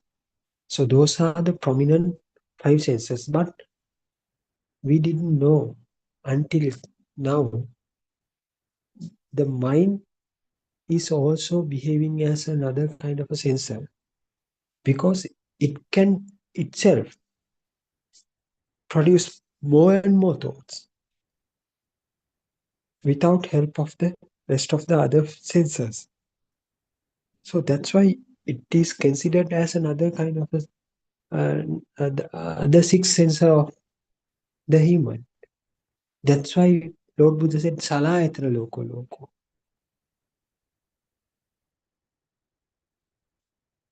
So if you understand the impermanence nature of the mind, the renunciation will automatically happen. And you will, it is not very difficult for you to understand all three realms are there in one thought. You will gain the ability to see all three realms in one single thought. That means sensual world, form world, and the formless world in one single thought. So how you can see, how you figure them out. The sensual world is the once you believed, once you believe the thought as a real perception, real thing, you automatically the clinging, aversion, all these things happen. Anger, all these things happen. That is the sensual world. So once you see this truth, what will happen? You get to know, you will get to know that these perceptions are not true. So you have been dealing with a perception. So you with the understanding, you get to know there is only a perception which is not true. So that brings about the second world, understanding of the second world. What is that? Form world. There is something. There is something. You tend to feel that there is something. Even though you understand the thoughts are not real, but you still feel there is something. And at the same time, in the same thought, you tend to feel a person who is feeling that particular, some kind of a feel, that particular feel. So that is the formless world. So in this way, you will be able to understand all three realms, form world, sensual world, formless and formless world in one single thought. So that is the skill that you should develop within you. So this skill is not, cannot be gained without seeing the, without understanding this truth. You have to understand this truth first. You have to understand the way how it is formed, where how the thought is formed, where how the your mind got formed, and you will understand the impermanence of the mind. So then you will understand there is no you yourself is also there in the mind as a thought, and also you will understand there is no such a living being called me or I. So same thing happens in this very moment, in this very thought. So you are seeing the impermanence of the thought in this very moment. You are seeing the all the three realms, sensual world, form world, formless world, all these things in one single thought. So you are seeing the non-self or non-soul nature in the same thought. So that will lead you towards the supreme bliss of Nibbana or the non-vibration state, definitely.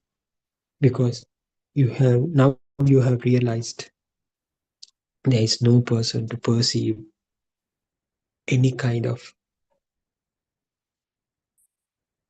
a real there is no such a real kind of no such a perception that can be taken as a real thing. So in that point, what will happen? This vijnana becomes anidasana. So there will be no place to. So how can I say this? There will be no place to reflect or project this consciousness. So that is the point where you achieve the state of the bliss, the nibbana. It is a certain kind of a blissful nature. All the sorrows, all the sadnesses, all the suffering will be gone, because now you have got the permanent liberation from your own mind. So all the things have been achieved only through the understanding the self, through the truth. So this Dhamma is not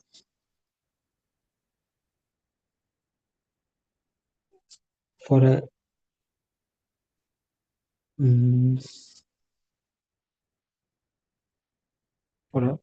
foolish or dumb people. This Dhamma is for the intellectuals only. So I think we can wind up today's explanation in this way. Okay, we can meet tomorrow again and we can discuss further. So until then, Thiruvan Saranai and good night to everyone, and thank you for listening. Thank you for listening. Good night.